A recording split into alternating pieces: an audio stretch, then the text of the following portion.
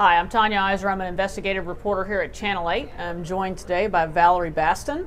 Actually, you're a former Tarrant County prosecutor of 19 years. Almost 19, yes. So you'll actually be able to speak and talk about these specific prosecutors. I'm sure you know both of them well and also know the defense attorneys. I do.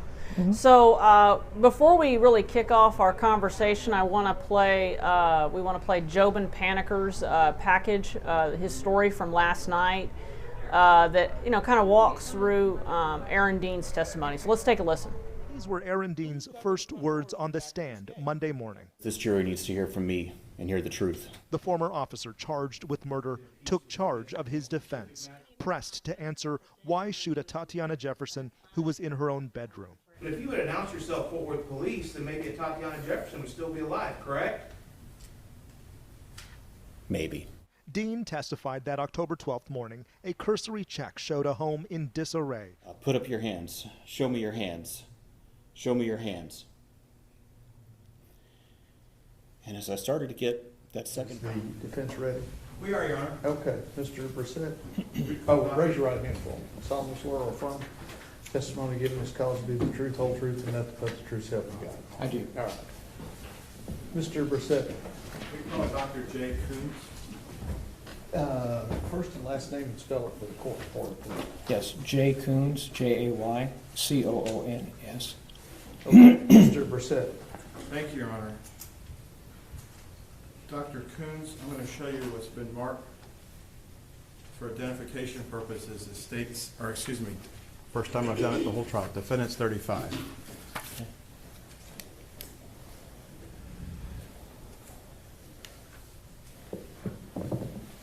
You recognize defendant's 35? I do. Is that your CV?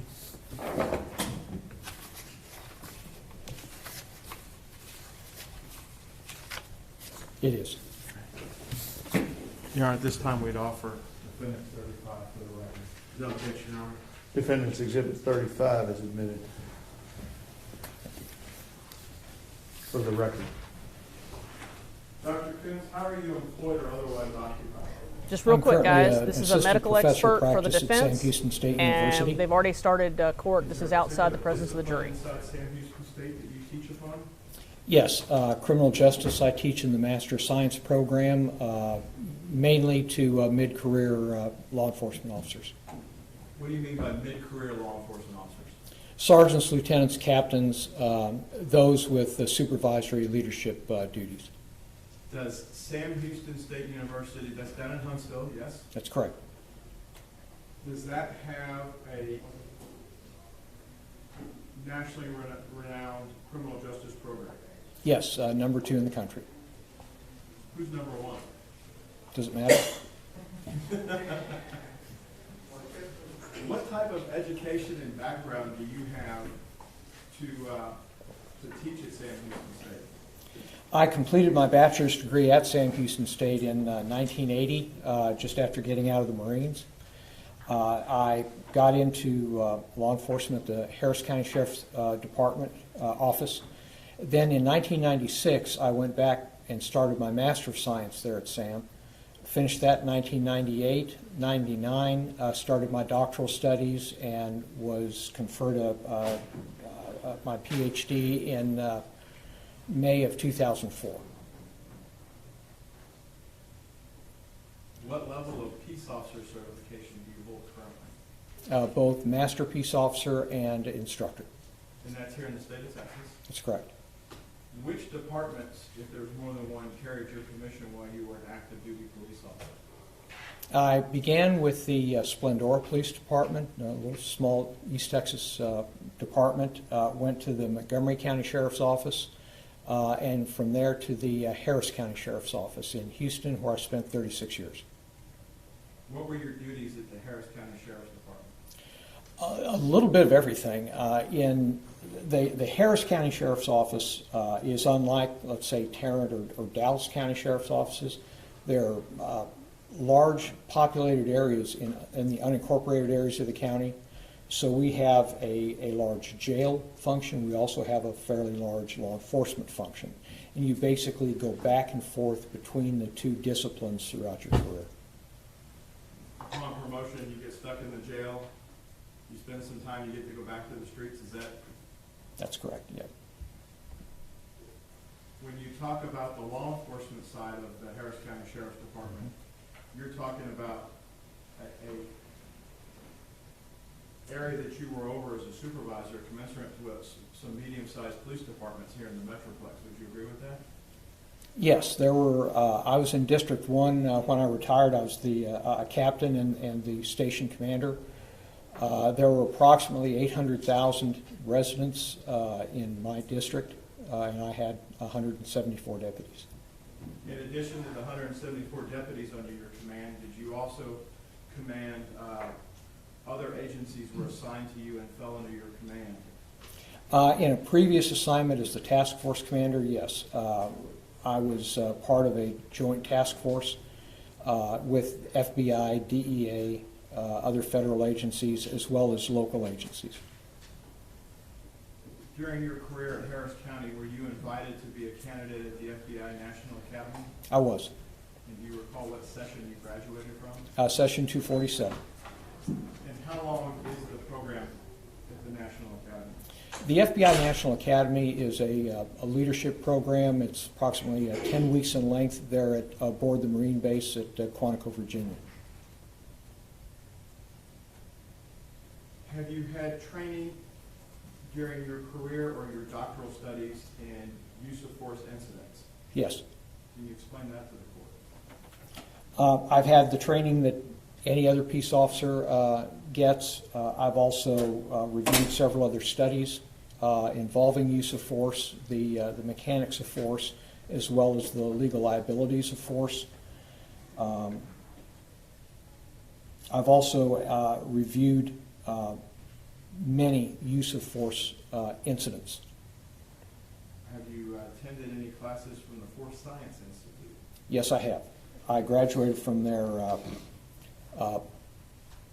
main program, their 40-hour program in, I want to say, February of 2018.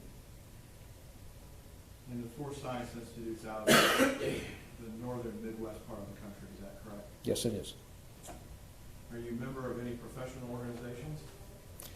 Yes, I'm a member of NTOA, the National Tactical Officers Association, the TTPOA, the Texas Tactical Police Officers Association, the IABTI, the International Association of Bomb Technicians and Investigators.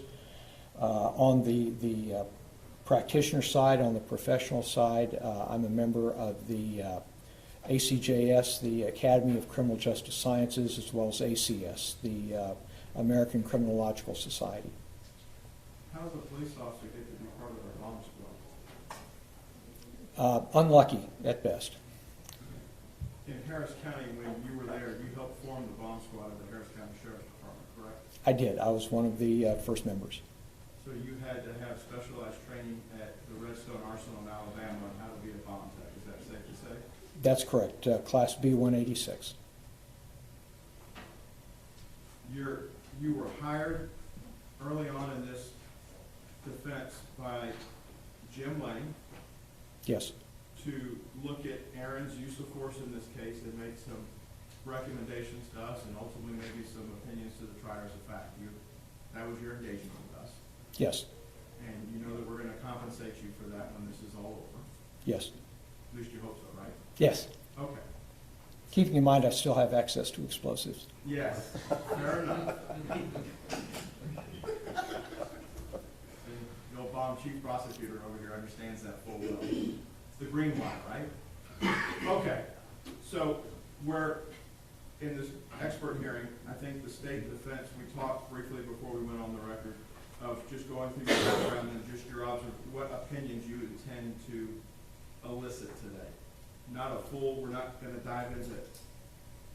Judge, may we go off the record for just a second? Yes. Yeah, let's just, you want just to hear it. Okay. Judge, may we resume? Absolutely. All right. Dr. Kuntz, can you give us, you formed some opinions in looking at this information, correct? Yes, I have. And as part of that information, we provided you, I think, everything that we got our hands on that Mr. Smith and Ms. Diener provided us under 3914, we gave it to you so you could have access to it. Is that correct? I received a number of documents, yes. In addition to documents crime scene photos, extra photos that the state may have produced and given to us, videos from every officer that was out there. I'm sorry, from every officer? Yes, Videos from every officer out there. yes. You're kind of hard of hearing sometimes, correct? I am, I'm sorry. Did you not put ear protection when you were downrange at some point? What? Okay. Pay attention, mister. All right, so what opinions are you here to give to the jury? Can you give us a high-level overview of what your thoughts are on looking at this use of force incident? There are two incidents. The first, obviously, is the use of force itself. Was that proper police work? Was it justifiable under Texas law? And as well as the police procedures that were used by Officer Dean and Officer Darch in handling this call.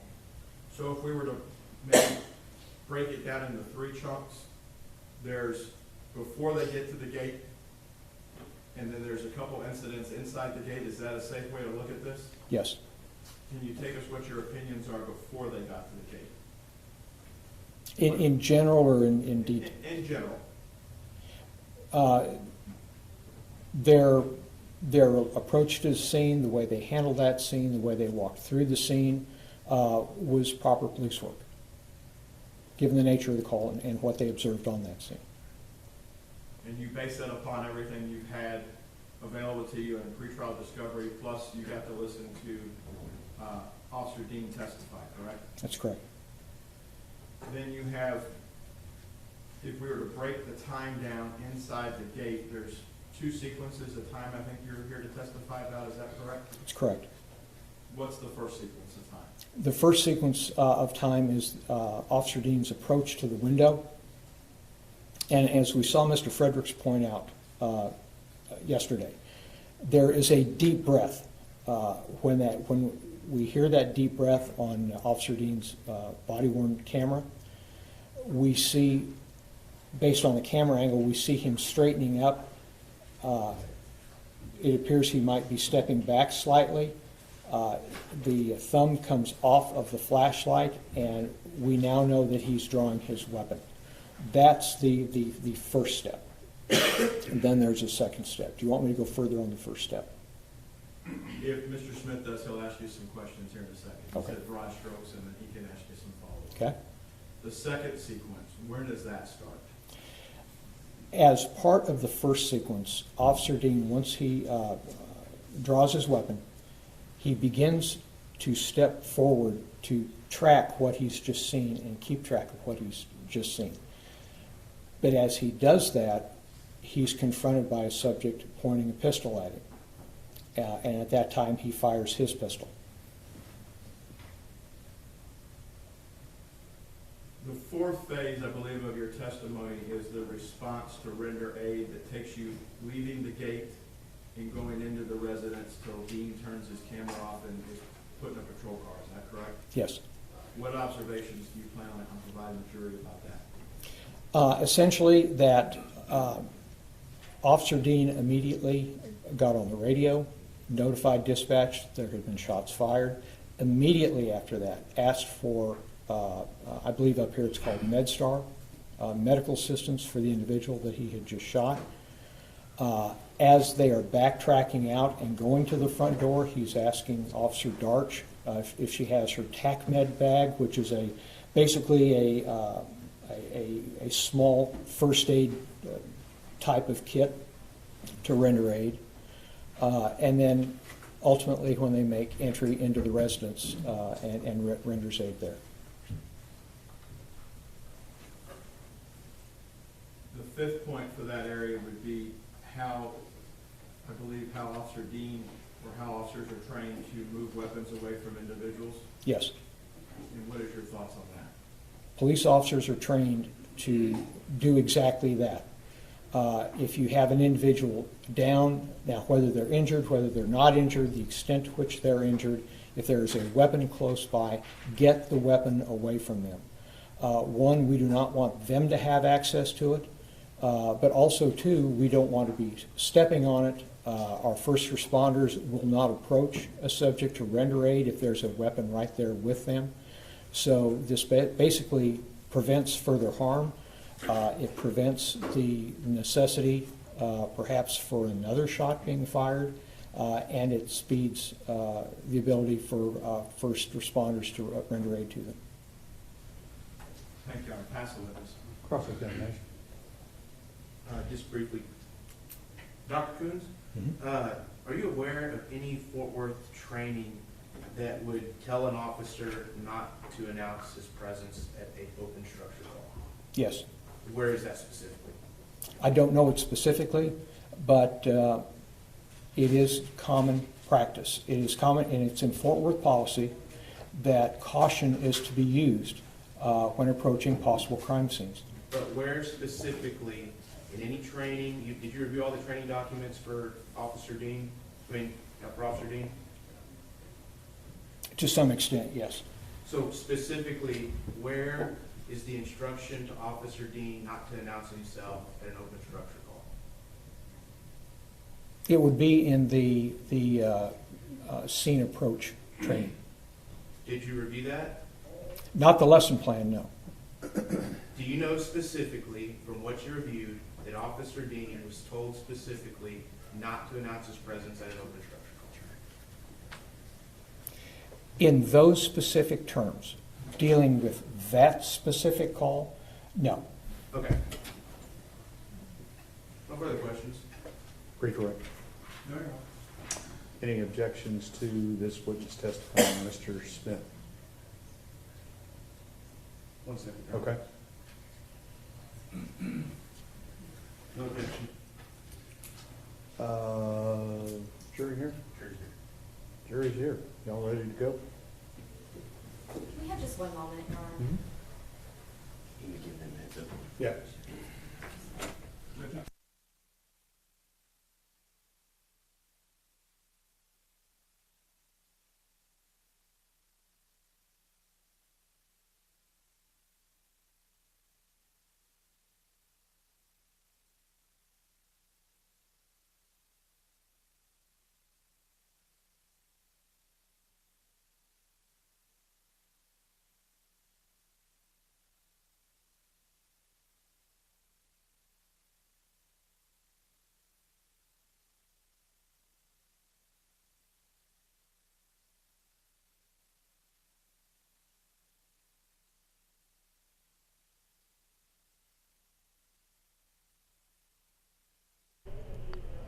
All right, folks, so we're watching here that they were qualifying the defense's use of force expert, Dr. Jay Coons. We're awaiting the jury coming in.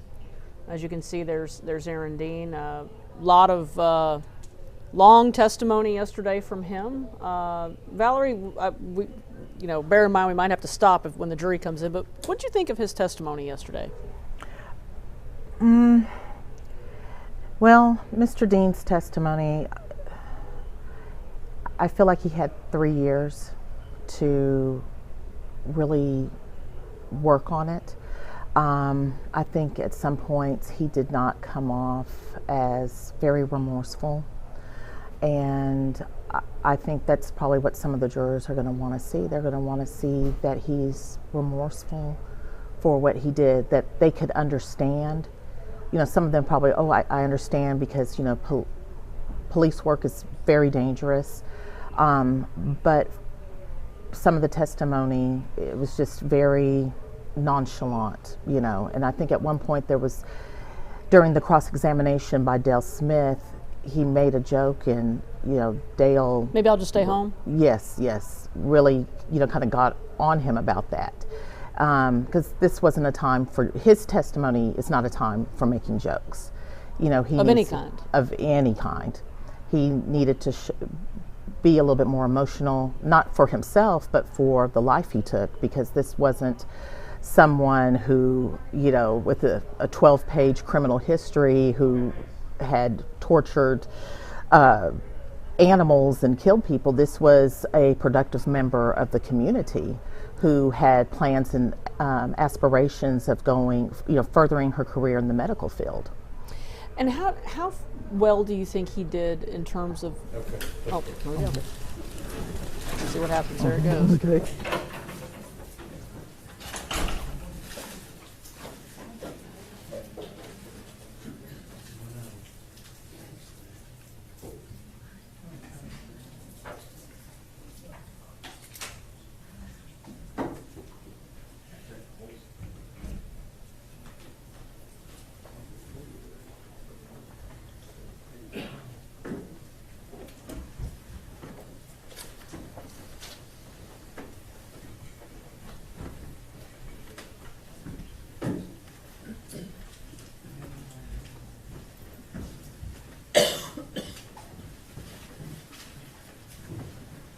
Everyone may be seated. We're waiting on one juror.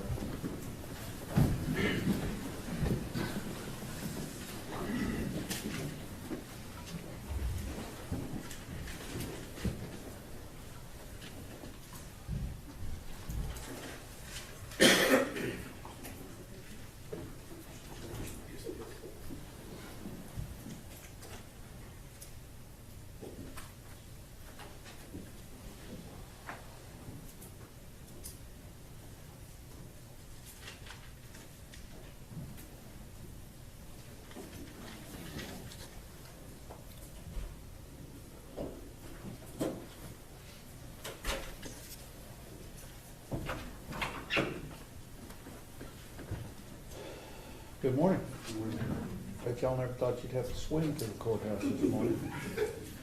We are ready to proceed. Ladies and gentlemen, this witness has been previously sworn to testify truthfully. Mr. Brissett. Thank you, Your Honor.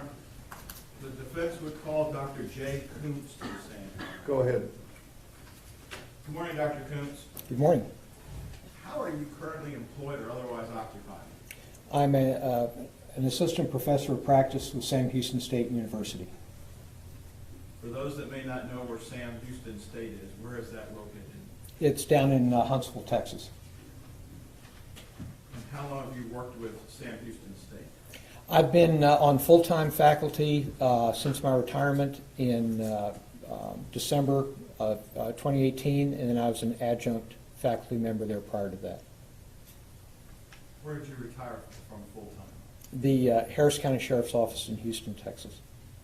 How long were you at Harris County? 36 years. Were you a certified Texas peace officer during that 36 years? I was.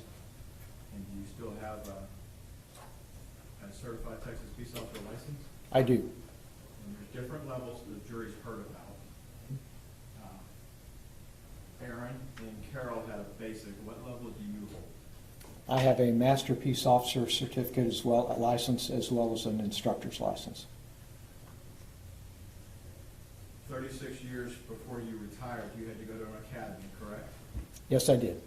And where did you go to an academy to begin with? The Harris County Sheriff's Academy, and they're in Houston. You've had a chance to listen to some of the testimony here this week and review the materials in this case. 36 years ago, they still teach the basics that they do today in the police academies? The basics, yes. In addition to going to a police academy, what other type of training have you had that prepares you to come to court today? I've had a number, literally thousands of hours of in-service training throughout my time with the Harris County Sheriff's Office.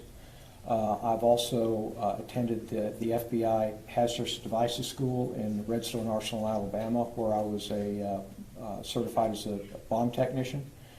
I have attended the FBI National Academy in Quantico, Virginia, which is a leadership and management school for police administrators throughout the United States and throughout many parts of the world.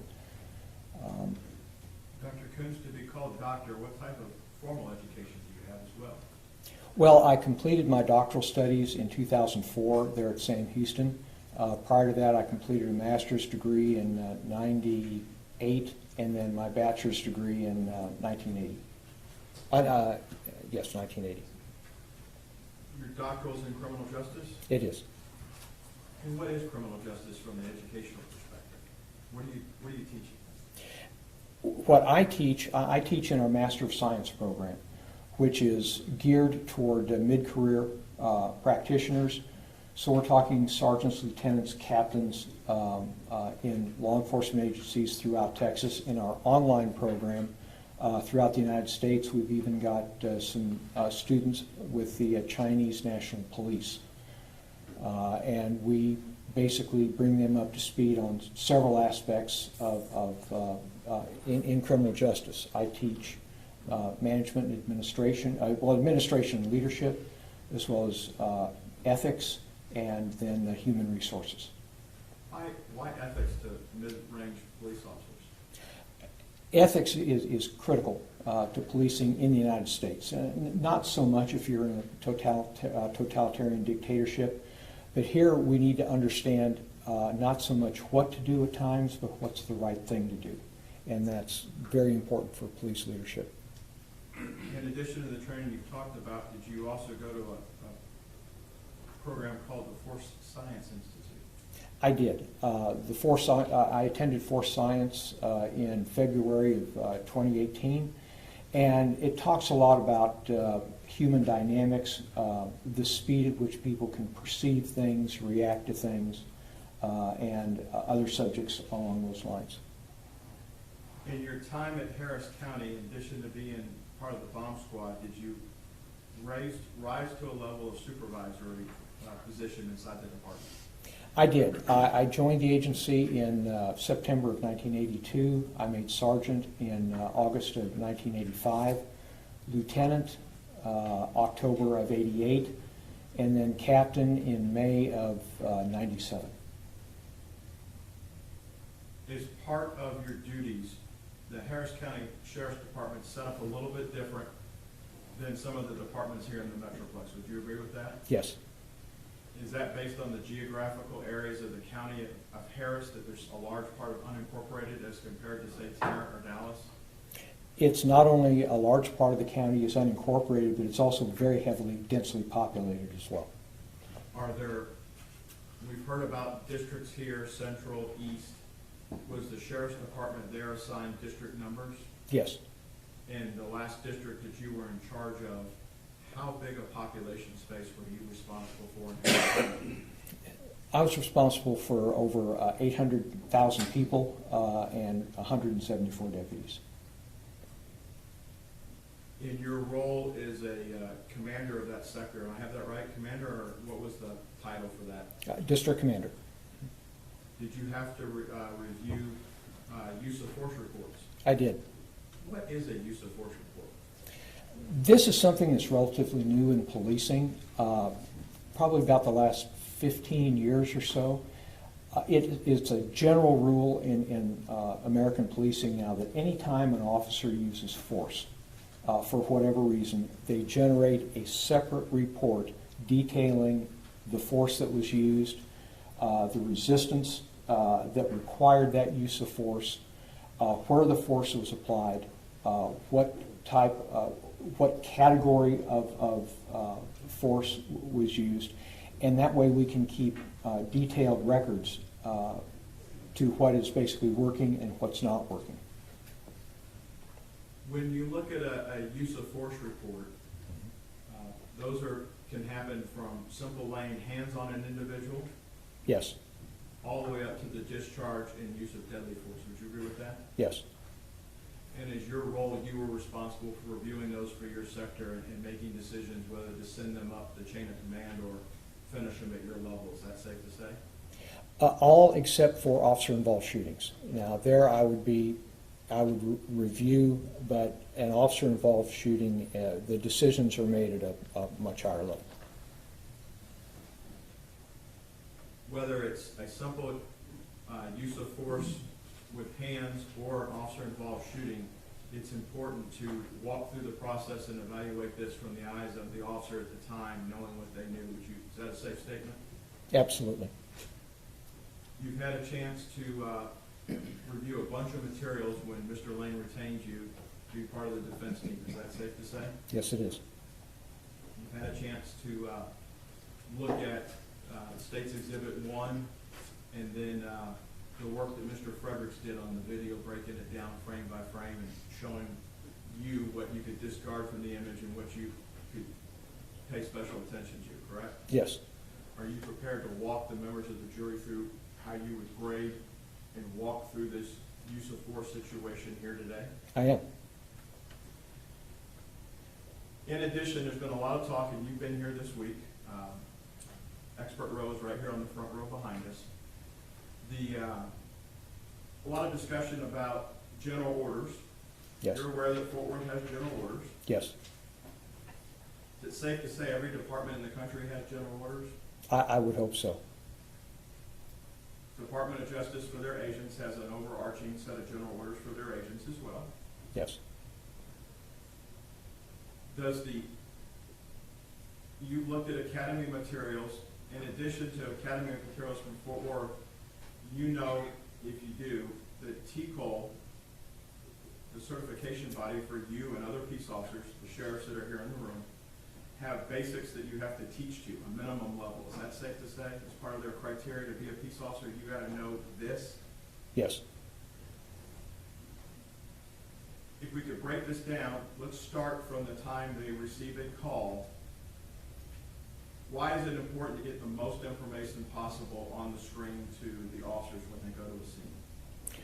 Well, the more fully briefed an officer is when he or she is en route to a scene, the better they're able to make decisions about how to handle that scene. You've seen the call text that's been admitted, the typed words, and then you've listened to the audio for the dispatch and seen the NBC printouts, correct? Yes. You understand that the play call for this from dispatch was a signal 56, correct? Yes. In your understanding, what is a signal 56 at Fort Worth Police Department? Signal 56 is an open structure. As the expert, you've had a chance to review all the general orders. What's it tell you to do if you're Carol and Aaron at the time they get a signal 56 dispatch? A signal 56, according to Fort Worth PD policy, is to be handled as an alarm call. Is there a particular, there's audible alarms and silent alarms. Yes. They're both different in the playbook, correct? Yes. Which type of alarm are they supposed to treat this as? Audible. Okay? If they treat it as a silent, and you need to look at the book. Excuse me. Yeah, it's silent. My apologies. Okay. Treat it as a silent alarm, Yes. and it has a steps. They don't say you have to go in order, but there's a checklist that you have to accomplish, correct? Yes. The deputies under your command during your 3 decades at the Harris County Sheriff's Office, would you expect that your deputies would know each step for every one of the things in a general orders book that's 3 inches thick? Well, I would expect they would have a good working knowledge of it, as I had a good working knowledge of it. And are topics like that covered during these roll calls that you would have with deputies each day if there was a point of emphasis from command that we needed to address some issues? Hey, we've been sloppy on the radio. Here's the procedure for making radio calls. That type of stuff can be cleaned up in a group setting? Yes. So you've read the general orders for Fort Worth. Do they require Aaron and Carol that night to have a general understanding of all the orders? Yes, they do. General understanding, and they have to be able to function and adapt the orders to the scene that they're faced with. Is that safe to say? Yes. Why is that important when you're looking at stuff? Well, in policing, we're dealing with human beings. That's where the term police comes from, polis, meaning people. You can't write a policy and a procedure that applies to all people and all police officers in all situations. They call them general orders, and they are, but it's understood that sometimes an officer on a scene literally has to call an audible or handle something a way that might not be entirely in keeping with policy.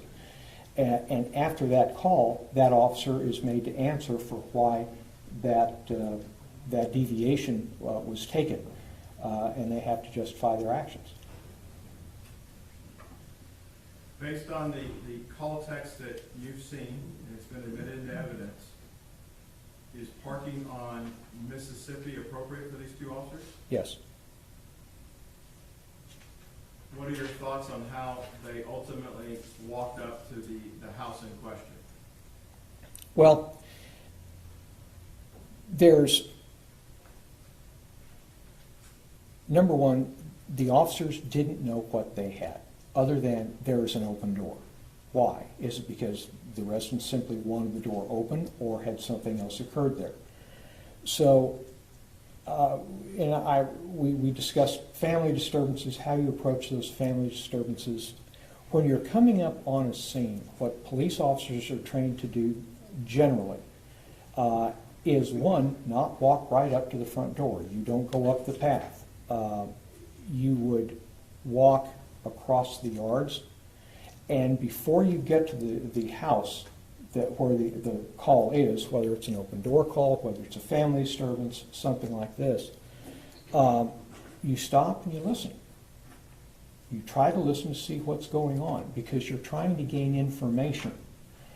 Again, so you can know better what to do. You also know better what is or is not perhaps going on in that structure. So you listen, you look, and then you come up and approach the residents. What observations do you have of once they got up to the front door, the process, let's break it down into some chunks. Okay. From the front door to say where the lawnmower is. Can you take the members of the jury through your observations there? Sure. They approach the front door, they look inside, and again, this is proper. They're trying to gain information.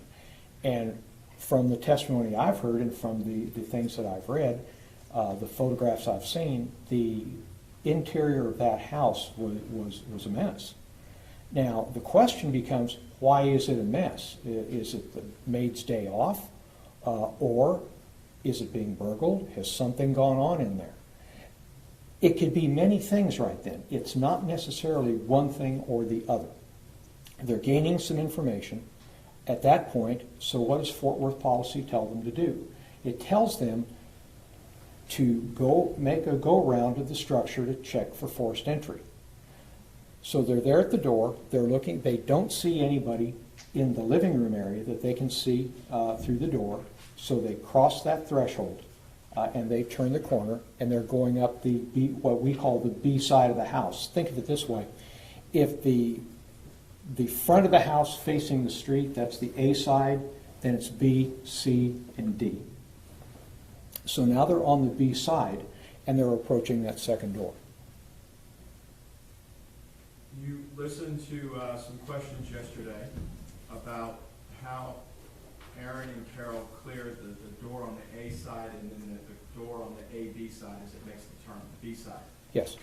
What observations do you make as a supervisor or as a police officer in general of how and if they cleared those doors? Again, it depends on the situation. If they just had an armed robbery suspect run in there, you're going to cross those thresholds much differently in a much more tactical manner. They didn't know what they had. They're looking in, they don't see anybody, so they go ahead and cross the threshold. So the way in which they did it, given the nature of the call, given the information that they picked up at that point, it was perfectly fine.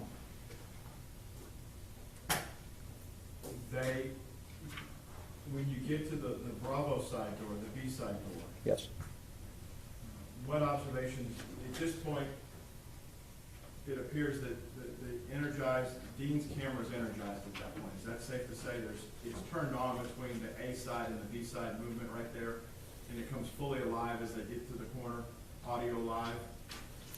I think it comes on when they're at the front entrance, and then shortly thereafter the audio comes on with the two beeps as they're moving.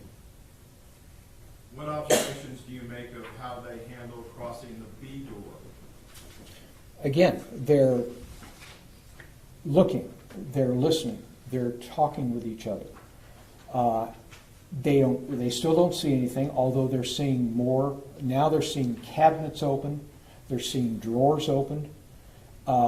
This is concerning. Again, it could be just the fact that whoever lives there doesn't really close their cabinets.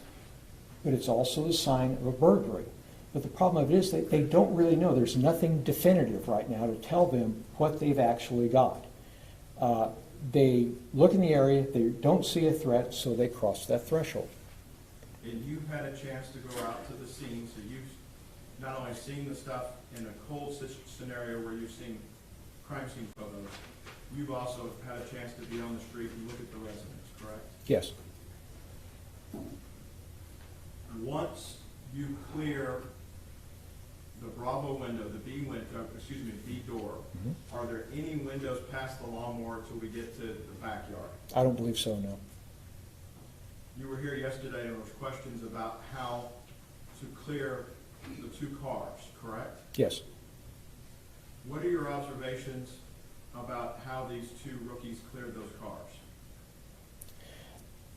Again, they were talking and they cleared the cars. There are officers that won't. They'll forget them, and that's not good police work.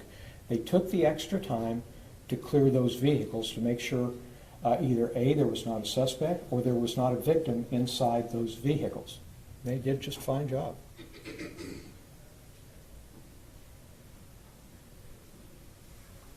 you have any issue with displaying a light to energize and look inside those cars? Given what they had, because at this point in time, they really still don't know what they had. It could be something, it could be nothing. So they're still in this fact finding. So no, they need the light to illuminate the inside of the car, and they use the light to do that. And that, again, given what they had on that scene that night, it's perfectly fine. Would you expect officers, either young or old and experience level, to start calling license plates in as they're inspecting a premises for an open structure at that stage, at that point? They could or they couldn't. Some officers would, other officers may not. It's the officer's call on the scene. Is it like TV where you get an instant response back from dispatch in your experience on instant license plate returns? No. Are we talking a couple minutes? Well, it could be, but also, too, just the time to get on the radio. It could be a busy night. You have to wait, key up. Well, then somebody might be keying at the same time. You have to wait. Well, while you're waiting there to run that tag, you're also wasting time.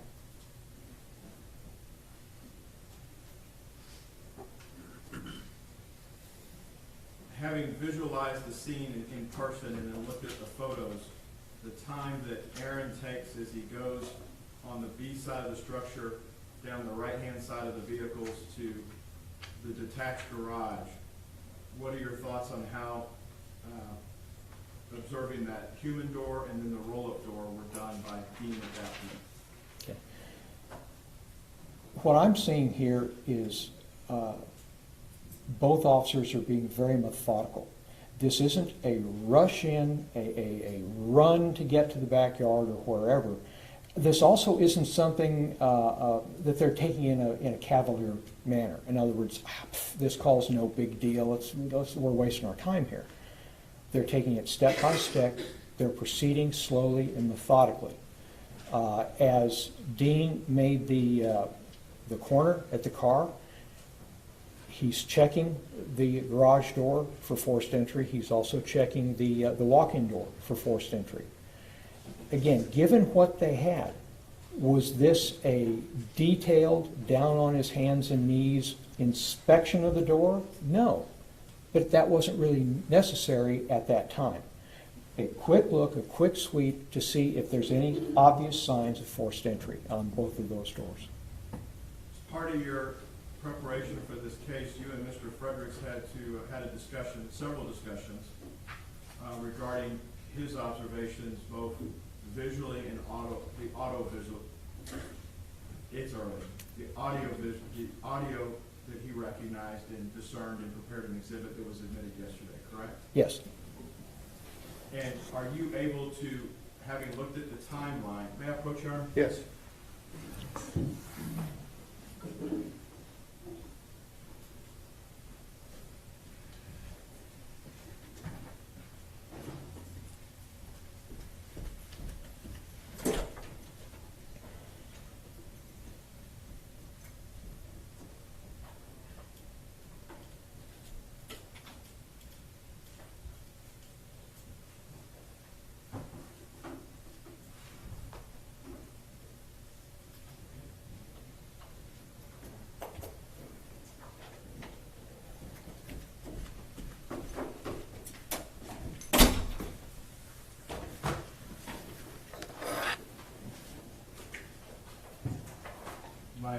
and he said, with the sirens going off, this was the last thing I was thinking of this morning. Dr. Coons, I'm going to show you what's been admitted as Defendants 44. You had a chance to sit down with Mr. Fredericks and go over that on his deck at our office on Sunday afternoon and hash all this out, much like the jury got to see stuff here yesterday, correct? I have. And when you're looking at Defendants 44,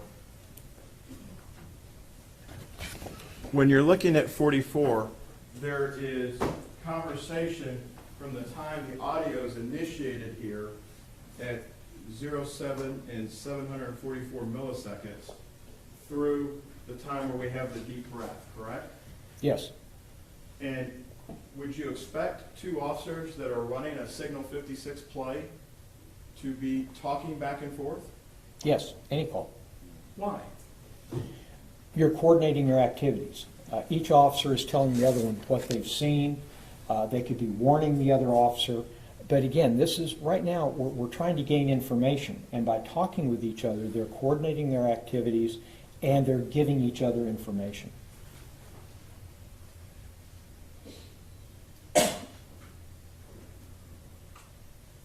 When they get to the backyard, you understand the general orders for the silent alarm, somebody has to check the backyard. Fort Worth general orders, somebody's got to check the structure. The structure. And the structure in this case has 4 sides. Yes. So the C side, the Charlie side, and the Delta side are inside the fence line of this structure, this habitation area, correct? Yes. So somebody's got to clear C and D. That's correct. And these two officers, on your understanding, they were ordered there by the city of Fort Worth. That's correct. Their crossover move that Officer Dean talked about yesterday, do you have any concerns or anything with how they entered the gate, entered the backyard to cross over, given that they had to go in there? No, that was the way that it's taught. What do you mean by that? Well, think of it this way. You have two officers at both sides of a door, a gate, whatever. If they come in and go like this, well, they're having to stop their motion one way, turn, and then go the other way. It's very inefficient. It also slows them down. What you don't want to do, you want to spend as little time as possible there in that doorway. As we heard yesterday, it's called a fatal funnel. So you want to speed your way through there. And by crossing, it gets you through there very efficiently and very quickly.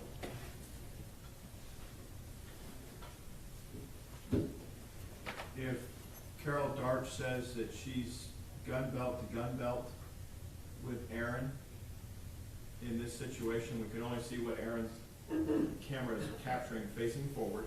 Yes. Safe to say? If Carol Darch says she's gun belt to gun belt with Aaron, where do you place her in that scene at that time, after they've crossed over? I would place her immediately to his left rear.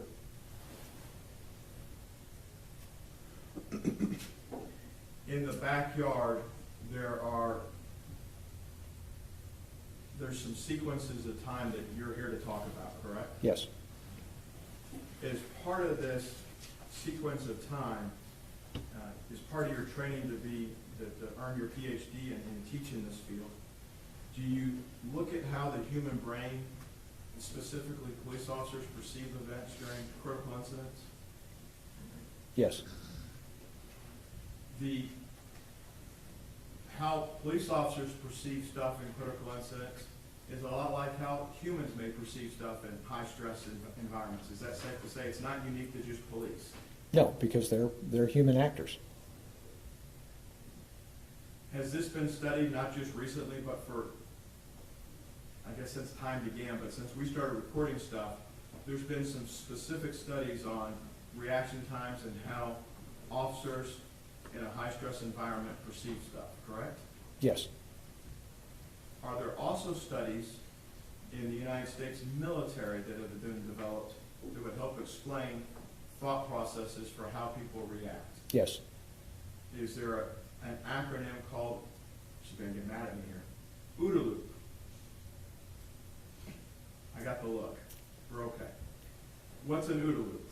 An OODA loop was invented by Colonel John Boyd.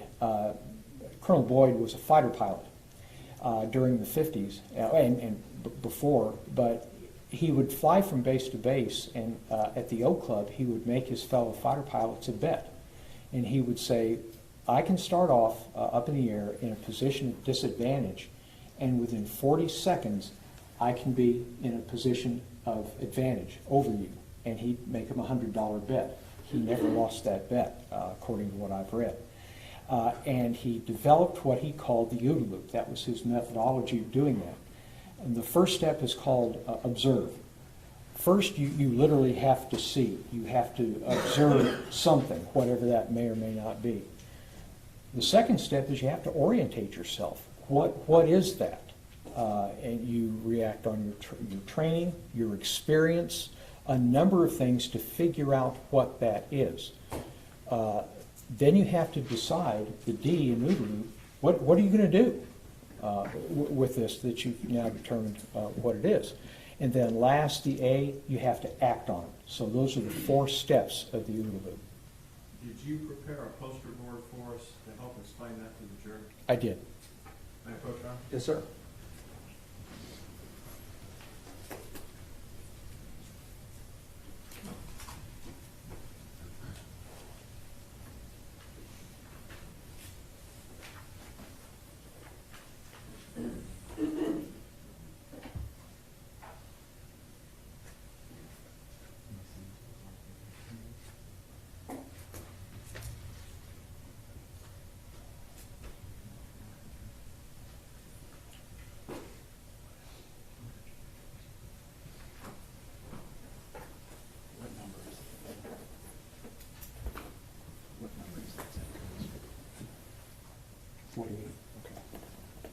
Dr. Koontz, I'm showing what's been marked for identification purposes as Defendant's Exhibit 48.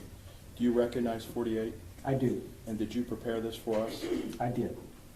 Would this aid you in your testimony before the jury to explain the OODA loop and how time is perceived by an individual when they have to make a decision under high stress? Yes.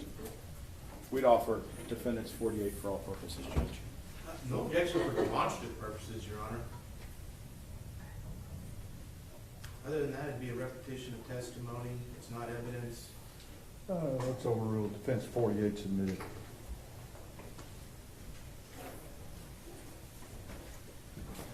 May it be published as well, Your Honor? Yes. Dr. Koontz, if we could start, will he step down, Your Honor? Yes. Dr. Koontz, we got 14 in the box, so let's break it 7 and 7. Let's start down here and take us through, and then we'll go down there where the other side can see, okay? Okay. Can you, on the exhibit, can you take us through the decision process you talked about here? Sure. First, we begin with an observation. And that includes both outside information, in other words, this is something new that's just coming in. When you came in this morning, you saw me on the witness stand. You've not seen me there before. It can also be an observation from a changing circumstance. You're looking at something, you're first observing it, but then all of a sudden something changes. So those are your observations. All of us have some amount of experience, some amount of intuition, that feeling we get sometimes about something. That's feeding into these observations too, is kind of coloring it, it's kind of shading it. Then also too, we're getting feedback. Based on what happens over here, this is feeding back, and it's basically modifying these observations. Okay. We'll show that part down here. Okay. Same, so it's easier. Want to go through the same part again? Okay, do we need to go through the same part again? I want to make sure everybody can see, because if they have vision like me, they couldn't. Okay, but basically, here are the observations, and they're being fed from outside information. Observations are also being fed as your observations change. You're getting new information in about that same thing. Information's coming in based on your intuition, your life experience, and also you're getting feedback from these other steps. And how do you take that then to the next part for the decision? Well, then you go to orientate. Well, you've got this observation, but what exactly is it? Okay. Well, it's going to depend a lot on your cultural traditions, what your thinking is about it, also any new information. What do we have now on our belts? We've got our phones. We have a question about something, first thing comes out to Google, and we find out new information. Let's move that down here so Okay. everybody can see. So same area, so you're orientating. What are we showing here? Basically, what you're doing is you're taking an observation in the abstract and you're making sense out of it. What does it mean to you? And once you orientate, you have to make a decision as part of this process, correct? Yes. And how does that boil down? Basically, based on your observation, what you're making out of it, well, now you've got to make some sort of decision what you're going to do next. And is the decision the same as acting? No, not at all. How so? Well, every year along about this time, I make the decision to watch my diet in the new year and lose some weight. I don't act on it, unfortunately. So decisions and actions are two different things. We can make a decision that doesn't necessarily result in an action. Thank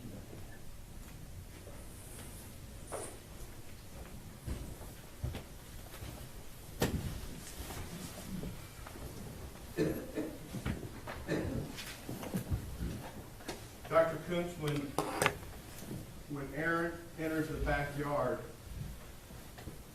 he has a duty to his partner, Officer Darch, does he not at that point? Both officers have a duty to each other, yes. What's Officer Darch's duty to Aaron? To safeguard him, to protect him as best you can. And would that be Aaron's duty to Officer Darch? Yes, it is. Darch has cover over the backyard, on the seaside, going back past the garage down the right, and the rest of the backyard that's visible at that point, correct? Yes. Aaron's cover is a little bit different because there's a window as soon as they cross it. Can you explain how you expect and what you observe here in that area? The physical layout of the area? Physical layout of the area. Once you go through the gate, to the immediate left is a fence line. And this fence line continues right to the edge of the window. So there's no room on the left side of the window as you're looking at it. To the right side of the window, probably 18 inches or so, give or take, is an air conditioning unit on that side of the window. And we don't have the exact measurements, but you've got it based on the crime scene photos and dimensions of what we do know about window trims and stuff. We can make a rough estimate as to where stuff is. Yes. It's safe to say the AC unit out there is not 1 feet 9 inches wide. I wouldn't think so, no. Okay. This OODA loop, does Aaron go through more than one OODA loop, in your opinion, at the window? Yes. Can you break that down for the jury and give the jury the first OODA loop? Okay. The first OODA loop is the approach to the window. Just like when they approach the property, check the A side, check the B side, check the garage, went through the gate. They're gaining information. They're making observations. They're orientating to those observations. They're making decisions, and then they're acting. They're moving forward. They're going through this the entire time that they're making the approach. When he's coming up to the window, all of a sudden he sees a figure, and it startles him. You can see that here in Mr. Frederick's audio analysis right here, where it says the deep breath. When he takes this deep breath, you can see his thumb goes off the momentary switch on the flashlight, and he straightens his body up. At this time, it looks as though he's moving slightly backward and he's drawing his weapon. So this is one OODA loop. He's made an observation. It's a figure in a window. What's that figure doing? It's bent over at the waist and it's reaching for something. He's wondering what that is. He doesn't know. So he makes a decision. It could be a burglar. I need to arm myself. What would a reasonable police officer do in those same or similar circumstances? A reasonable officer at that point in time is going to draw their weapon if they haven't drawn their weapon already. Then he steps forward to keep engaged and to keep watching what that individual is doing, to keep sight of that individual. That's the first OODA loop. In that OODA loop, and looking at Mr. Frederick's visualization of the audio, you have the deep breath, and if you overlay that back on the video, you have a frame that's completely black out there. Is that the time frame we're talking about of the deep breath? Yes. You heard from Aaron's testimony yesterday about the training at the academy and training in the line of duty training with this holster with a light on it. They're taught to turn the light on with their off hand. Yes. And to you, the off hand's the hand that's not holding the firearm. Is that safe to say? It's called the support hand, yes. He wasn't able, you were able to visualize and make some observations. Was he able to turn the light on the frame rail with his offhand? No. What's that tell you about how the light got on then? He actuated it with his trigger finger. Does that give you a position of where his finger had to be at that time? Yes. Why is that important to you when you're looking at an officer-involved shooting such as this as the sequencing of where an officer is prior to discharging their weapon? Well, officers are taught to what's called index, and it literally means your index finger. May I approach, Your Honor? Yes. Your Honor, may I stand? May I stand for just a minute? Yes, absolutely. Thank you. A modern firearm, basically the only way it's going to fire is if you pull the trigger. Well, if you keep your finger out of that trigger guard, you're not going to pull that trigger. So what we've been teaching probably for the last 15, maybe 20 years is to do what's called indexing. When you're holding the weapon, you keep your index finger here. You do not put it inside the trigger guard. You certainly don't put it on the trigger. You keep it here. With a Glock 17, was it a Glock 17? Yes. A Glock 17 or any Glock, because they have the same trigger mechanism, do they not? Yes. The safety for what it is on a Glock is built into the trigger itself. Yes, it is. The mock-up, the orange example we have here in front of us, I think is of a Beretta 92. That safety is actually up on the side by an exterior hammer. Yes. Glocks don't have a hammer that's visible on the outside. They don't have a hammer, no. And they don't have a safety on the outside like that mock-up of that Beretta there. No. So the training, this wasn't an accidental round or reckless. This, if the finger's here for the light, to turn the light on, we know at some point Aaron's finger's not in the area where the trigger is. Is that correct? That's correct.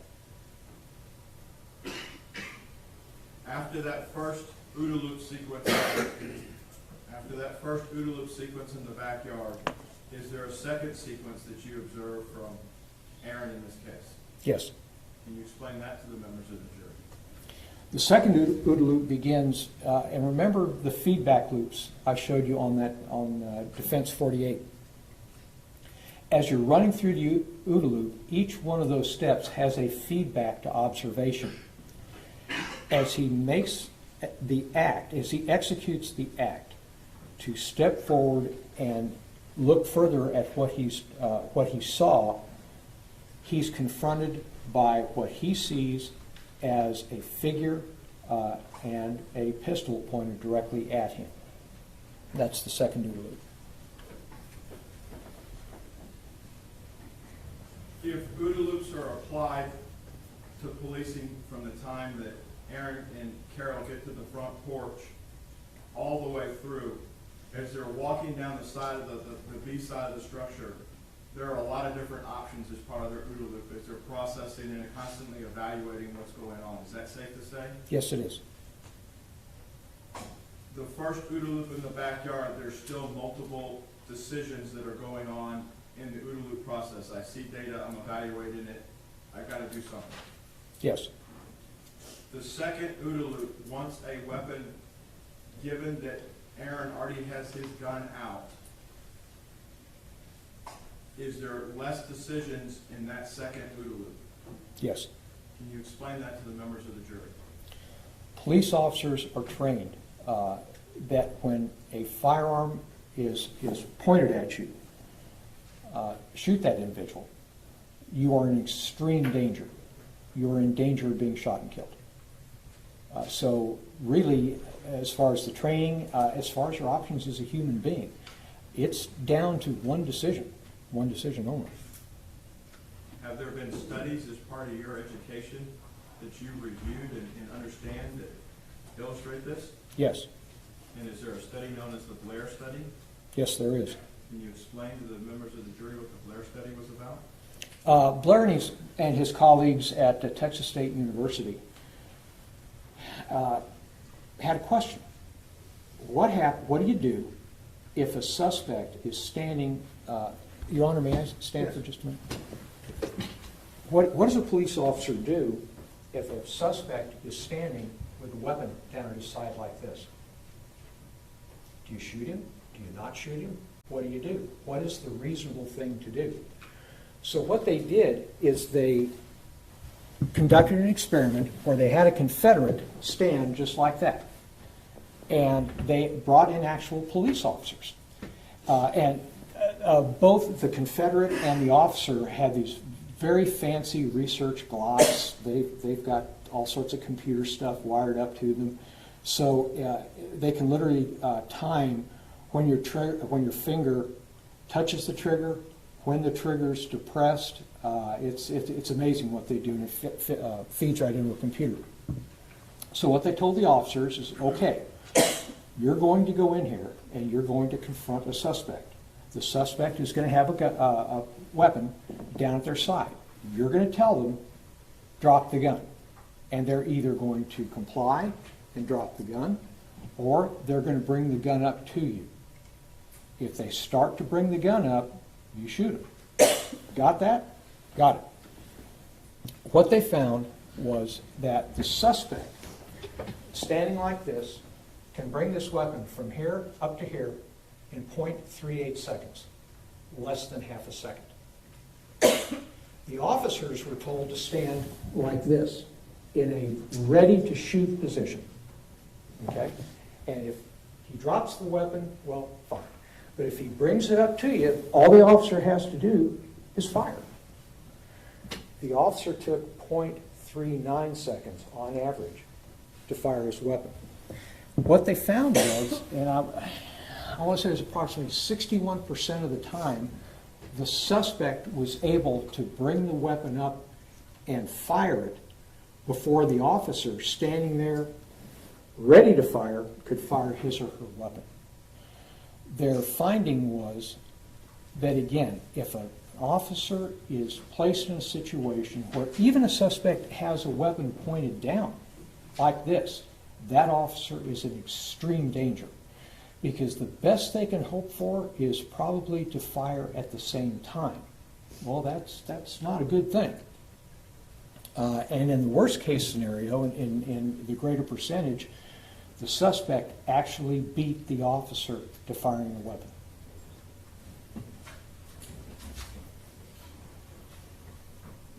That study came out and was published subject to peer review back around 2011, as I recall. That's correct. Aaron went to the academy after 2011, based on your understanding, yes? Yes. Would an example that both Aaron and Officer Darts have talked about, where the target is bladed toward them and then it pivots to shoot, would that help simulate that in a different world of reaction time to get the officer's muscle memory to get to the point where they're able to discharge their weapon in a rapid fashion when they perceive a threat? Yes, that's the entire purpose.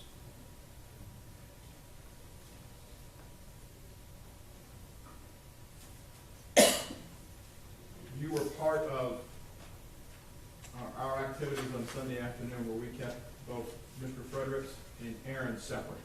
Yes. Leading into yesterday when Aaron took the stand before Mr. Fredericks, Aaron had never seen what you and Mr. Fredericks had been working on with the stuff, and you hadn't shared it with Aaron by any way, had you? No.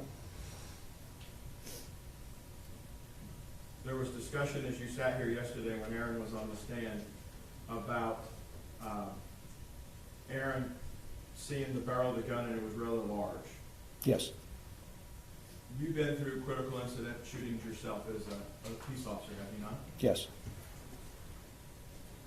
You've researched this area and worked in this area extensively. Is that safe to say? Yes. What happens with an officer when they're faced with a weapon where you hear, I don't see their hands, all I see is the barrel? What are we looking at there?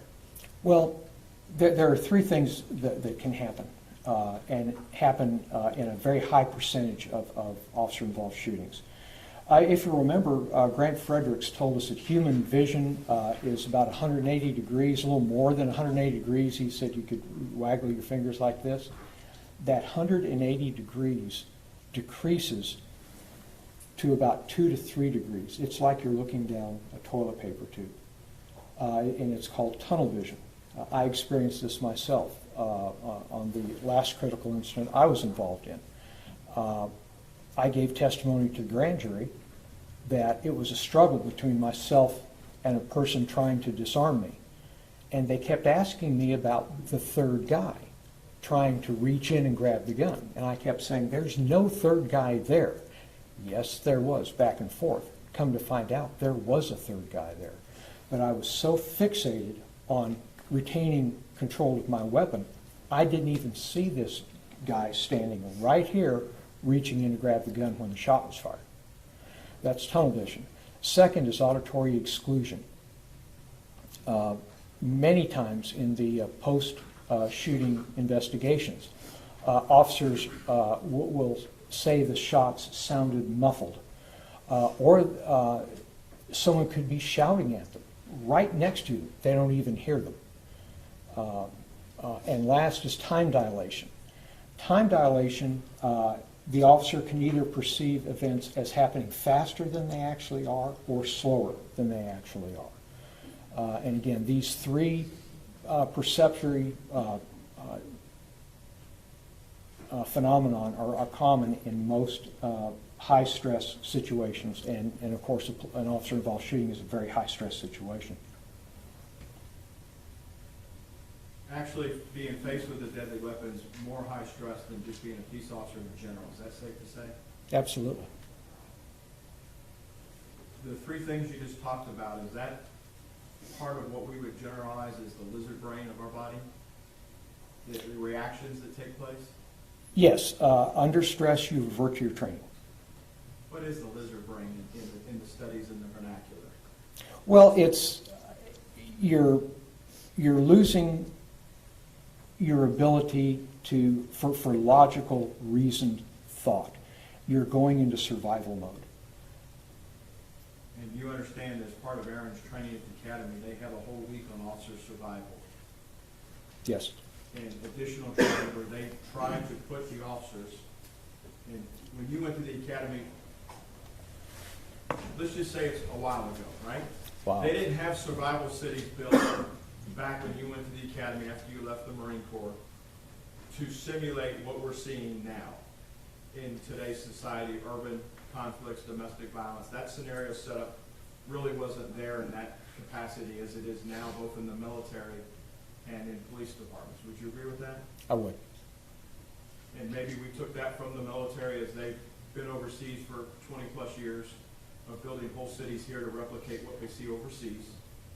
Departments, officers that have come back to serve as peace officers have brought that type of training in realistic venues for police officers. Is that safe to say? Object are leading and compound question. Sustain. I'll rephrase. You understand there was a city in Fort Worth in the academy for them to do realistic training. Is that safe to say? Yes.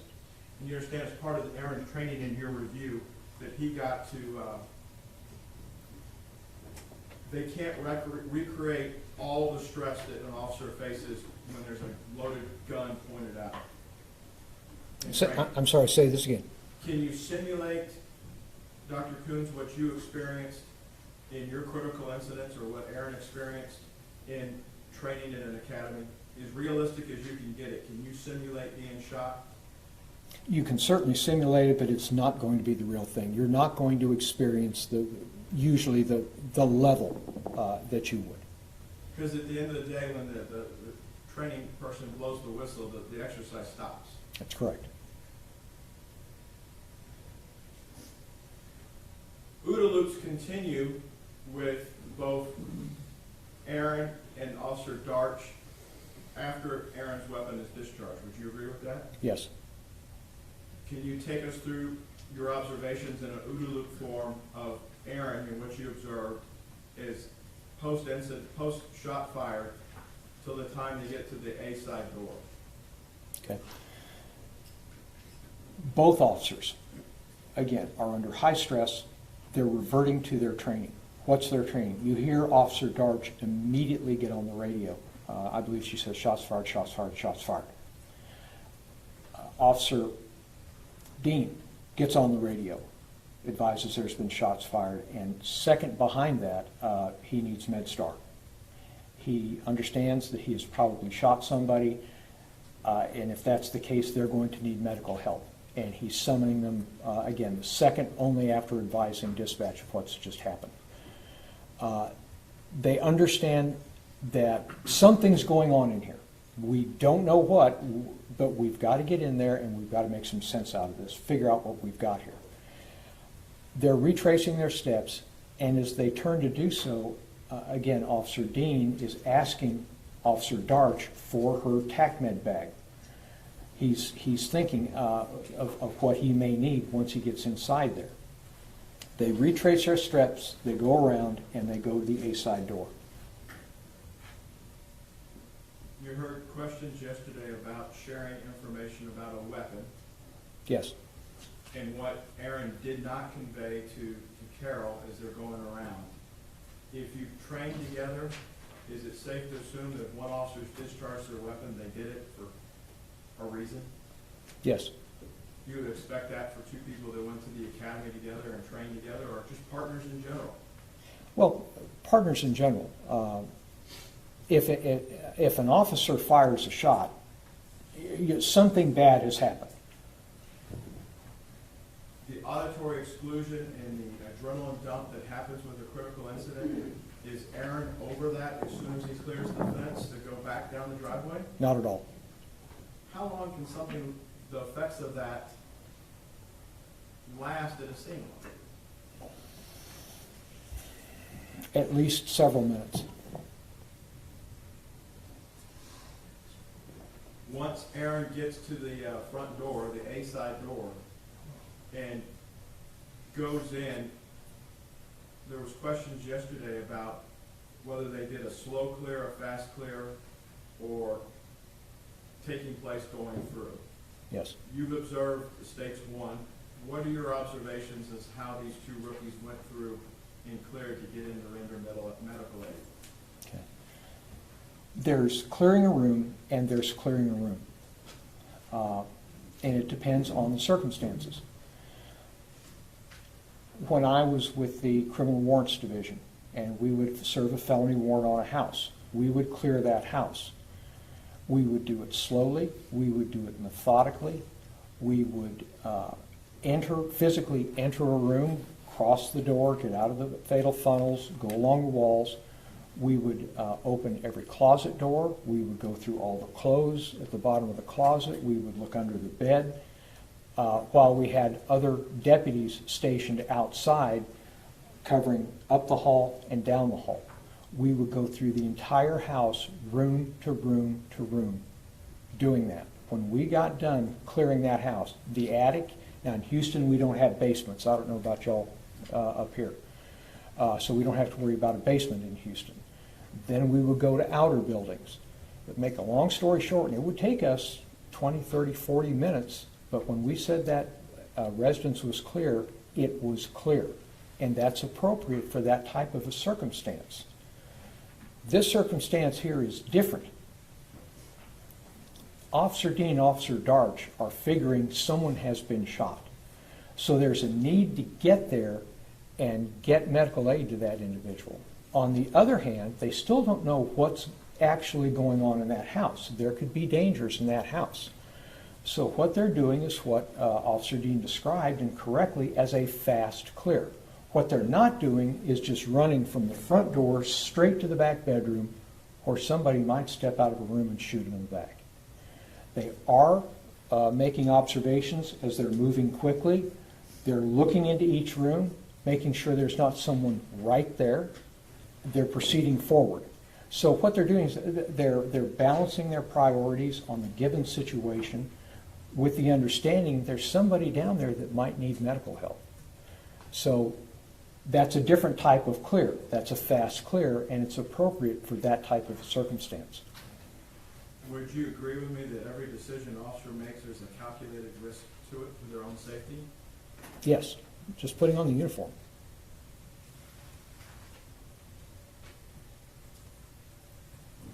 Officer Dean arrives inside the room, and you hear a deep breath after he locates and he verbalizes some stuff in there. Can you take us through what your observations are in the room with Officer Dean once he gets inside the room of incident?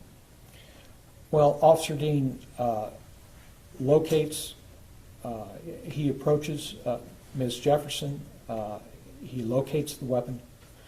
You can hear Officer Darch approaching Zion, talking with him, telling him he's not going to be arrested, and removing him from the room. And then Officer Dean takes custody of the weapon and relocates the weapon.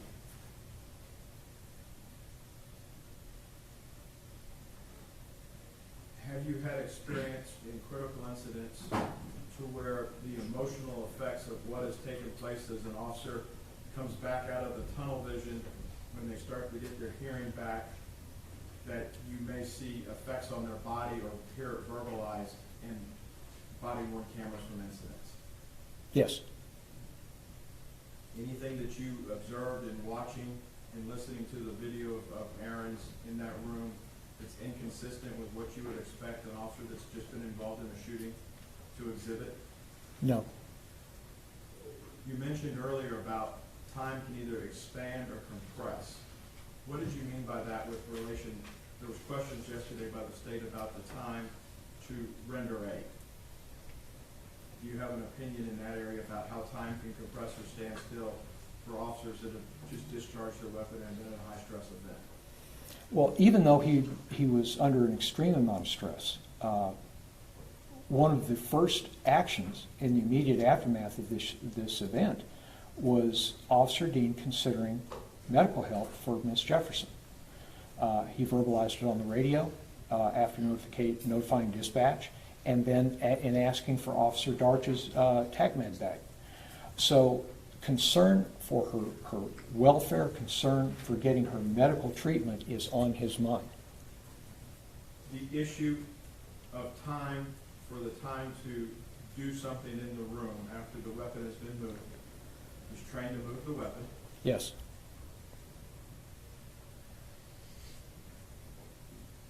Can time stand still for folks where they may think it may be a minute on the clock, as Mr. Smith mentioned yesterday, but it may be in somebody's mind shorter or longer? Yes. If I could, Dr. Cummings, I want to go back outside to the start of the second OODA loop. You're familiar with Fort Worth General Orders at this point, are you not? Yes. You're familiar not only with the playbook as it talks about Signal 56, audible alarms, and then the silent alarm that they were running, but also their use of force standards, correct? Yes.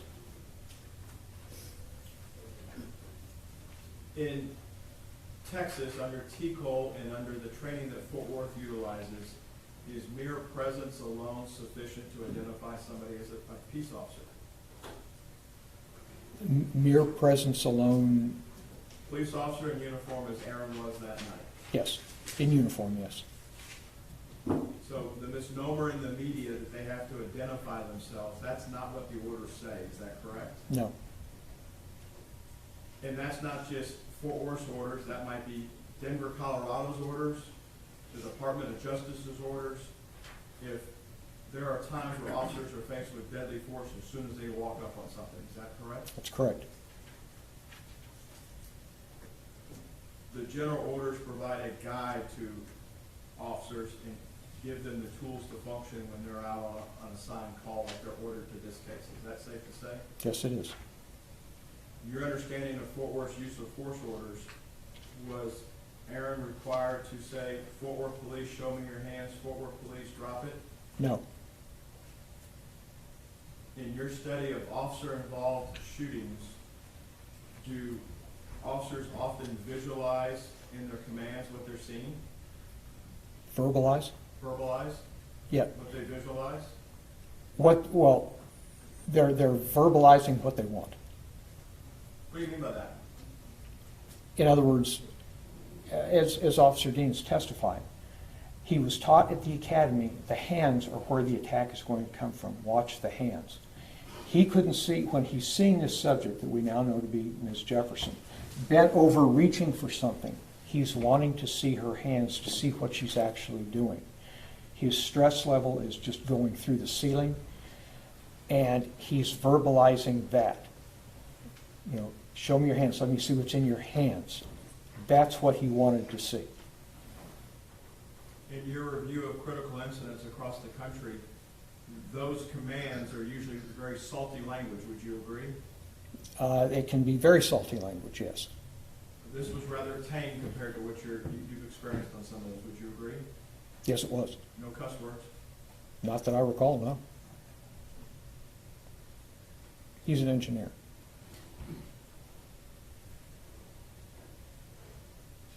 There's a lot of questions yesterday about grading papers. Yes. We're here. Yes.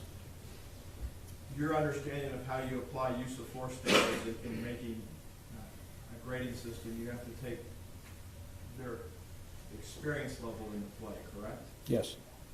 You have to look at an officer based on what they knew at the time, based on their experience. Did they act reasonably? Yes. In looking at the totality of the circumstances, though this is a very tragic situation, do you have an opinion as to whether or not Officer Dean acted reasonably given the information that he had before him? I do. Object on invading the province of the jury. Overruled. Let me ask that again. Based on, in calculating reasonableness for this, Yes. you have to take the two rookies as they are. Darch isn't on trial, so you have to take Dean as a rookie. You consider him a rookie at that point? Absolutely. He only had a year on the street. You have to take the rookie officer as he is, given what he's given from the call taker to dispatch to start with, correct? Yes. And you have to add up all the other data points as you go along till you get to the decision in the second who to fire. Is that correct? Yes. And is that where the decision stops? Is you judge what you knew at the time? That's correct. Do you have an opinion as to whether or not Officer Dean's actions that night on October the 12th, 2019 were reasonable based on your understanding of the use of force standards and the ability to defend himself against a deadly weapon? Officer Dean's actions that night, and yes, this is a terrible event. There's nothing good about this. But his actions as a police officer were reasonable in what he was doing. Thank you, Your Honor. Pass the witness. Let's take our morning break before we do cross-examination. We'll start up at 10:30, okay? See you then.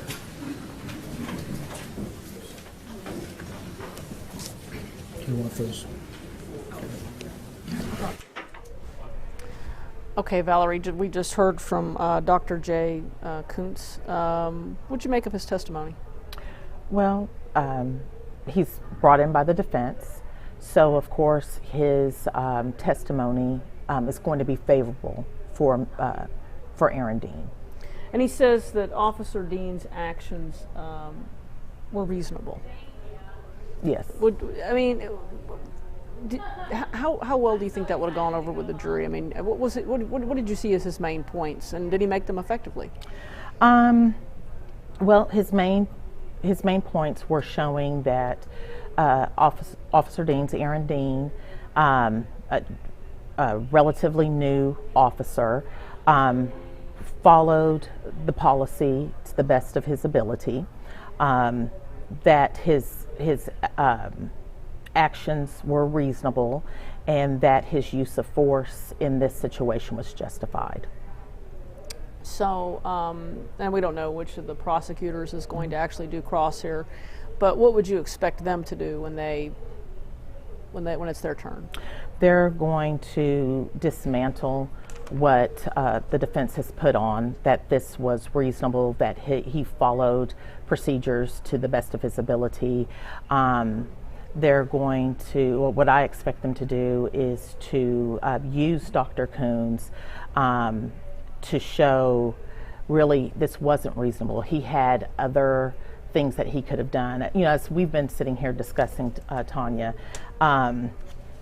that really time was on Dean's side in this case, and that he was rushing through everything when he probably should have just stepped back, took some time, especially if he's saying he did not know what this situation actually was. And if you don't know what the situation is, then you step back, you get a fuller picture of it, not zero in, because Dr. Coons was also talking about tunnel vision, how he just zeroed in, but you step back so you can get that 180 plus degree vision of everything. He had an opportunity to even meet with the neighbor. They didn't do that. But they didn't do that.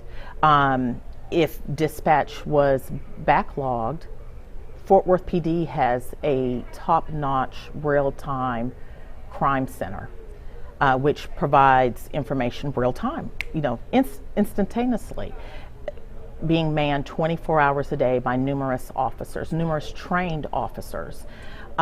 He could have called in to that center if he needed to get the license plates. To get the license plates. Or just to assess, has anything happened at this house before, because they have all that history for any of these locations.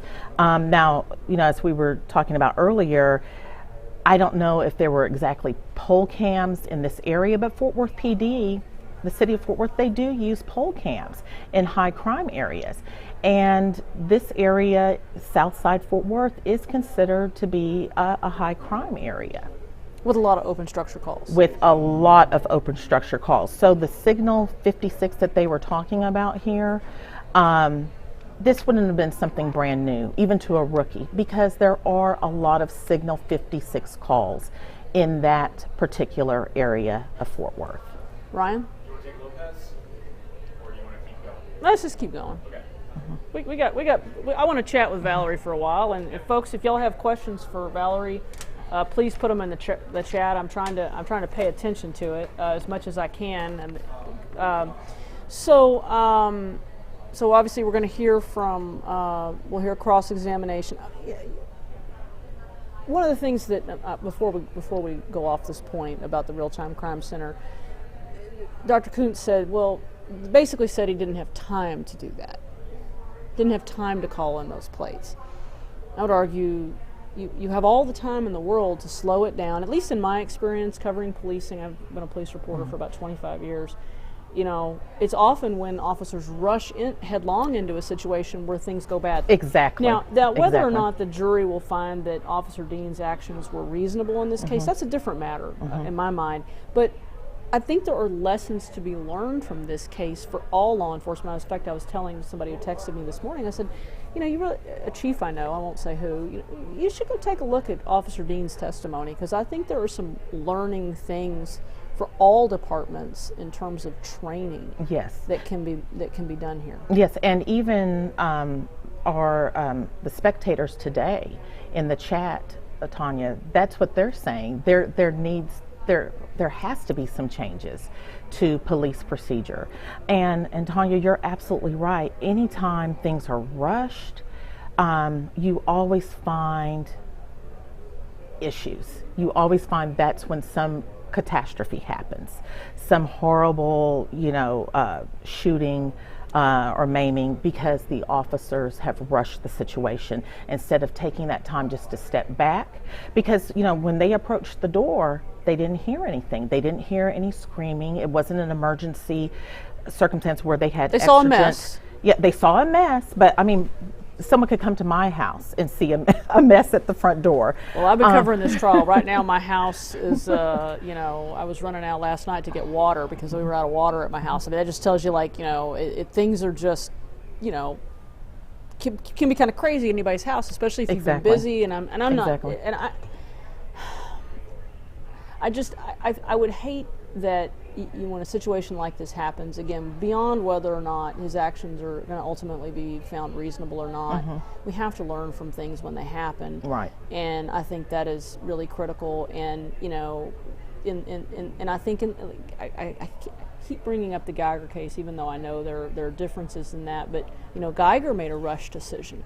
Rush decision to go on into that apartment, and that decision had deadly consequences. And so, I want to. So, do you think that this will be it for the defense once they do this witness, or are they going to go anywhere else? I was trying to check to see if they had filed their list of expert witnesses. I didn't see anything. Briefly going through, this may be it. Maybe they'll call one more. Did a video expert yesterday. Okay, a video expert, but maybe they'll call a supervisor, or a retired Fort Worth PD supervisor, and that's a possibility. I'm not sure, but this could be it for the defense. The defense may rest after this, after the cross. Okay. Of this. And so, you think we'll hear rebuttal from the prosecution? Because that was one of the things. There was a lot of criticism last week because when the prosecution, and it felt very abrupt, suddenly stopped. They rested their case in chief. And I was just, you know, we were all back here going, what? You know, of course that was a wild day anyway because we were having audio problems and other things that were going on, but it was kind of surprising. And why do you think they did that? I'm not really sure what their strategy was for that, because I was surprised that they didn't put on a crime scene technician. Every case that I've tried, either as a prosecutor or as a defense attorney, something of this nature, crime scene technician is always put on. But I think they are going to have some rebuttal. They have to. They're going to have to rebut. Because they haven't really done the experts yet. Right. They're going to have to rebut defense's use of force expert to show, no, this was not proper. And I was waiting to hear what grade he gave Dean. But I never heard. He just said he did a good job. Do you think the prosecutor's going to try to get him to grade him? I think he will. And I think it's going to be Dale, because Dale was doing the objections. So I think it may be Dale who does the cross of Dr. Coons.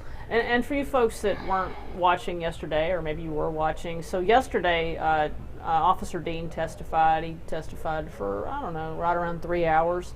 And one of the key things, or one of the key tactics that the prosecutor used, is he asked Aaron Dean to grade himself. And he graded himself a B. And then he went through a litany of things and basically got Dean to admit a number of different areas where bad police work. And it seemed like a quite effective tactic. And then he kept asking him to grade himself. Do you change your grade? Do you change your grade? That kind of thing. And then Dean pretty consistently stuck with his B. His B. Which, after it's been pointed out, it would just was unreasonable that he would still hold on to that B. You know, even though Dale had basically broken down all of the mistakes he made, you know, in this horrific incident, and to still give himself a B. I know if I was a juror, I'd be like, "Come on, man, really?" Well, and I you know, he was a baby cop, so you know, you kind of give him some slack on that. Just, you know, from Ryan, you wanted to tell me something? Yeah. So sorry, guys. Ryan's he is our digital connoisseur here. What you got? Yeah, there's some questions about this expert making references to Dean's testimony and whether he should have been. Oh, yeah. Okay. Can you just explain procedure on some? Yeah, experts are allowed to come in and listen to testimony being presented because, well, they are, and that's going to be the basis of their testimony. So they can either because they're the agree, expert. because they're the expert. So they're either going to agree, like, oh yes, this was correct, this particular testimony by this witness, or no, this was wrong, and this is why it's wrong. But experts are allowed in the courtroom to listen to testimony.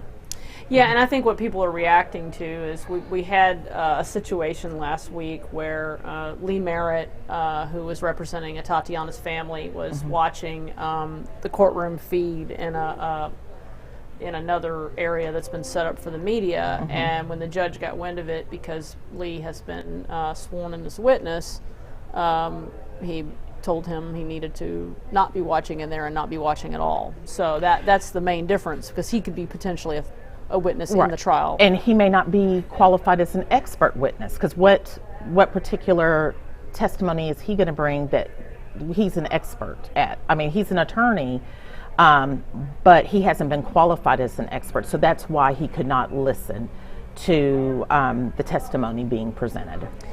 So let's talk about why Dean needed to testify. I mean, because there's I think a general sense, at least from the YouTube jury, that he didn't really do himself any favors. Right. And so, but why? I mean, I know he doesn't legally have to, and in other words, he has Fifth Amendment rights just like the rest of us. But yes. Why is it important for an officer to testify in a case like this? Well, not just for an officer, but I think for someone who's been accused of a crime. Even though your jurors have said they can honor the Fifth Amendment, they would not use it against a defendant if he or she chose not to testify. Still, we're human, and we want to hear both sides of the story. And those jurors wanted to hear. I believe they wanted to hear. And Miles and Bob sensed that during the trial, that it may be in Dean's best interest to get up there and testify and give his version of what happened instead of letting everyone else paint what happened. And now, being a defense attorney, I found that if I have a witness who doesn't have criminal history, doesn't have really anything negative in their background, they can keep their head, can keep their cool when being cross-examined by the prosecution, I'm going to let my client take the stand so he or she can tell their side of the story, because jurors want to hear that. And Dean does say, I was looking down the barrel of a gun. Yes. What was effective about his testimony? Him stating that he saw a gun, and not just saw a gun, but that gun was pointed at him to justify him using deadly force in this case. And what were the problems with his testimony? Oh, to me, he didn't really keep his cool when being crossed by the state. He did not seem to be remorseful about Miss Jefferson's death. Because I believe too, jurors want to, yes, he made these, but he's sorry for what he did. Right. And it was, yeah. You can do two-pronged, right? Mm-hmm. I am justified because of X, Y, Z, but I feel horrible because now I know X, Y, Z. That it's this innocent person. It's this innocent person who is a homeowner. She had every right, if she did have a gun, to have a gun in her own home. So I don't think he did well with that. I didn't really see him get emotional about it. Now, for him, when he was telling, how it affected him, he became emotional. But not having any sympathy for Miss Jefferson or her family or Zion, Okay.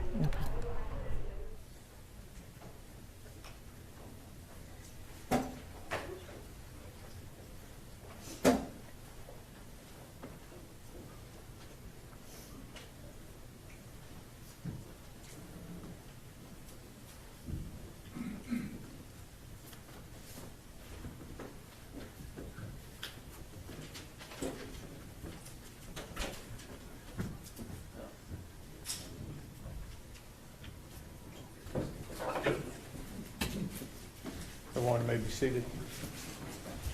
Mr. Smith, cross-examination. Yes, thank you, Your Honor. Dr. Coons, do you have a copy of the general orders up there, specifically 327.01 dealing with the silent alarm? No, sir. Do you remember those general orders? Not every one verbatim, no. Do you remember the Part B of those general orders? If you could refresh my memory. That all main exits should be guarded so as to prevent the escape of any offender? May I see the document, please? Yes, Matt Brooks, witness. Yes, sir.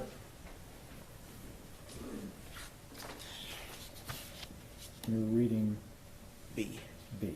Yes, sir. Okay?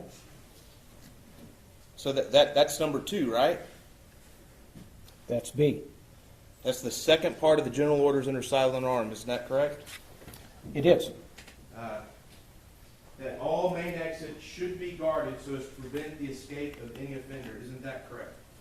That's correct. And that makes sense as part of a general order for a silent alarm, which refers back to open structure, because the police wouldn't want anyone to escape while they are investigating that open structure, is that correct? Not necessarily. And notice it says should, not shall. What I'm asking is, why is that order there?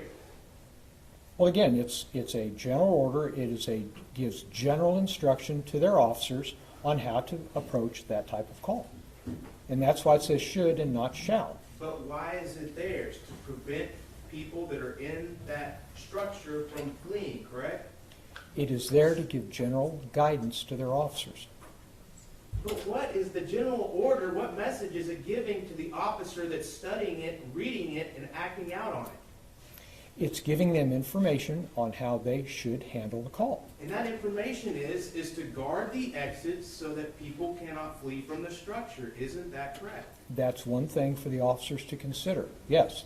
But isn't that the general message of the second part of the general order dealing with silent alarms? That's the message, and that's why it says should and not shall. So that way the officers can just have it out to act however they want? Is that it? Oh, absolutely not. But they can just pick and choose, should, shall, whatever. I mean, it doesn't matter as long as they get the general gist of it. You're going to grade those papers and give these officers a passing grade. Isn't that correct? Well, this isn't a test in the abstract. This is real life. It is real life, and somebody lost their life. Isn't that correct? It's correct. And somebody lost their life because of the decisions this defendant made in the early morning hours of October 12, 2019. Isn't that correct? The decisions made by the defendant and the decisions made by Ms. Jefferson. We'll get to that here in a minute. Okay, so now I'm going to get back to this OODA loop. Is that okay? Yes, sir. How long, when you discuss the OODA loop and someone is observing, and someone is orienting, and then someone makes a decision, it doesn't just automatically happen that they act on it immediately. Is that correct? Yes, sir, that's correct. I mean, there's some time that takes, like, there's some time that passes. Isn't that correct? Yes. Between the decision to act and to act. Generally, how long does that last, especially when you're dealing with officer-involved shootings? It depends. Haven't you testified before that decision usually lasts anywhere from a second, a third, to a second and a half? It can, yes. Now, so, may I approach the witness, Your Honor? Yes, sir. Just so that, Excuse me. you remember testifying in August of 2018 in Dallas County? I do.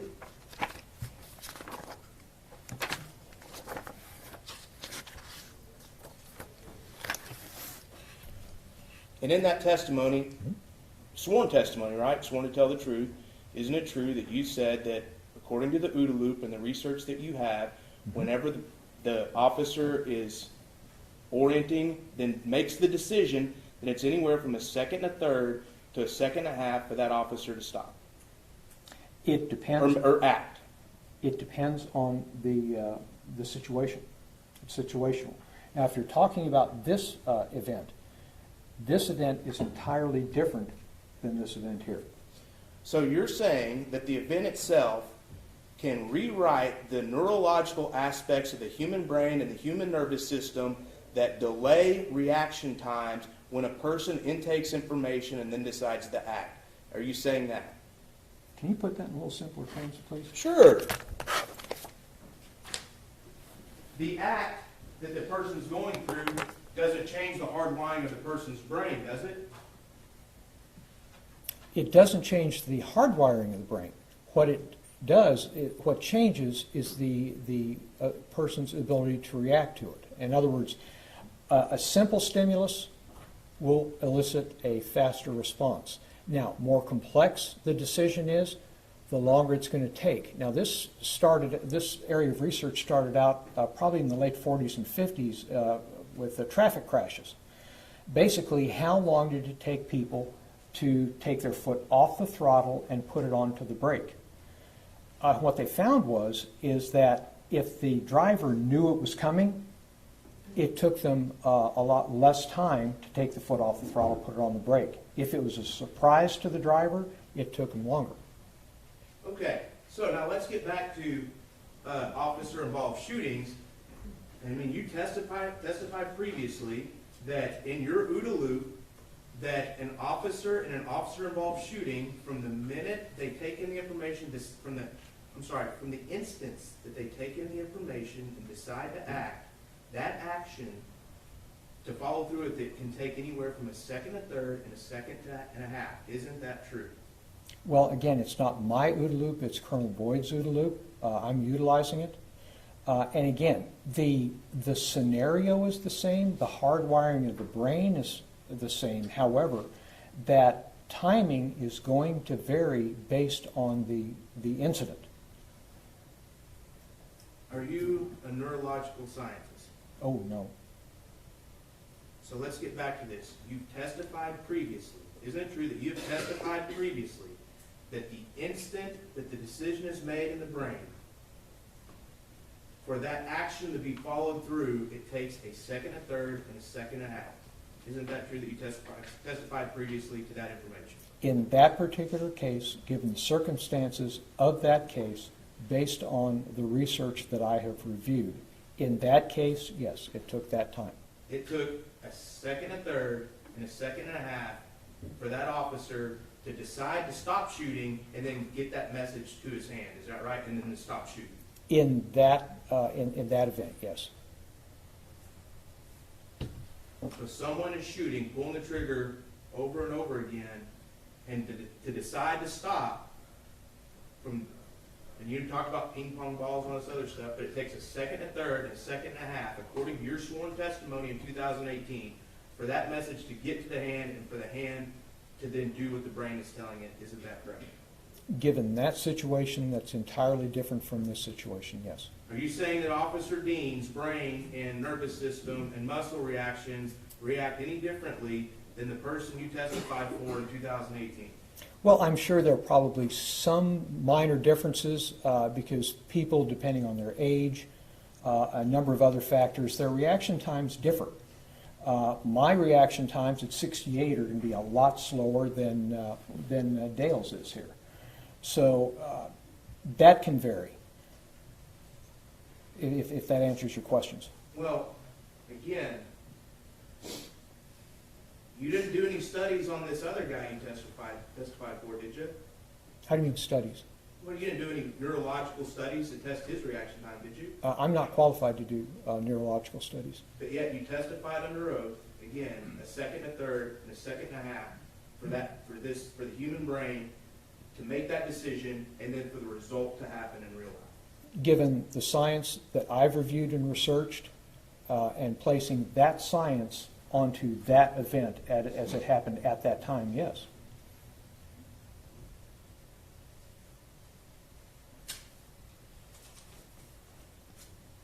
So,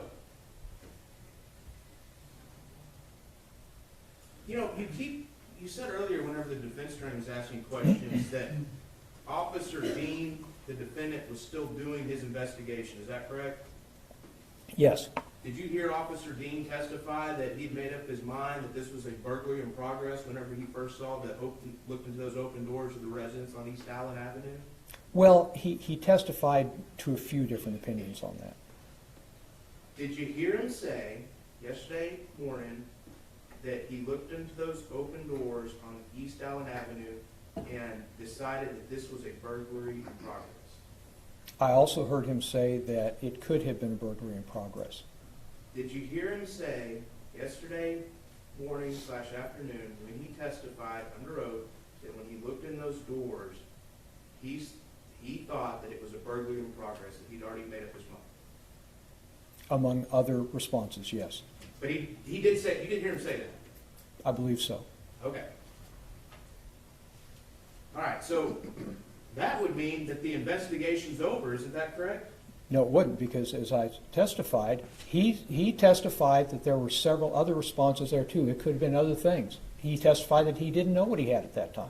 I'm not talking about what you believe is reasonable after looking at everything after it happened. I'm talking about what the defendant testified to under oath yesterday.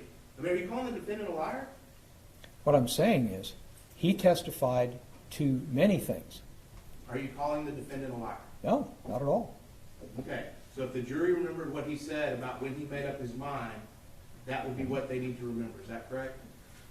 Well, they would need to remember all his testimony, all the testimony that occurs here. But if he said he made up his mind, should they ignore what he said? Oh, I didn't say that. Okay, so that's important too, right? And he also said other things. Okay. So, again, you testified, I mean, him parking down the street, whatever, Officer Darts pull up to the wrong house, that's fine. But is it great police work if you're trying to conceal your approach to a home to walk straight across diagonally an intersection? Well, again, conceal probably is not the good term here. It's to be less conspicuous. Because again, this isn't a SEAL operation. This isn't Army Rangers here. They're trying to keep a lower profile in approaching this scene where they don't know quite what's going on. Would you agree with me that walking straight diagonally across that intersection is the most non-conspicuous way across that intersection? Can you pull that picture up for just a minute, that aerial? Sure.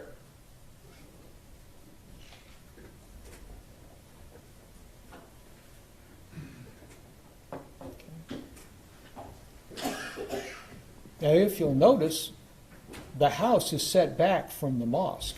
When they crossed that intersection, they couldn't be seen by somebody in that house.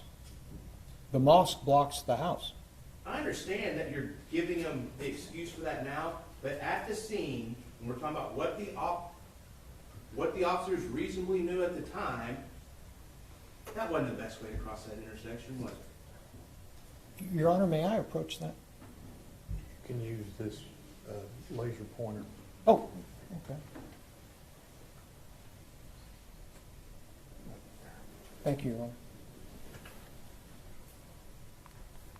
Okay. We're talking at night. If I remember correctly, they were, parked here or here? The south side of the street, which would be the lower part of the intersection, right here. close to the bottom of the picture. Well, again, they're going to have to get there somehow. Now, as you can see, if you're drawing a line here, a lot of that is excluded from view of the house. So basically, when they're here, they're not going to be able to see the house. If they can't see the house can't see them. They're going to have to get across there. The marked unit is already here. So it's basically just a non-starter. Did they walk this way? Did they walk this way, then this way? Did they walk this way and across here? Basically, they got across the intersection, and that was just fine. I mean, you've been talking about, silent alarms have been talking about all week, open structure. Have you testified before that walking down the middle of the street for an officer is not the best idea if that officer is attempting to conceal his presence? if the officer is attempting to conceal his presence, walking down the middle of the street is the best thing? Is not the best thing. Is not the best thing. I would say so. Okay, so concede that part. In that case. All right, so now, as the officers approached the house, were you aware that, you heard us yesterday, were you aware that 4 adults were across the street? That's what I heard. Would it have been reasonable to expect an officer to notice 4 grown adults sitting across the street from a house that they're going to approach? It depends on a number of things. It depends on lighting conditions. It depends on how much moonlight there is. It depends on what's going on there. Their attention is probably on this structure. Now, by the way, which house are we talking about? The closest one. This one right here. So they're coming up from this direction. If there are people here, is it possible that they saw them? Yes. But there are a number of factors which may make them more able or less able to observe those individuals. Wouldn't you want any police officer you train to be as observant as possible? Yes. And wouldn't you want any police officer you train, if they're coming up on an open structure call after 2 in the morning, to notice any other people that may be in the neighborhood? What I'd want them to do is have a good 360 view. And in that 360 view, wouldn't you want them to know if there are other people standing around in the neighborhood? I would certainly want them to make that effort, yes. Okay. So now we get up to the front door of the home on East Allen, Yolanda's house, and you're perfectly fine with them standing in front of that front door. They didn't stand in front of the front door. You're perfectly fine with their presence for however short it was in front of that front door. Well, it's as I explained to the jury.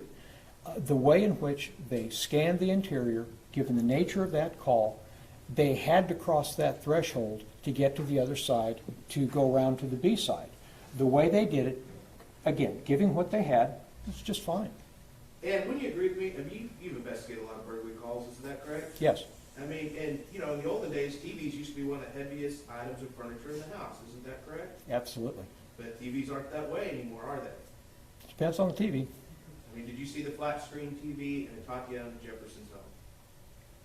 I didn't see it in her home, no. You didn't see it sitting there in the living room? I haven't been inside the residence. Have you seen the crime scene photos? Yes, Did you see the crime scene photos? I did. And it was still right there on the stand where it would have been if someone was watching TV on the couch. Isn't that correct? Yes. And wouldn't you expect an officer to notice that if they think there's a burglary going on, that the electronics have not been taken? Well, they may not have been taken yet. They might be looking for other smaller objects. Grab the TV at the last thing. Because, So, well, you know- think about it, excuse me, think about it for just a minute. That's the largest, bulkiest item. When they start toting that out of the house, the neighbors are going to take notice, and that's when the cops might get called. That's probably going to be the last thing they take out. You're exactly right. Do you think that's why Officer Dean testified he thought the people that were doing the bad things, the burglars, were still in the house? Well, again, he testified that he didn't, really hadn't made many decisions on that. No, he testified he made a lot of decisions. So is that what you're saying, that the TV still sitting there contributed to the defendant thinking that the burglars were still inside the house? What I'm saying is it's really not a factor of whether they're there then or not. It just might be the fact that they hadn't got to the TV yet. Because they're still in the house digging up other stuff, right? Possibly. And I mean, and that's kind of what the defendant was saying yesterday, that these burglars could still be in the house. He's already making up his mind that the bad guys are in the house, correct? No. Are you saying that's not what he said yesterday? That's one of many things he said. Okay, so he said that yesterday, correct? Among many other things, yes. He said that yesterday, correct? Among many other things, yes.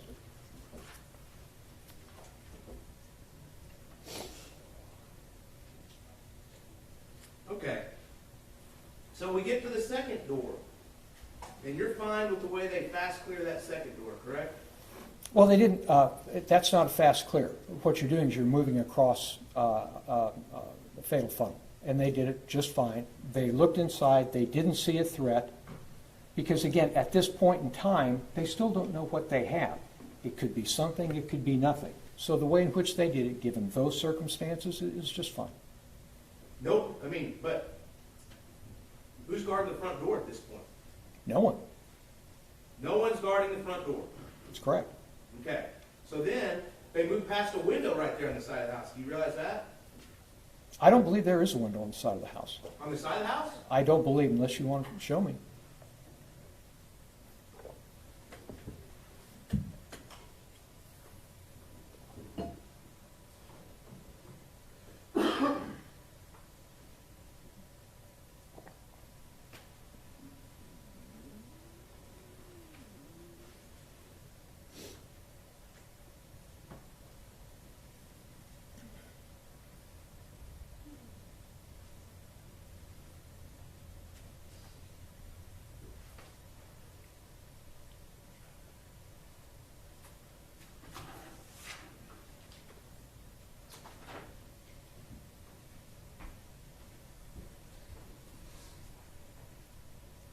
Can I approach the witness, Ron? Oh, right there, State's Exhibit 52. Okay. What's that over the kettle grill? Yep, that's a window. So you were mistaken when you said there weren't any windows on the side of the house. Is that correct? That's correct. All right. So, is that another fatal funnel? Yes. Did they attempt to look in that window? Don't believe that they did. So that window is, are you fine? I mean, you said they had to check the windows in the back. Are you fine with skipping that window in State's Exhibit 52? They literally might not have seen it. Okay, so they didn't see the people outside. They didn't see the window right there in State's Exhibit 52. What's that a reflection of in State's Exhibit 52? That in the window? In my experience, I guess that was the flash of the camera, but it could be anything. Could be anything. So if they're rooting around, do you remember it in the body cam? May I approach the witness, Your Honor? Yes, sir. I paused State's Exhibit 1 at the 18-second mark. Would that show the defendant's body cam pointed right at that window, that same one? It's covering the window. Would that, if it's right in the middle of State's Exhibit 1, and I can pull this up on the big screen, maybe we should do that. Mm-hmm.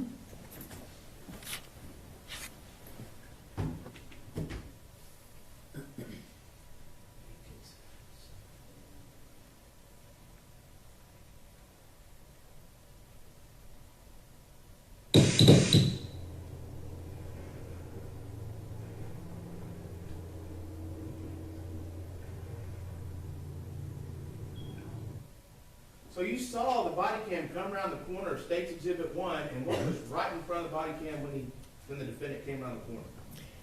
Looks as though there's a window, and it looks like there's a blind covering the window. I understand that, but are you going to say that maybe they missed that window, they didn't see that window? That's still your answer? Given those light conditions, I would say they should have seen that window. Okay. So if they saw that window, then you would expect them to give that same attention to that window that the defendant gave to the window in the backyard. Isn't that correct? Should have. But they didn't, did they? Well, if it's fully covered by a blind, I understand that, but they should have, shouldn't they? what I'm saying is they need to give the amount of attention to each one of these that requires. If this one is covered by a blind, you can check for entry by, tool marks, things of this nature, by looking at it. You can get up a little closer, but you can look at it. You don't have to get right up on it. They didn't check that window, did they? I don't know about that. Because remember what Mr. Frederick said. The camera's pointed one way, but the officer can be looking one way or the other way. Did they check that window? Did the defendant check that window with the same intensity that he checked the window in the backyard? From this, we can't tell. From State's Exhibit 1, you want to watch it again? No. From what you've got right there, what I'm saying is we don't know how long the officers took looking at the window. What do you mean you don't know? It's right there. It's on video. What You're I'm, saying the video is not correct? I'm not saying that. Should they have checked that window? Yes or no? I'm not saying they didn't check the window. Okay. So you think they might have checked the window, but you don't know for sure? It's possible that they did. It's possible they didn't. You don't know, even by watching the video, whether they did or didn't. Well, let's watch the video again. Okay.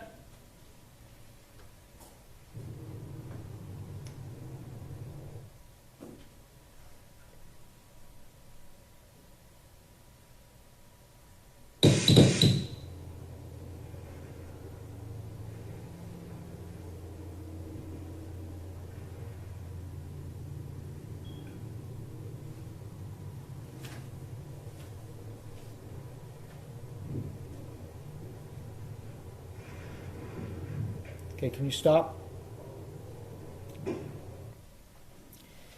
If you'll notice, when he walked by the window, the camera moved slightly to the left. That could very well indicate that he looked at the window. He was within what appeared to be a couple of feet of it. As Mr. Fredericks testified,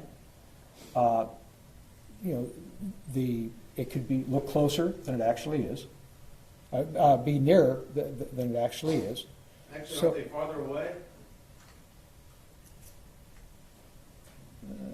No, it's closer.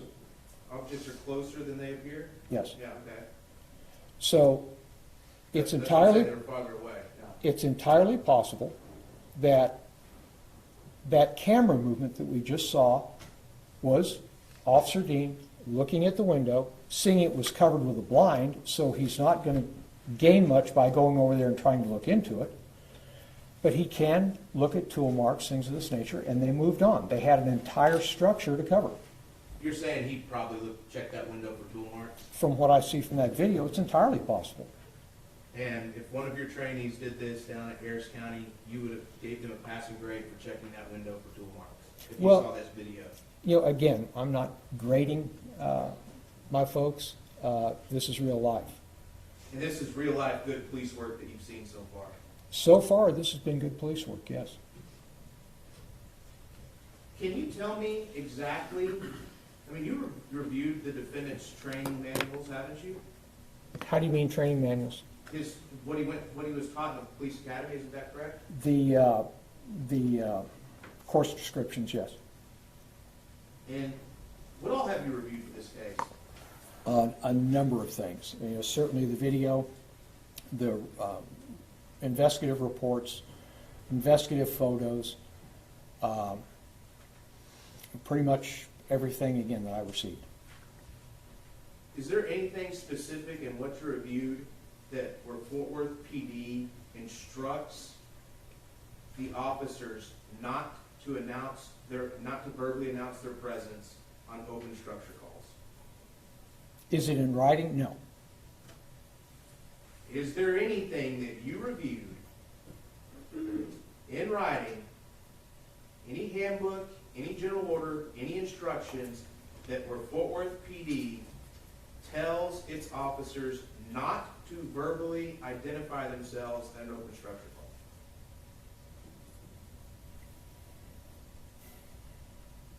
I would say that there is. Where is it?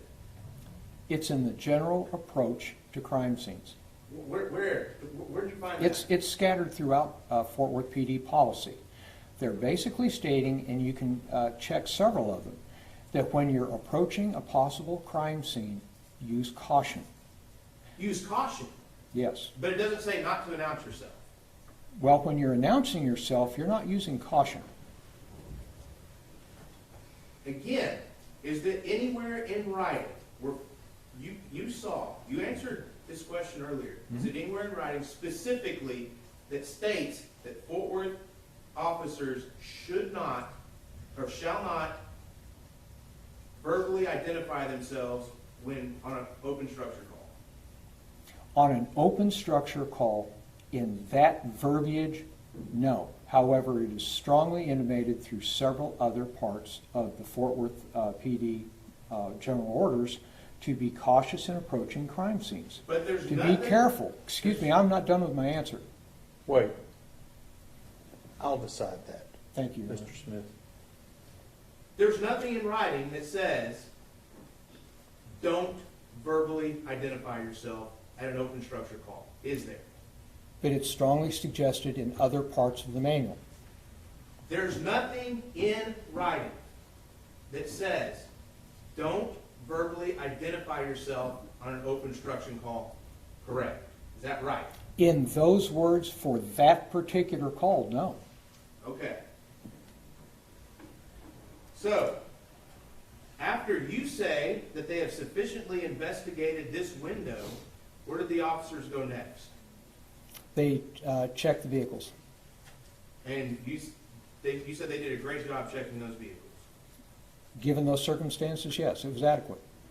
So what about whenever he turned his flashlight on? Isn't that announcing this? Isn't that telling everybody where he is if he turned his flashlight on? It could be. Just a minute ago, you were saying, I mean, you told me you weren't done, that, hey, they got to use caution. Mm-hmm. Don't let anybody know you're there. But this time, whenever he shined his flashlight, that's perfectly okay. No, you're misconstruing my words. I said they needed to use caution. In caution, you're making decisions based on what you're seeing, based on the overall circumstances. They needed to look inside those cars. They briefly illuminated the cars to check inside them for a victim or for a suspect. It's a balancing of risk. So you're saying that it wouldn't have been reasonable for those officers to knock on that front door when they first got to East Allen Avenue? No. You're saying it would have been reasonable to open that screen door and check and see if there were pry marks for the inside of the screen door? No. Are you saying it would have been reasonable to open the screen door and ask if anybody's home inside? Not at that point, no. Are you saying it would not have been reasonable to knock on that side door? No. Are you saying it would not have been reasonable to call back to dispatch and ask about the cars that were in the driveway since the call text gave details about the car? Well, it's a great point. They could have done that. The problem of it is that takes time.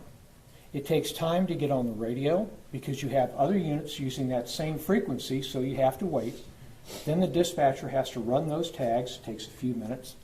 Then the dispatcher, while she's handling other calls, has to relay that information back to the officers, so it's taking time.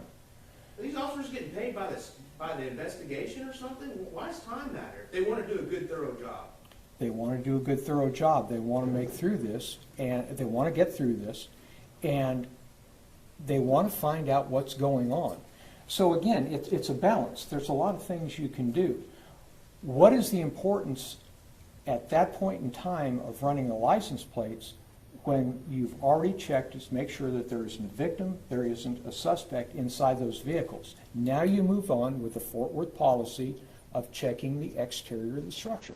The same Fort Worth policy that says, we've already gone over, the same one that also says, all main exit ways should be guarded so as to prevent the escape of any offender. Should. Should. All main exit ways should be. So that's not that important to you. Oh, I didn't say that.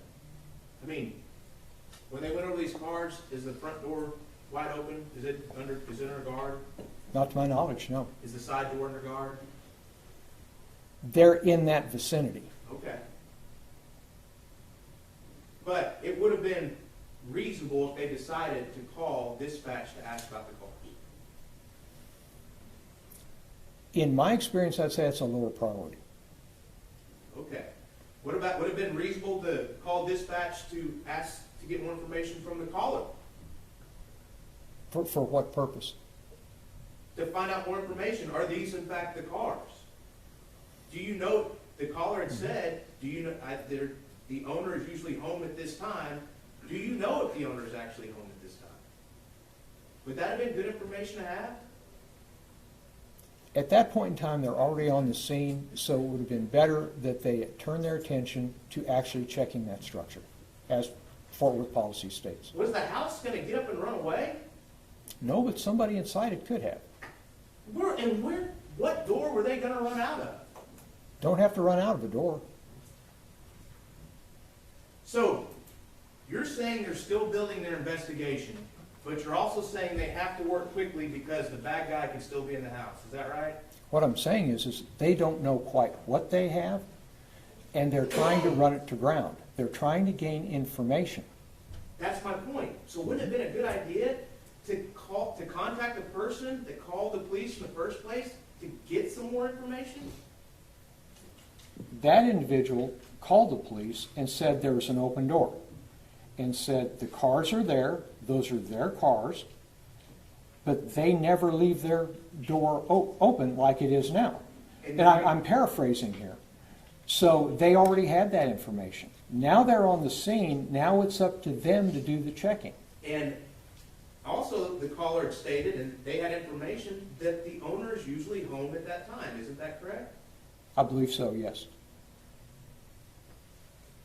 So inspecting the home and getting all that information is fine, but talking to the neighbor that called the police, we don't have time, these officers didn't have time to do that. Is that your testimony today? No, it's not. So it would have been reasonable for them to have dispatch reach out to that caller? Well, you use the term reasonable, and that's not the proper term here. The thing about it is how best to go about answering this call and checking that residence. What I'm saying is if you're going to prioritize all their options, calling the reportee back at that point in time with the officers on the scene would have been a lower priority.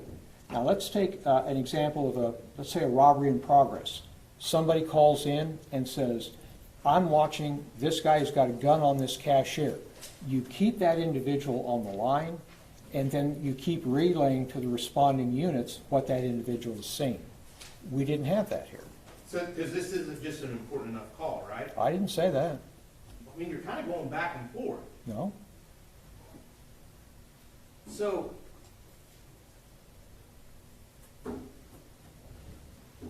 you want them,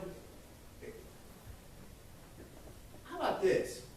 Would the defendant have been fired if he had knocked on that front door? Probably not, no. Would the defendant gotten in trouble for knocking on that front door? Yes. How? If he relayed that to his sergeant or his other officers, they probably would have looked at him and said, Rookie, what did you do? Don't do that. You make sure that you find out what's going on there before you announce that the police are there. Because you're really going to testify that a Fort Worth officer would have gotten in trouble by knocking on a citizen's front door? in this case, in a same or similar circumstance to this case, given the nature of this call, his peers and his sergeant would have taken him to task, yes. Do you know that he's announced himself on other open structure calls? It's entirely possible, given the nature of that particular call. So what you're saying is this is just all in a vacuum about what happened on East Allen Avenue on the early morning hours, October 12, 2019, and that if there are other changes out there, they don't apply because of this particular call on that night? Not saying that at all. Okay. So, now they've checked the garage, they've checked the cars in the driveway. What about the stuff that's lined up over there? Did you hear the testimony that Officer Darch and Officer Dean believed that stuff was being stacked up to take away? Well, I didn't hear the testimony of Officer Darch, but I did hear the testimony of Officer Dean, and it is possible. Burglars do that. They'll go through someplace, they'll take the valuables, take whatever they're there for, and they'll stack them in one spot. That way, when they're done with the burglary, they bring up the vehicle. It's a lot quicker to load all the stuff into the car and get away. You ever heard of confirmation bias? Yes. What is that? Confirmation bias is when you have a pre-existing thought and you find some fact or something that supports that. Basically, rather than a neutral analysis of what you actually have, you're wanting to confirm what you already think something is. So you've already said that you heard Officer Dean testify that just after looking in those two front doors, he thought it was a burglary in progress. That's correct. You testified to that, haven't you? That's one of the things he said it could be, yes.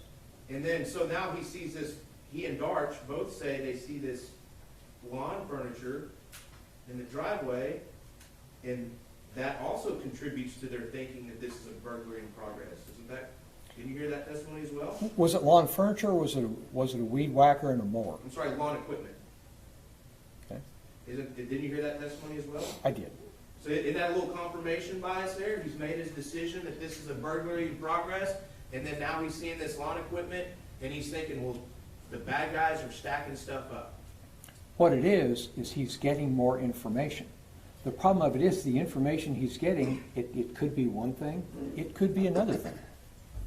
But if he told you that's what he thought, we should listen to what he said. Isn't that correct? Well, again, he testified a little all over the board on that. But he said that he thought that stuff was stacked up by the bad guys committing the burglary in progress. You heard that, didn't you? He said it could have been, yes. And isn't that exactly what confirmation bias is? He looked through those front doors, thought the burglary was in progress, and now he's seen this lawn equipment, and it's okay, I've confirmed it. Yes, it is a burglary in progress. Well, that could be one possibility. There were also other possibilities he was considering. He's testified to that. But he said that, though, yesterday. Isn't that correct? Among other testimony to other things. But he said that yesterday. Isn't that correct? Among other testimony to other things, yes. Yes or no? He said that yesterday, didn't he? He did, among Okay. other things. Thank you, sir. Now, if you're thinking that the lawn equipment is being stacked up to take, would you agree with me that people don't keep lawnmowers in their homes? You've never been to Channelview.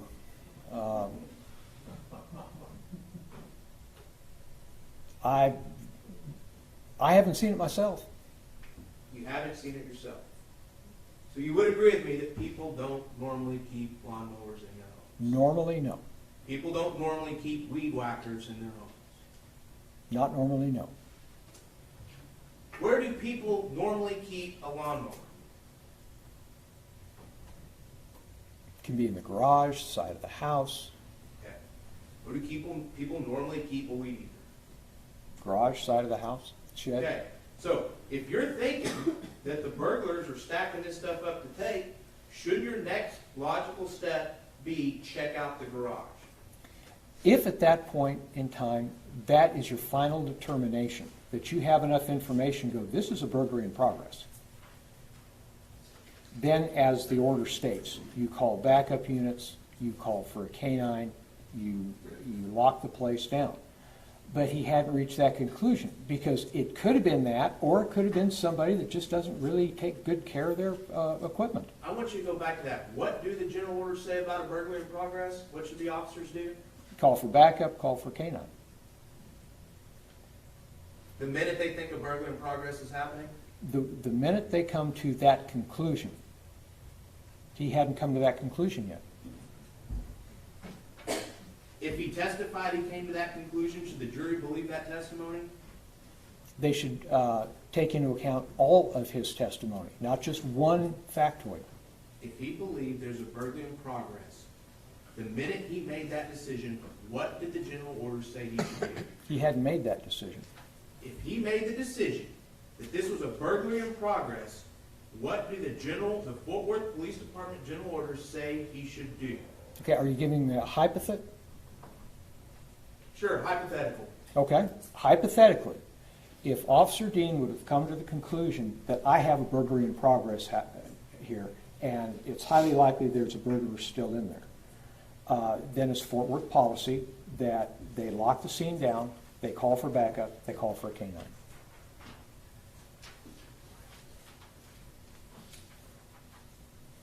May I approach the witness again, Your Honor? Yes, sir.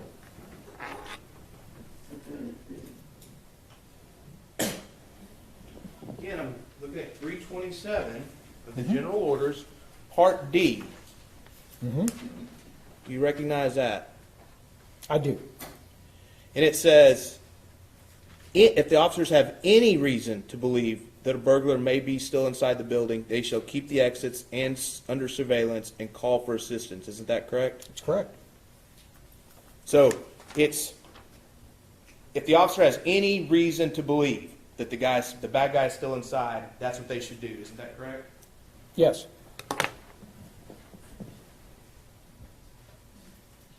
And that's a shall keep those exits under surveillance, correct? If you reach that conclusion. But look at the sentence just above it. If officers find signs of forced entry or have any reason to believe. Mm-hmm. Did you hear him say that he thought that the screen yesterday on that side door had signs of a forced entry?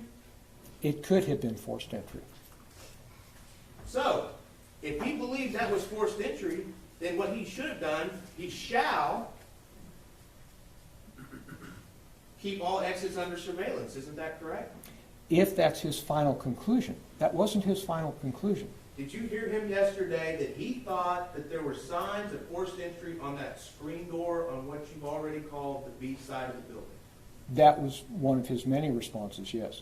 And then you, again, would agree with me that the general orders say that you shall, if you believe that you shall keep all exits under surveillance. If that's your final determination on scene, yes. Okay. Let's get back to the garage then. How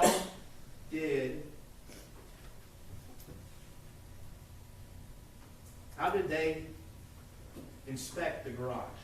Just fine. Just a walk over looking at it. Just a quick walk by, you're okay with that? Yes.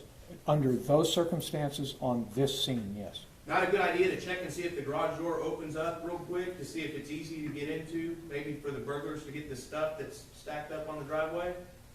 Not necessarily, no. Not necessarily maybe see if that door's been jimmied a little bit? Well, they can do that with a visual. Not to see maybe if, and do you think they got close enough to tell if that door's been jimmied? He walked right past it. Was it broad daylight then? It was not. Okay.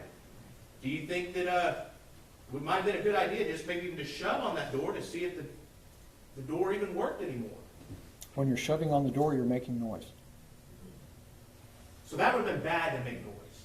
Well, what I'm saying is, it's a consideration. What would shoving this way on the garage door have accomplished? Well, if I'm there, maybe I would have shoved on this way of the garage door, and it just came wide open, and I see that the garage has a bunch of stuff missing, and I maybe confirm that the stuff that's stacked up in the driveway really is being stolen. Is that not good police work? It was a roll-up door. I'm talking about the door that's right next to the roll-up door. Well, I thought we were talking about the roll-up door, because you were talking about that. That's my fault for not being clear then. Ah. I'm talking about that door to the side of it. So repeat your question then? Maybe just shove on it and see if it just comes open. That been a good idea? They're checking for signs of forced entry. And to me, that's a little bit more important than seeing whether or not they bothered to lock or latch the door. Have you ever seen someone kick in a door and then push it like it's still closed? Yes. And it looks closed if you're just walking by it. Isn't that correct?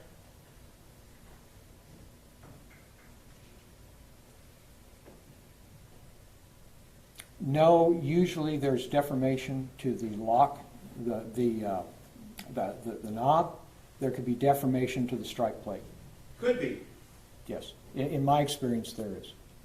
And did you ever just kind of shove on that door to see if it just came open? Or did you just look at all that and decide it being kicked open? Again, it depends on the call. I mean, are you talking about my experience? Sure, yeah, your experience. Yeah, I really can't recall.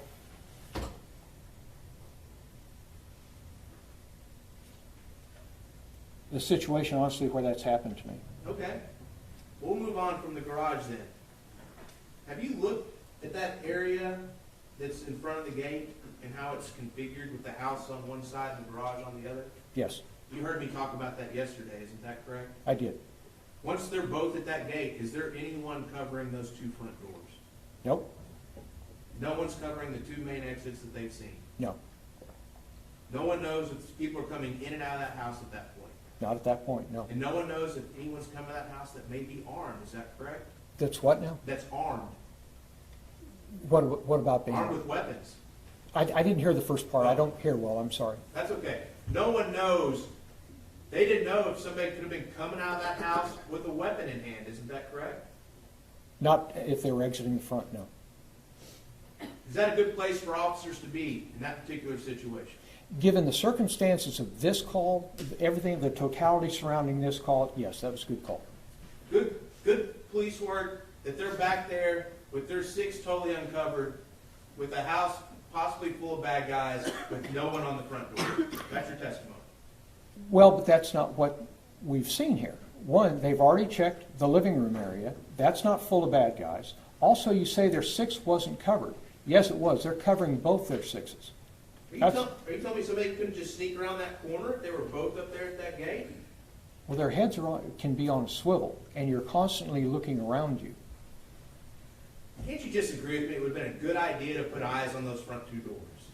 In this case, given two officers, they had a choice to make. I believe that they made the right choice. They stayed together. They had another choice, didn't they? What was that? Call for backup? Not on that type of call, no.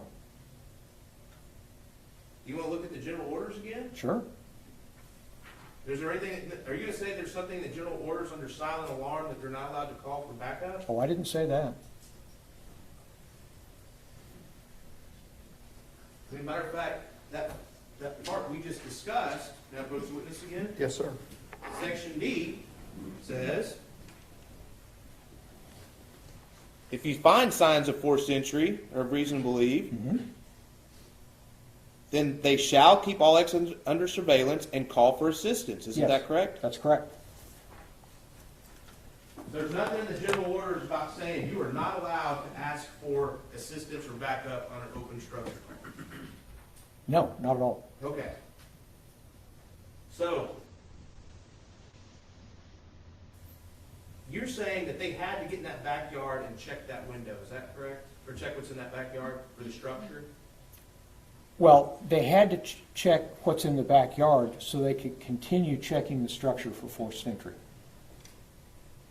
They had an ultimate right to get in that backyard? Are you telling that jury that? When you say they had a right, what do you mean? I mean that can Fort Worth PD go wherever they want on a citizen's property? Based on their whim? Based on anything, you tell me. Well, if they have a warrant, absolutely. If they don't have a warrant? If they have exigent circumstances, yes, they can. Okay.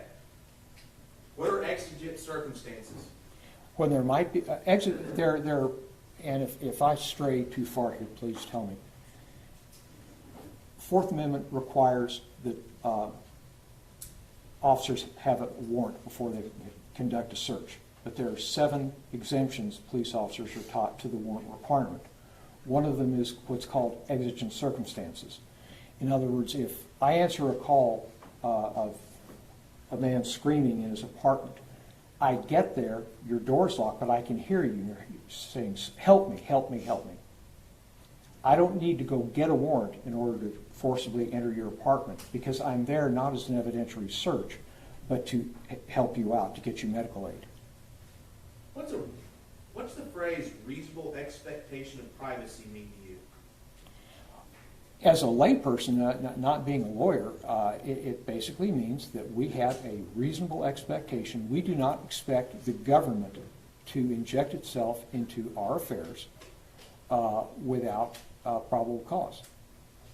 So, do people have a reasonable expectation of privacy inside their homes? Yes. What about in a fenced-in backyard? Yes.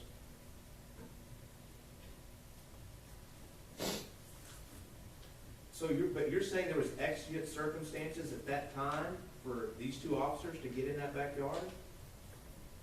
They were answering a call for service. There was a neighbor that was very worried about them, and they were checking. They weren't doing an evidentiary search. They were there to check the circumstances behind that open door, because there could have been exigent circumstances.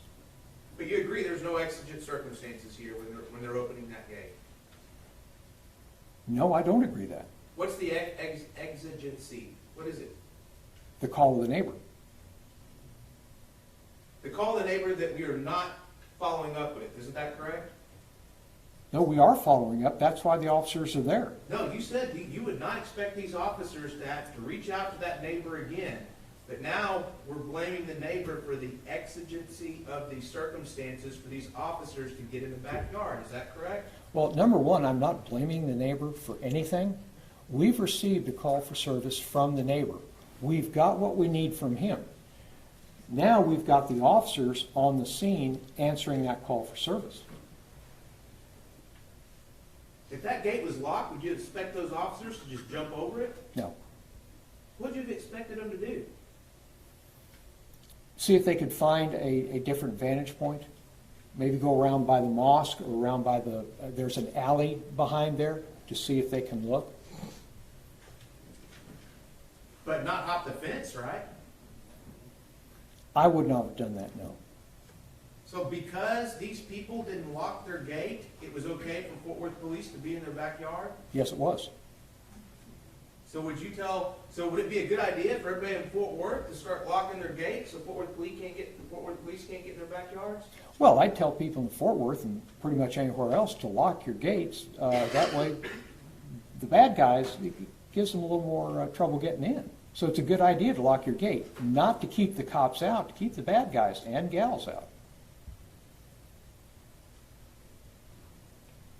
So if she had a locked gate, you would have expected these officers to jump into that backyard, but because it was unlocked, you're perfectly okay with them going back there? Yes. Are you okay with people having firearms in their home? Provided they're not a convicted felon, yes, absolutely. Self-defense, I mean, you live down in Huntsville, I mean, this is Texas, right? This is Texas, but I don't live in Huntsville. Well, where do you live? I'm sorry, you don't have to tell the city if you don't want to. You work down in Huntsville. I do. Yeah, that's right. I mean, isn't it perfectly reasonable whenever you hear something in your backyard and you're a citizen that you go check out what's going on? And if you have a gun, take it with you? If it's in the middle of the night? I'm going to check it out, and I'm going to have a firearm with me, yes. Especially if you see a bunch of people back there with flashlights? Yes. Because you wouldn't expect, because we have that reasonable expectation of privacy in our backyards, isn't that correct? Well, the reasonable expectation of privacy is from the government, not necessarily bad guys. Well, that's what I'm saying. You wouldn't expect the government to be back there, would you? Not necessarily. You wouldn't expect the government to be back there, would you? Certainly could be. I've been back there. Okay. So,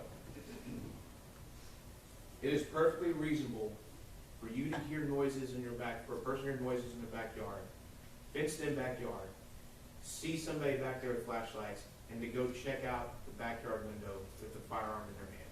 Yes. So, you heard Officer Dean testify yesterday. He didn't really know where Officer Darch was whenever he was looking at that window, correct? He didn't know her specific location, that's correct. He didn't know if she was right behind him and a little bit further back, did he? That's correct. Okay. Did you heard Mr. Fredericks testify yesterday, didn't you? I did. Did you hear him testify about how long it took Officer Dean, the defendant, to begin his commands, the beginning of his commands to shooting the firearm on State's Exhibit 1 or Defense Exhibit 40? I did. And what did he say? I'd like to, before I answer that, I'd like to refresh my memory with the audio of the spectral analysis. Sure.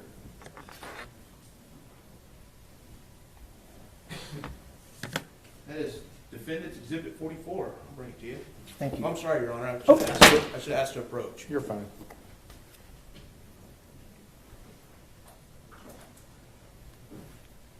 Okay, Officer Dean, the body cam video, the audio states that at 15.893, and as we heard yesterday, he starts to enunciate the P in put your hands up.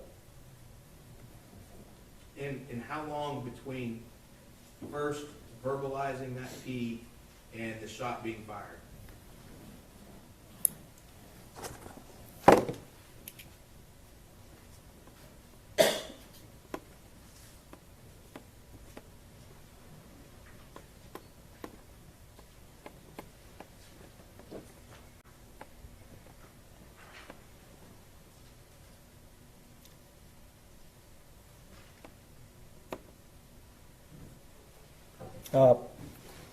Just over half a second.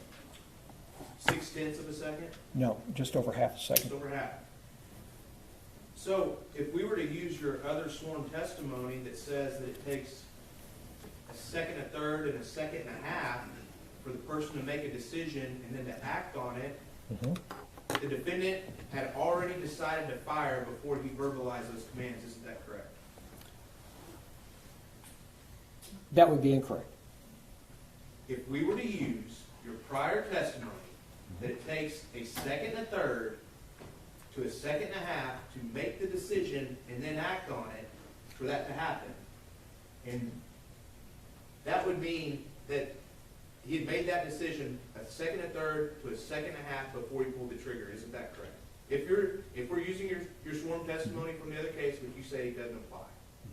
Isn't that correct? Well, again, that's for the fact circumstances in that case. This is a different fact circumstance. Wouldn't you agree with me that if we take your sworn testimony from that other case, that it takes a second and a third to a second and a half for the brain to make the decision and the finger to pull the trigger, that's a lot longer than the over half a second that you just calculated. Isn't that correct? That's correct, but that's for that scenario. This is a different scenario. That was for that officer who was pulling the trigger. Is that correct? In that fact circumstance. Not for this officer pulling the trigger. In this fact circumstance, that's correct. So the laws of physics have changed. No, not at all. The facts surrounding the event have changed.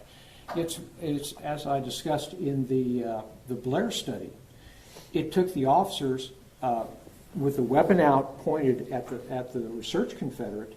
It took the officer approximately I want to say it was 0.36 seconds, 0.39 seconds to fire when they first saw the suspect coming up with a weapon. You were testifying about this other officer and why he kept shooting. And you said that officer kept shooting because it took a second and a third to a second and a half from making the decision for his finger to stop moving. Isn't that correct? In that case, yes. Okay. And then here we have Officer Dean. So a second and a third to a second and a half before he pulls the trigger would be before the defendant made any verbal commands. Isn't that correct? No. When did you said it was less than half, it was just over half a second before he pulled the trigger that he started the verbal commands. Isn't that correct? Yes. So, a second and a third, we'll go with the minimum, is more than just over half a second. Isn't that right? Well, a second and a third is more than a half a second. That's Okay. correct. Second and third is more than half of a second.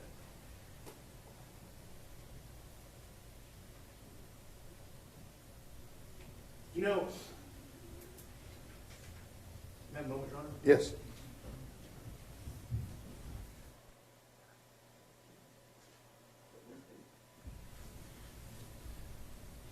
How long were you a detective, Dr. Coons? I was never a detective. How long were you an investigator? I was never an investigator. How long were you an officer? Are you talking, how long was I a deputy Deputy. with the Harris County Sheriff's Office? Yes, sir. I held the deputy rank for 3 years. 3 years. And what after that? I was a sergeant for slightly less than 3 years. Did you ever investigate any crimes down there in Harris County? Yes. Did you ever testify for the prosecutors down there in Harris County to try and convict any of these criminals that you investigated? No, I testified as to the facts as I believed them to be. That's what I'm saying. You testified, the state called you, Harris County DA's office, right? Yes. And then you talked about your investigation or what you did as an officer, isn't that right? I answered the questions I was asked, yes. And all those times, did you ever, I mean, it's important, isn't it, whenever, as an officer and investigator, to collect a lot of facts, isn't that correct? Yes. Isn't it also important that we also look at what a defendant or suspect does right after committing an offense, isn't that correct? It can be. I mean, hiding a gun, if a guy commits a murder and then immediately hides the gun, that would be important evidence, isn't that correct? It's another fact in the case, yes. If the person runs off right after they shoot somebody, that could be important information, isn't that correct? Could be, yes. Did you ever go testify for any of those defendants about any of these studies that would give them an excuse for their behavior after their crimes? Well, one, I'm not sure a crime has been committed here, so I don't understand the question. That's fine, Your Honor. You pass the witness. Read the record. Your Honor, I object to the last statement of counsel as a sidebar. Let's move on.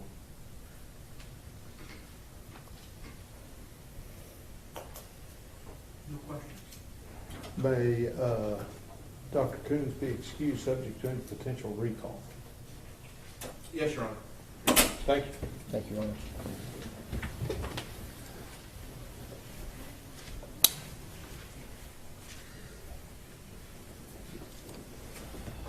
Yeah. Oh, okay, hang on. Go ahead, you step down.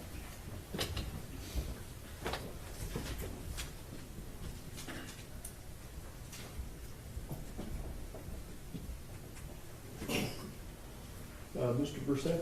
Your Honor, this time the defense rests. Okay. We went to get your lunch. It's not here yet, but I'm gonna let y'all kind of relax a little bit, okay? So, see you in a little bit. All right.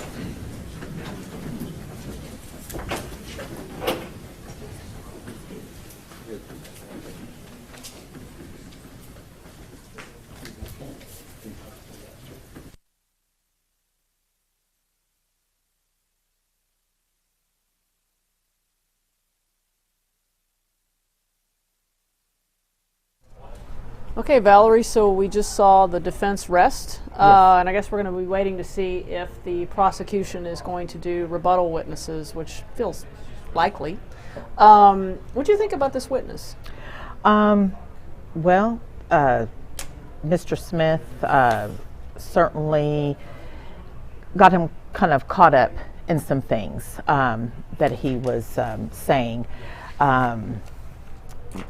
And was working really hard to pin him on the general orders of how to, basically securing, making sure if you believe that a suspect is in the building, then you secure the exits, and that you also call for backup. This was a very it was dark, extremely dark, not a lot of light out there. And it was just him and his fellow officer who were both very new to the force. And they really needed to have some other officers out there if he believed that this was a burglary in progress.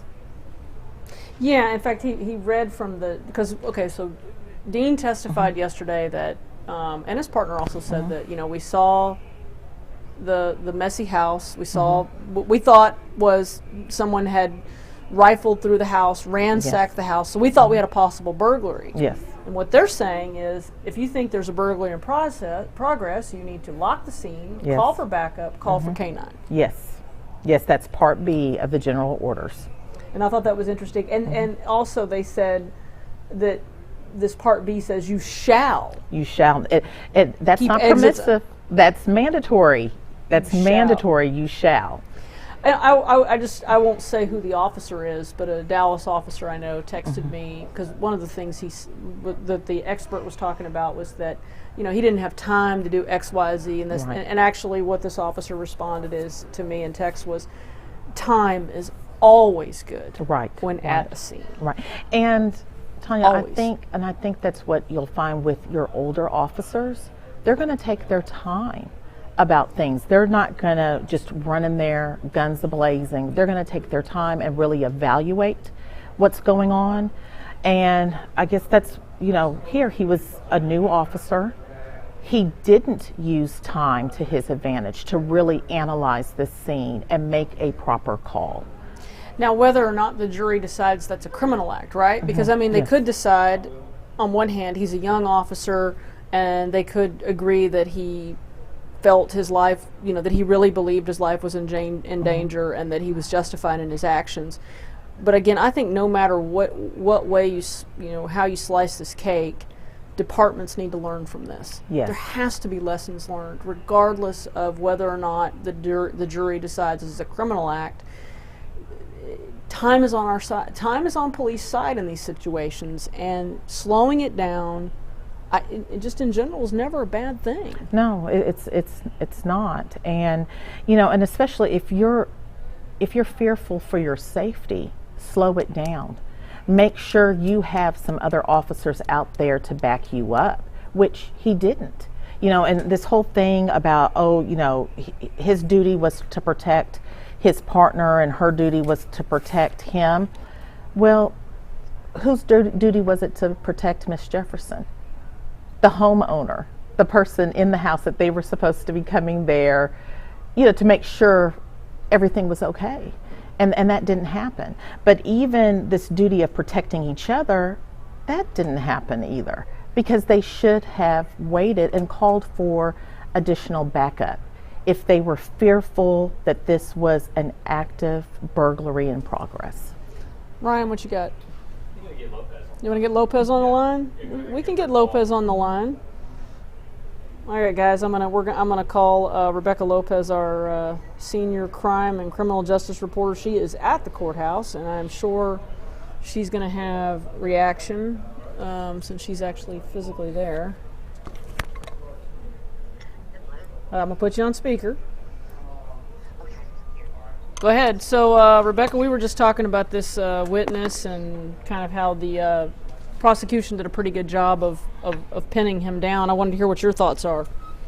Oh, I think so too. I thought that getting him to admit that the general orders say that in that situation, if you think that there is a burglary in progress, then you pull back, you call for backup, and you wait. And also I thought it was effective about, well, you just hop the fence just because it wasn't locked. You could be back there and not get a warrant. I thought that was very effective. And I do want to say something about this witness. This witness testified also in the Roy Oliver case when Roy Oliver shot and killed Jordan Edwards. And in that case, he also testified that Roy Oliver's actions were reasonable. And then we know now that Roy Oliver, the jury just didn't buy that testimony. Roy Oliver was convicted of murder and was sentenced to 15 years for shooting Jordan Edwards and putting himself in that situation. But I don't believe, and I need to just double check this, I don't believe that he's ever testified for the state. I'm not going to say that because I don't know. But well, he would have had to have testified for the state at one point in his career. Right, being he's a Harris County Sheriff's deputy, and he was a captain? Yeah. Yeah. So, I guess on this side of like it, an expert. Yes, as an expert, he may Correct. not have ever testified for the state. Right, and we don't know the answer to that, so I don't want to speculate on that. So, Rebecca, the defense is rested. Frankly, Valerie, neither of us were surprised by that. Are we getting any sense of what's going to happen now? No, they're going to come back at 1, but I would suspect, I don't know this, the prosecutors obviously are under gag order, so they can't really talk, but there are 2 use of force experts on their witness list, one of them being, I believe, former assistant chief, I think, with Fort Worth PD, and is the DPS, and then an expert out of South Carolina that's also a use of force expert. I would be shocked if they do not bring them in as rebuttal witnesses. There were some lawyers that I've spoken to that thought that maybe those use of force experts would have come before the rebuttal, that they would have used them last week to talk about this, but maybe that's why the state has waited to call them. Maybe that's the last thing the jury's going to hear. Valerie, do you think it was good or bad to wait on the experts, or is that maybe that remains to be seen? Yes, that's what I was going to say, Tanya. It remains to be seen, but you know, if you're putting on your witness, and that's the last person in the ear of these jurors, and they're contradicting everything that the defendant has done, contradicting the defense expert, it could be a very positive thing, because that's going to be the last thing that the jury hears before they go out to deliberate. Yeah, because what Kobe said yesterday was he compared it to a chess match, and that, you know, and obviously the prosecutors have decided to play the chess match a little differently than the normal chess match that we experienced, because it did catch, I know, Rebecca, I think you were too, we were both caught off guard when they arrested last week. We were like, it what? caught a lot of us by surprise. Other defense attorneys, other prosecutors, it caught a lot of people by surprise. But I guess this is their strategy. And I'm sure they've gone over it with, you know, Miss Wilson and Larry Moore, who's the first assistant, and got their approval for it. And would you call Ed Krause, the former chief? I think he's on the witness list. At least he was sworn in and is under a gag order. So, I mean, would you call the chief of police and ask him? Because I think at one point he had said, yeah, I would have fired him. And boy, these your general orders. Was there this like whole idea that you didn't have to call for backup, that you could just do what these officers did? Would you call the chief of police? I personally would have called the chief of police in my case in chief, the former chief of police, Mr. Krause, because the burden is on the state, and it is a high burden, and you have to make sure you have met every single element of the offense in order to get a conviction. So I probably would have called Chief Krause. Because technically the defense doesn't have to prove anything. No, they could sit there, could sit on their hands, could be asleep, even though I wouldn't advise that. But they don't have to put on anything. It's up to the state to prove its case. And but you know, like I said, this was a call. This is their strategy, and I'm sure it was approved by Miss Wilson and her first assistant. And you worked in the Tarrant County DA's office for 19 years, and your experience, is this kind of par for the course for the way they try cases over there, or just what are your thoughts on these particular prosecutors? Well, every case is, you know, tried differently. Every prosecutor, they have their own style about doing things. You have some prosecutors, they are extremely aggressive, and then you have other prosecutors that are a little bit more laid back. So, you know, Dale's style tends to be more from what I remember, when he was, you know, actively trying cases, more a little bit more aggressive in your face. I think we've seen that. Yes, and we have.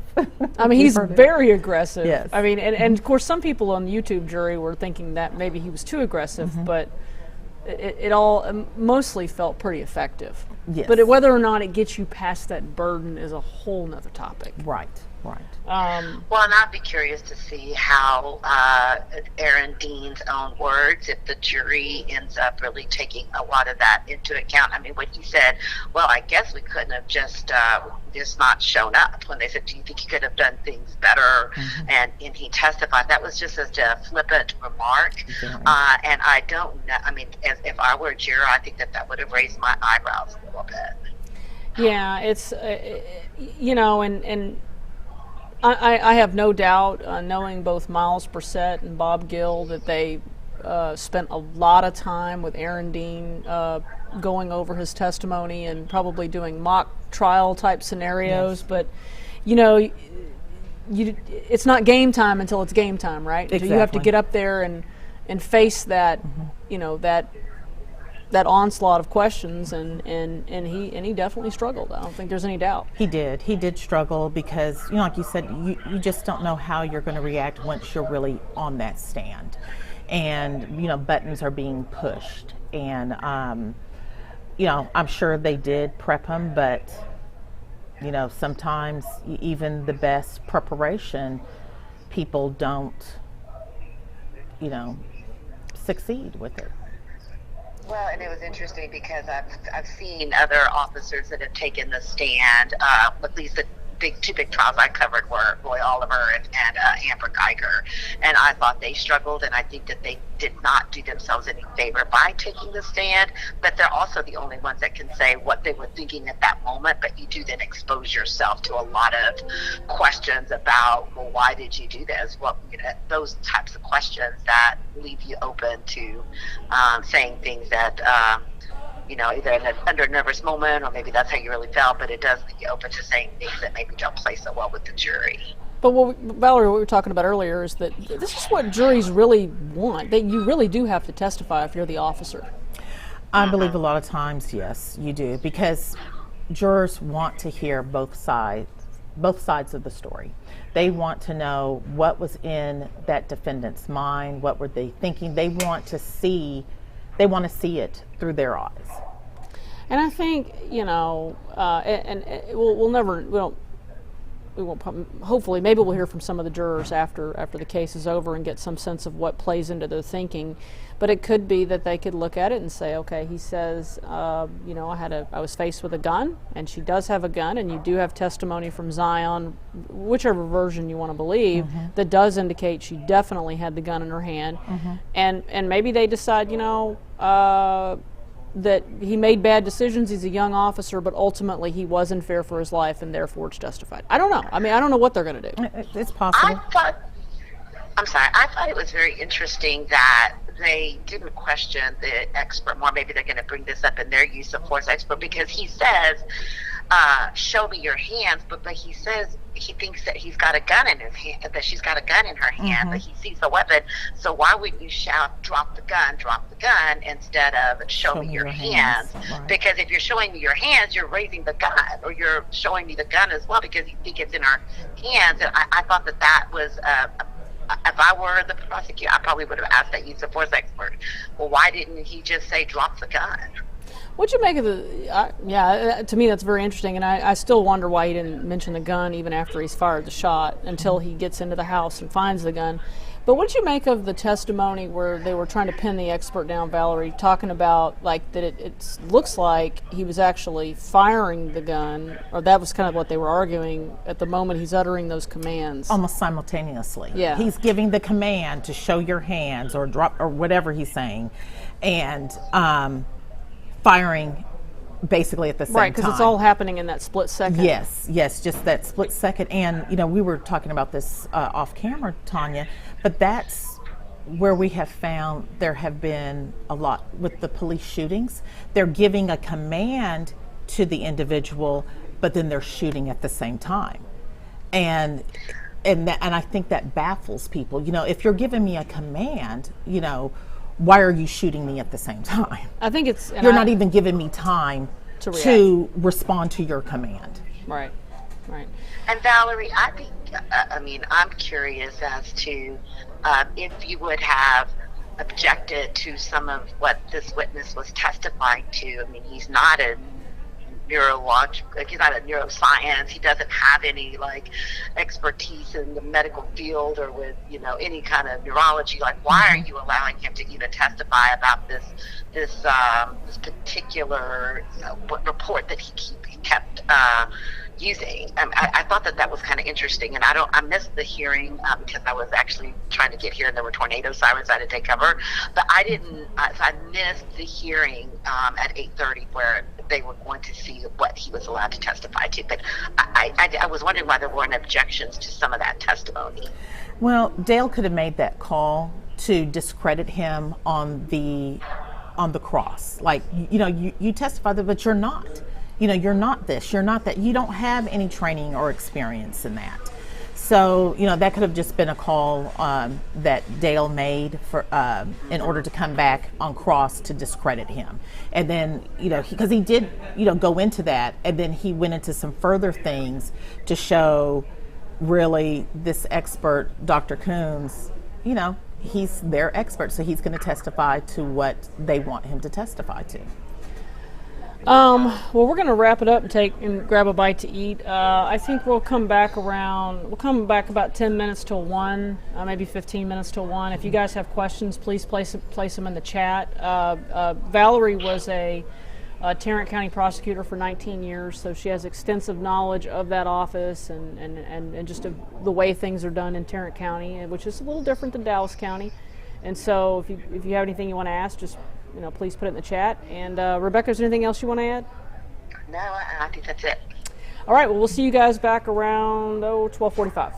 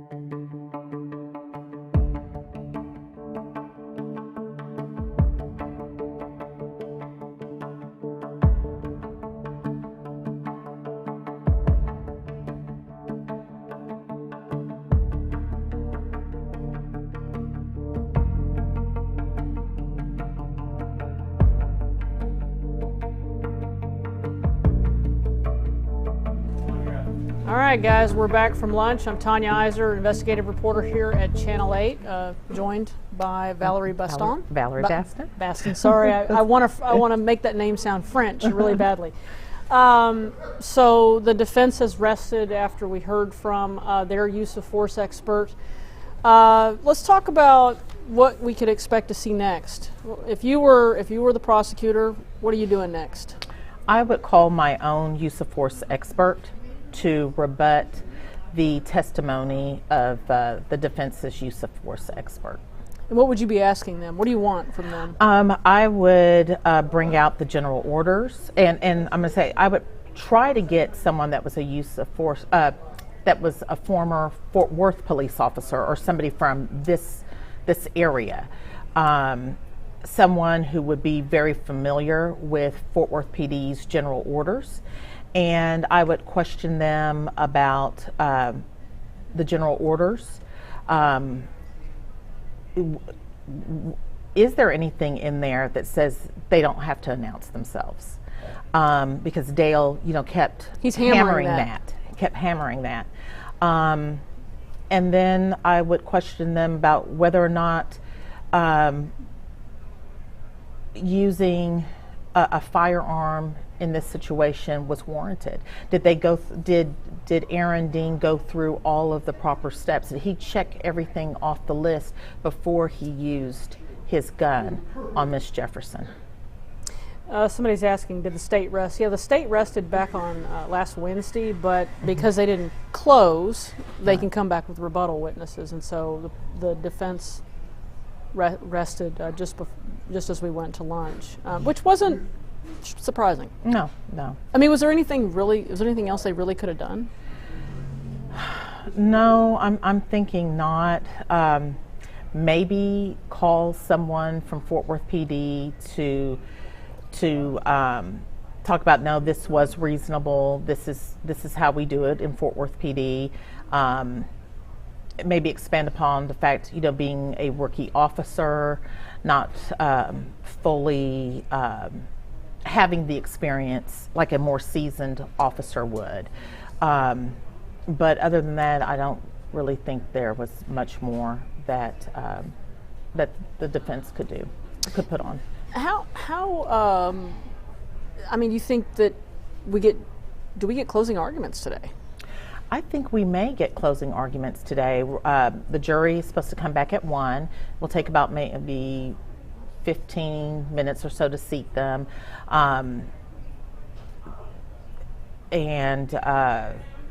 If the state does bring on a rebuttal witness, that may be an hour max for direct examination and cross max. And so by 2:30, 3 o'clock, both sides could rest and close and start closing arguments. Do they already have those written? I think they probably have their blueprint written out and then have added to it as testimony has unfolded. So somebody's asking here, question to you: How would you have built a more viable defense than what we've seen? What would you have done? Well, Miles Brissett and Bob Gill, they're extremely good defense attorneys. They're very good attorneys. Yes, they're extremely good. And I think, they're using what they have available to them. I myself probably would have called Aaron Dean to the stand to give his story. Because, like we talked about earlier, people do want to hear both sides of the story. They want to hear from that defendant on why they acted the way they acted. I would have brought in a use of force expert as well, to talk about how this was absolutely reasonable. And so it sounds like you would have pretty much taken the same tack. Probably so, yes. This is pretty much the playbook, right? Yes. And again, I think it's really important to point out that the burden in this case rests with the prosecution. It does. It's the state's burden. It's their case. They're representing the state of Texas. They're representing the people of Texas. And, because of that, they have to prove each element of this offense. And let's talk about, while we're just kind of chatting as we wait for the judge to come back and the jury, and we wait to see if they're going to do rebuttal witnesses or not. You've practiced, obviously you were a Tarrant County prosecutor for years, and you've practiced in both Dallas County and Tarrant County. How would you talk to me about the differences between these two counties? Well, first the jury pools. I've tried cases in both counties, had jury trials in both counties, and I found that in Dallas County you do have a much more diverse jury pool. Not just with race, but with gender, sexual orientation, religion, and we're in Tarrant County, not so much, but it is changing. It is changing from when I started prosecuting back in 2000. The jury pools are changing, and I have been seeing more African Americans, more Latinos, Asian Americans coming to serve. Also, a lot of young people. The last couple of juries that I've had in Tarrant County, there was a surprising number of young people, and a handful of them actually sat on my jury trials. Well, how does that make a difference?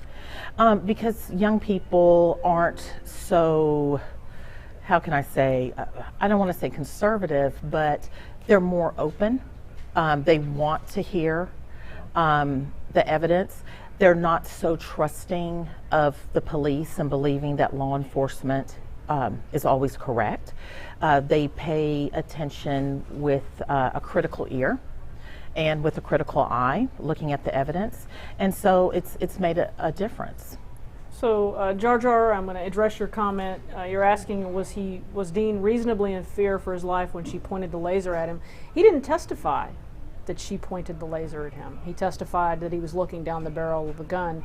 He testified that he saw the laser when he went in and picked up the weapon. So that's where the laser comes into it. Doesn't mean that she didn't have the laser on, it's just that's not what he testified to. And so somebody's asking, why didn't he mention the laser in his testimony? Well, he did. He just mentions it when he goes in to pick up the house. Into the house. Into the house after he's already shot her. Right. How much, I feel like every time I do one of these trials, I'm sitting here with my crystal ball prognosticating what a jury might, look at, what they might not look at. That's almost impossible to do, but how much credence do you see the jury giving to these issues of quote unquote bad police work, or not doing something, or doing something different? Or you think they'll just look at, you said he was in fear, saw the barrel of the gun, the end? Well, Tanya, that's the thing, you never know with juries. I mean, I try not to go to jury trial because you just never know what a jury is going to do or what they're going to come back with. You may think, oh, I have this case, lock, stock, and barrel, either with a guilty or an acquittal, depending on what side you're on, and then the jury comes back with something completely different. And also, I have found that talking to juries afterwards, something that to me seems so important, or to the prosecution, to the jurors, it wasn't important at all. They were focusing on something completely different during the testimony and the evidence presented. Because they're lay people. Because they're lay people, yes. And they're not people like us who watch jury trials, or they're not denizens of the courthouse. So the things they might key in on are very different.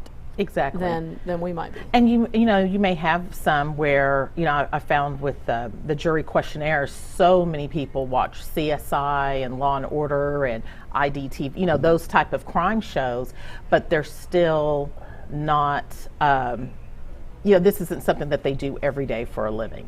Somebody wants to know, can they call Dean back to the stand? Well, he's testified. The state could call him, but I don't think they will. It feels like they went through they this. There's no need for it. Right. I feel that the prosecution's like, no, we did our job. And somebody's asking, do you feel like Dean himself was the best witness for the prosecution? Certain aspects of his testimony, I do. Talk to us about what those are. His testimony about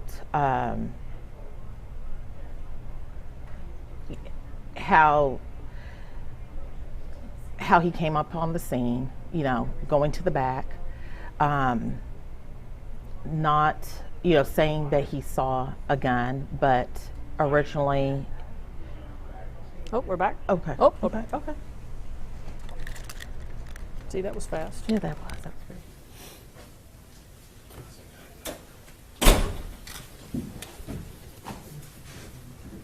Thank you, sir.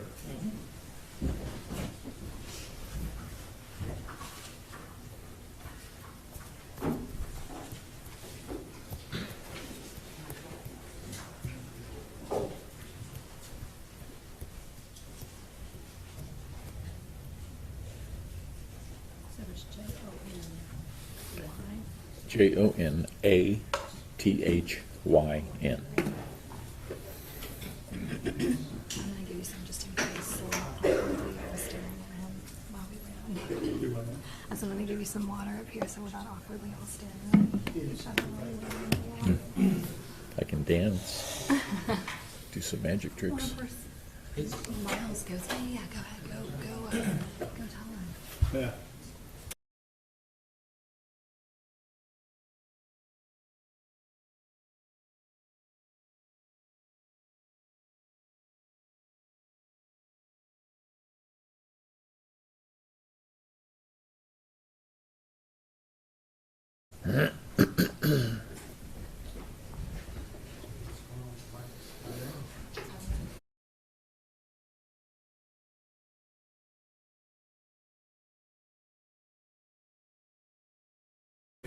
Absolutely, yeah.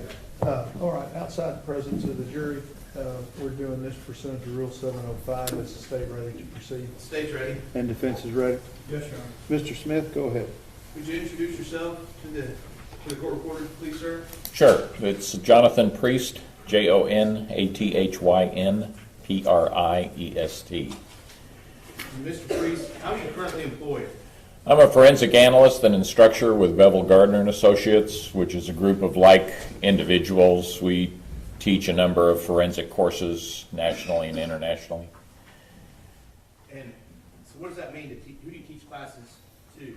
Well, we teach classes to those people in criminal justice system, law enforcement, attorneys, college students, and again, both on a national level and international level. Do you provide any consultation work there as well? We do. Again, both nationally and internationally. Primarily, my focus is primarily the United States, dealing with a number of different disciplines. And what do you personally provide? In what areas do you personally provide consultation services? Death investigations, officer-involved shooting investigations, use of force investigations, procedures, policies, blood stain pattern analysis, shooting incident reconstruction, interview and interrogation, and just a little side of underwater evidence collection and documentation. So, what did you do before you had a job with this firm? I was with the Denver Police Department. I was there 32 years. 27 of those 32 years, I was in the homicide unit. And what other responsibilities do you have at the Denver Police Department? Well, I began as a police officer, patrol duties and things of that nature. Moved from there into the Vice and Narcotics Bureau, where I spent time doing that type of investigation. Moved from there to the Complex Vehicle Crimes Unit, where we did complex vehicle theft, cut shop investigations, and then into the Crimes Against Persons Bureau, which is where I began working in the homicide unit. I was promoted to sergeant, spent a brief time back on the street per agency policy, moved to the Internal Affairs Bureau, doing internal affairs investigations, moved back to the homicide unit as a supervisor, stayed there until 2000 when I was promoted to lieutenant and became the commander of the major crimes section, which included the homicide unit, the sex crimes unit, robbery unit, child abuse unit, bomb squad, and our night shift, and I did that until I retired in 2011. And what's your educational history? I've got some college background. I probably got enough hours for a degree. I just never had a formal degree. Thousands of hours in forensic disciplines, death investigations, interview and interrogation, bloodstain pattern analysis, crime scene reconstruction, shooting incident reconstruction. So, have you testified as an expert in officer-involved shootings before? Many times. And how many states? 32.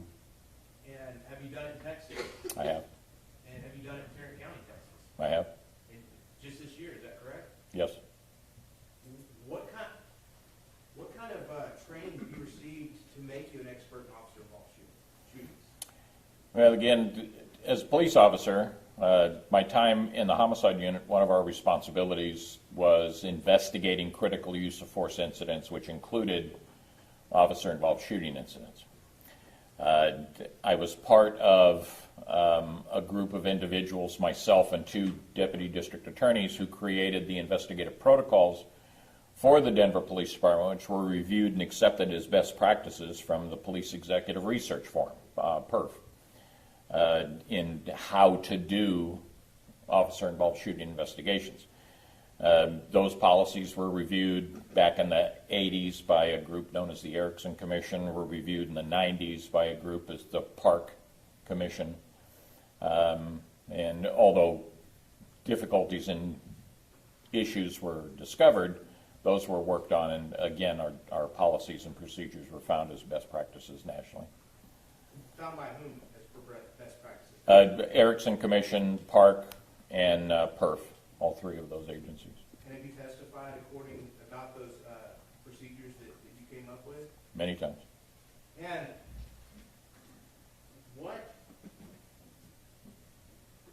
what other training experience do you have that makes you,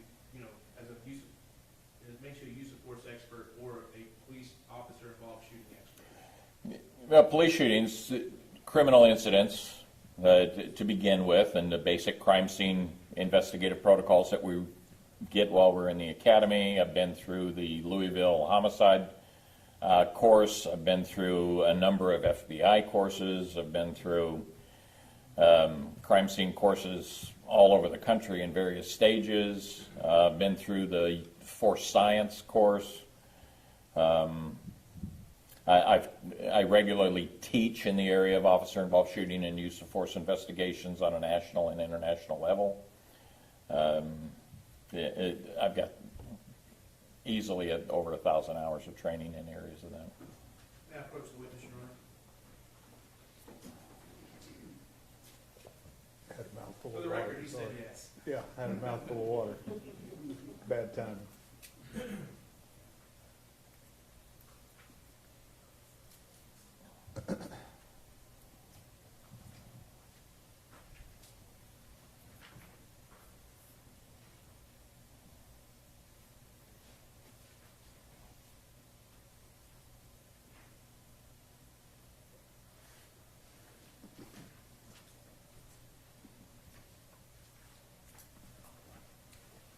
I'm showing you what's been marked State's Exhibit 121. Do you recognize that? I do. And what is it? This is my curriculum vitae. I don't know. It's probably pretty close to recent. Okay.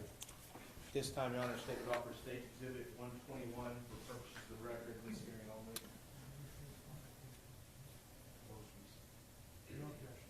Stage 121 is there for purposes of the record.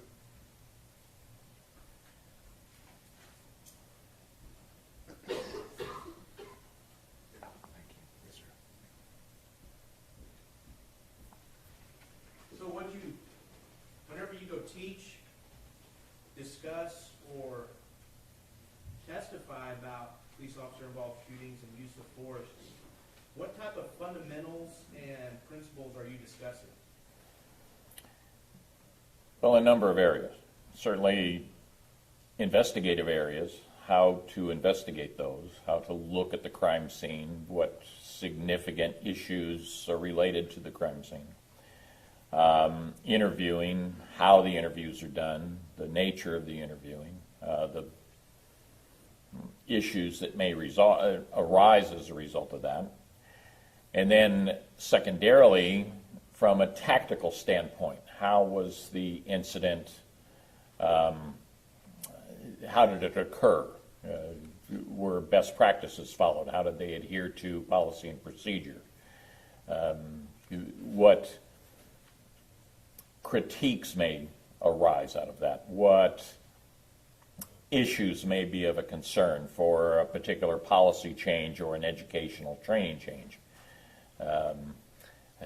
Hiring practices and how we teach officers in the academy level when these types of incidents occur. Is this something that can be avoided in the future? Is this something where risk can be reduced in the future? So we would look at them from a number of levels in respect to that. Have a moment, Your Honor. Yes, sir.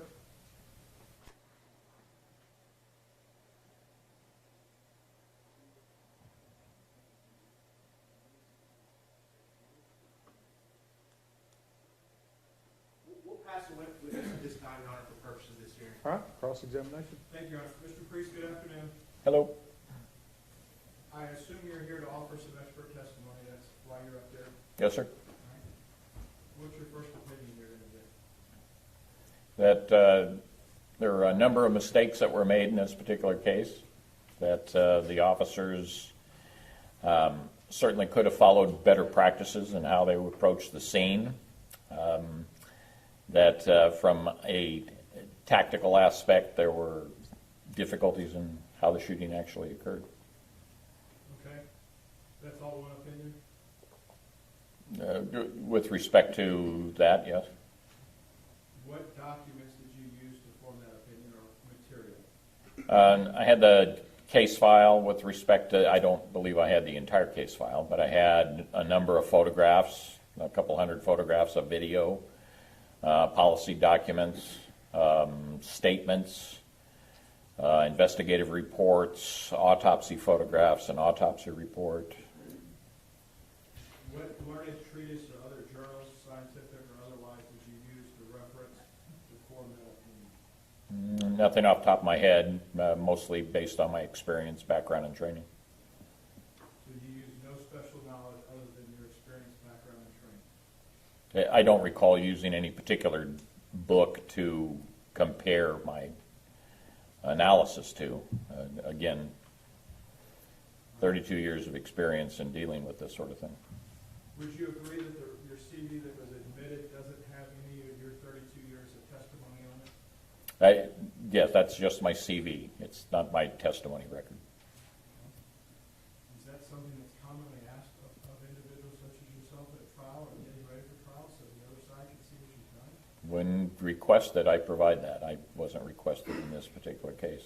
Typically, for criminal cases, I'm not requested to provide that. Civil cases, yes, but I rarely am requested in criminal cases to provide that information. Do you have it with you today? I do not. Where is it? Back at the trailer park? It's in my computer, which is not here. Okay. Is the computer back at the trailer? It is. Is this something you have an email from previous cases where you've been a civil expert that you could find the most recent copy? Like you don't have your most recent copy of your CV here, correct? Again, it looks like my most recent. I don't know when I last updated the CV from the date that that one was updated.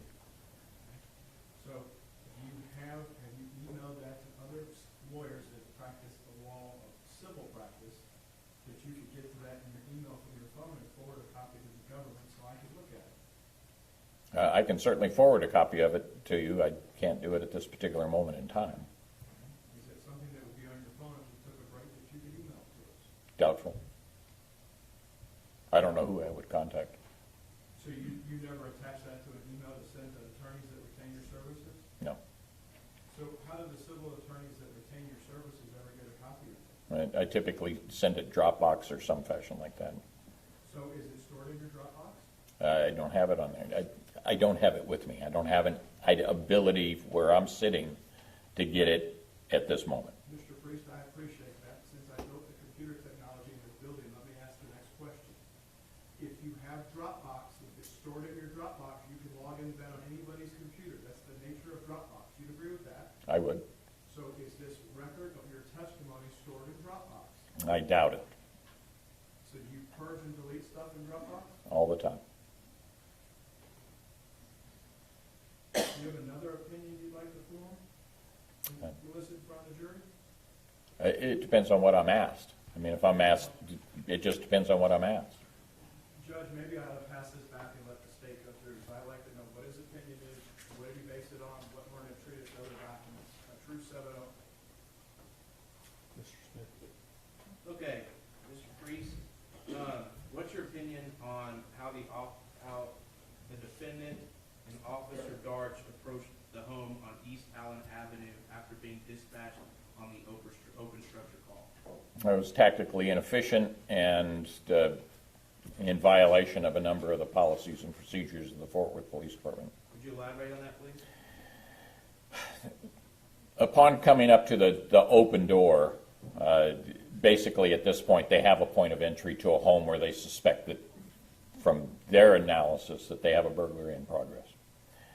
Once they made that assessment, policy and procedure tells them that they should back up and secure the location. So they should have called for cover, had additional people brought into the scene. That's not what occurred. Once they began doing the search of the house, there are a number of things that they could have done or should have done. Clearing the home from a tactical standpoint, they were way too close to the windows and doors as they're doing the search. Light wash was illuminating them, giving away their position. They left vehicles behind them with a very cursory analysis of the cars. They went to a garage that they left pretty much completely unsearched. They moved to a backyard where now we're dealing with a warrantless entry issue. They're going through a closed gate to get into a secure backyard with no exigent circumstances that I saw. So from a tactical standpoint, at this point, they're not only going into a blind area through a closed wooden fenced yard, they're also violating their policy, their procedures, and it made zero tactical sense. What about after Atatiana Jefferson was shot? Do you have any opinion on how the officers entered that home and cleared that home and trying to get back to the bedroom where she was laying on the floor? I do. And what are those issues that you have? After she was shot, the officers both left that position and ran into the home with what appeared to be a goal of getting to her location. No one was left to cover her.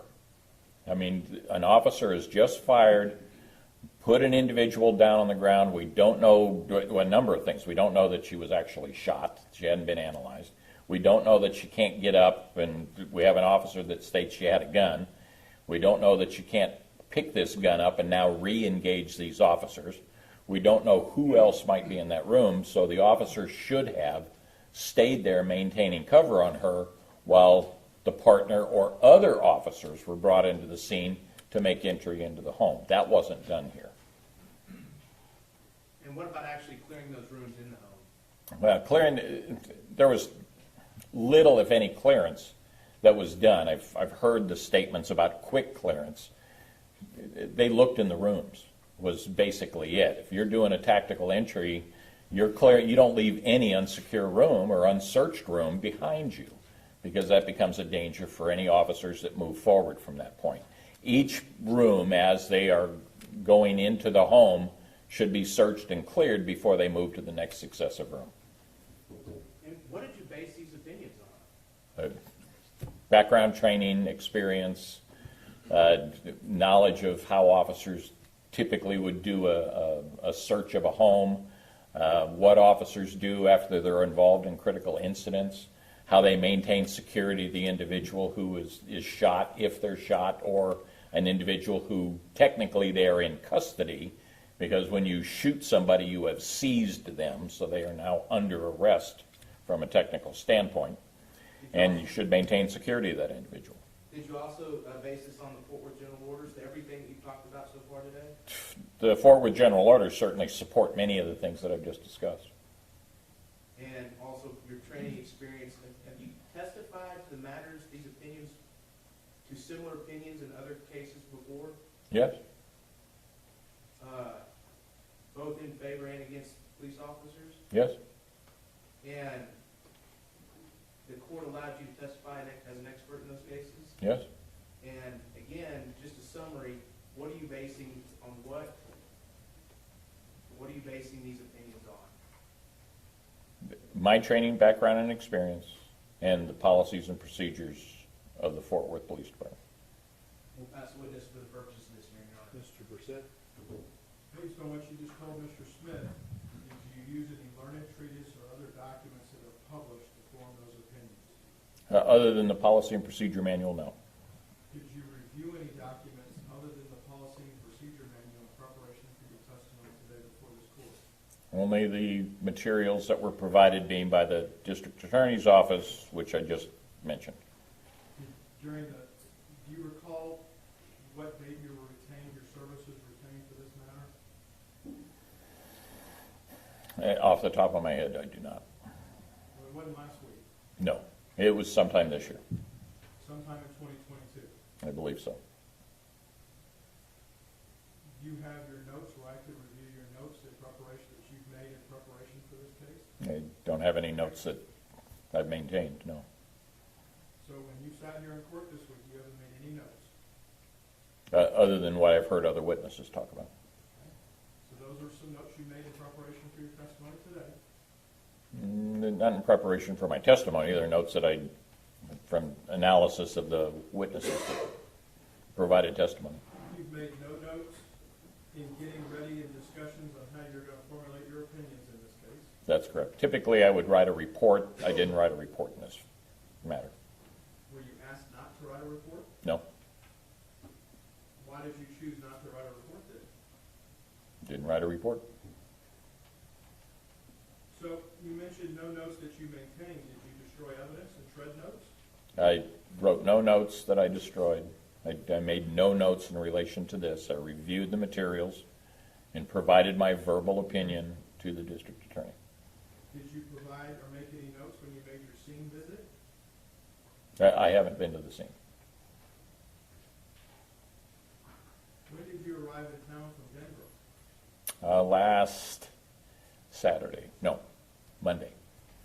When you've been here, when you were here for the Arlington police officer case, you didn't go down to the scene and take a look at it then? I did. So I did. you did? For the Arlington police officer shooting, I did. You went to that scene, but this scene you didn't make a site visit. That's correct. Do you, as part of your testimony, you relying off of any measurements given to you by the Fort Worth Police Department? I'm aware of measurements that were taken, but it doesn't have anything to do with the opinion that I'm going to be discussing today. Since we don't have any measurements to speak of, what measurements were you given? I have a document that shows measurements of where the defect was to the glass in the bedroom. Did you ever see what you and I would refer to as a crime scene diagram, either to scale or not scale, that was a CAD drawing? No.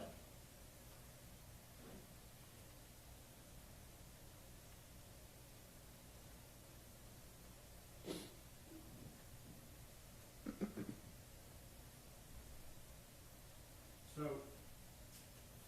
your opinions are just based off of your 32 years of experience? Is it it's 32 states? 32 years of experience. How many states? 32. That's an easy number to remember then. It's very coincidental. Okay. But what I can't do from my end, representing my client, is see any of the places you testified because you don't bring the documents with you, correct?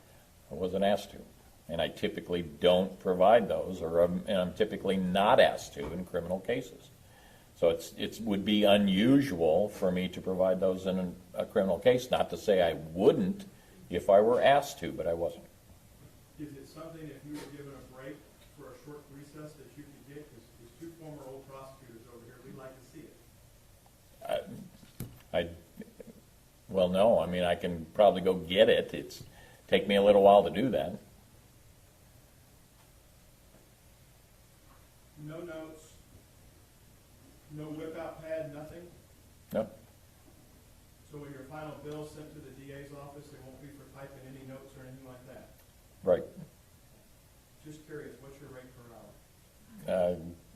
Bevel Gardner charges $2.95 an hour. I get 200 of that. Does Bevel Gardner have a set of standard operating procedures that your firm follows? We do. All right, it's part of the best practices guide at Bevel Powell. I pronounce that right? Bevel Gardner and Associates, BGA. Okay. Your firm. Does your SOP at your firm, when you're doing critical incident research like this, require you to make notes and keep accurate records for billing purposes? No. So your firm doesn't prepare reports, doesn't make accurate notes in all their cases? No, we typically make reports. I typically do not write down notes. I write a report. I didn't do that in this case.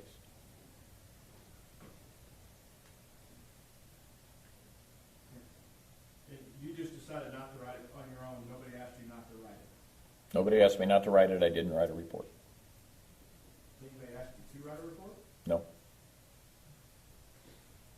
We'll pass the witness, Judge. Mr. Smith, Nothing further for the purposes of this hearing, Your Honor.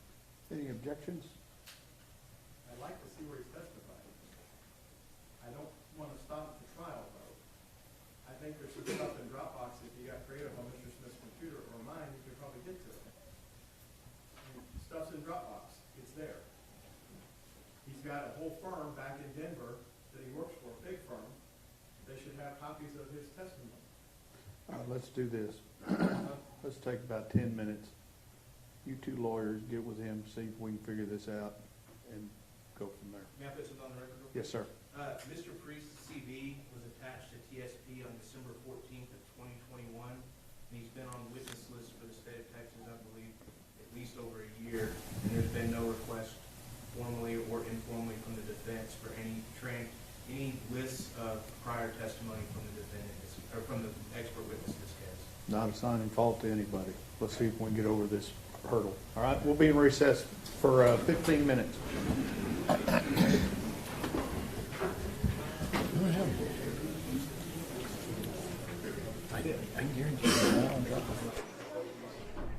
Okay, so the jury is not back out yet, and they're trying to qualify this witness. Why does the defense? Why is it so important for them to see his CV? Well, they have a CV. They want to see his resume of testimony, of trials.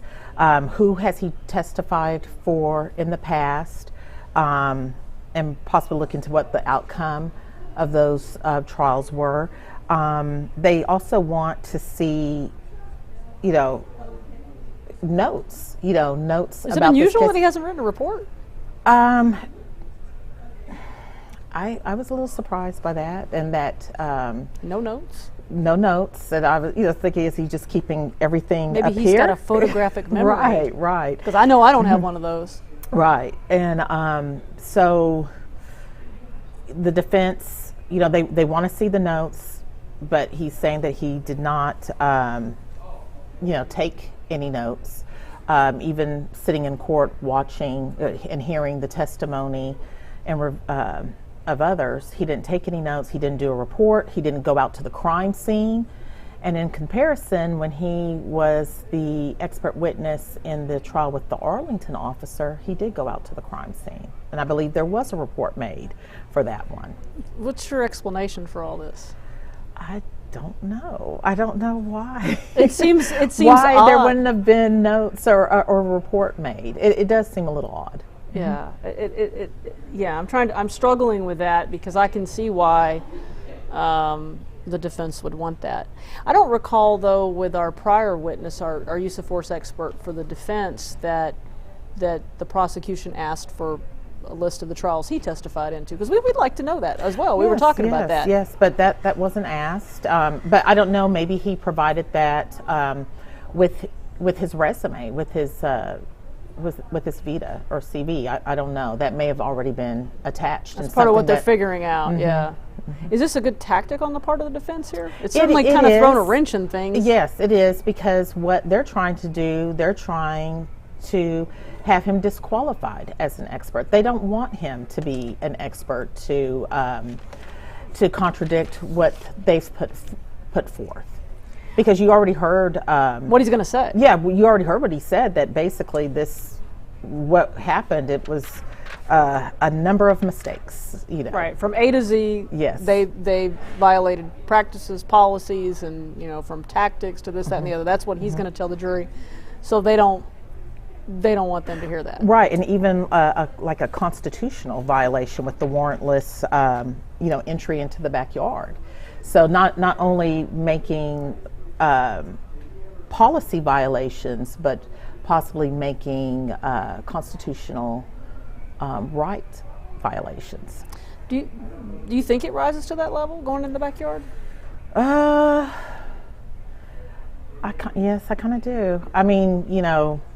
Why do you say that?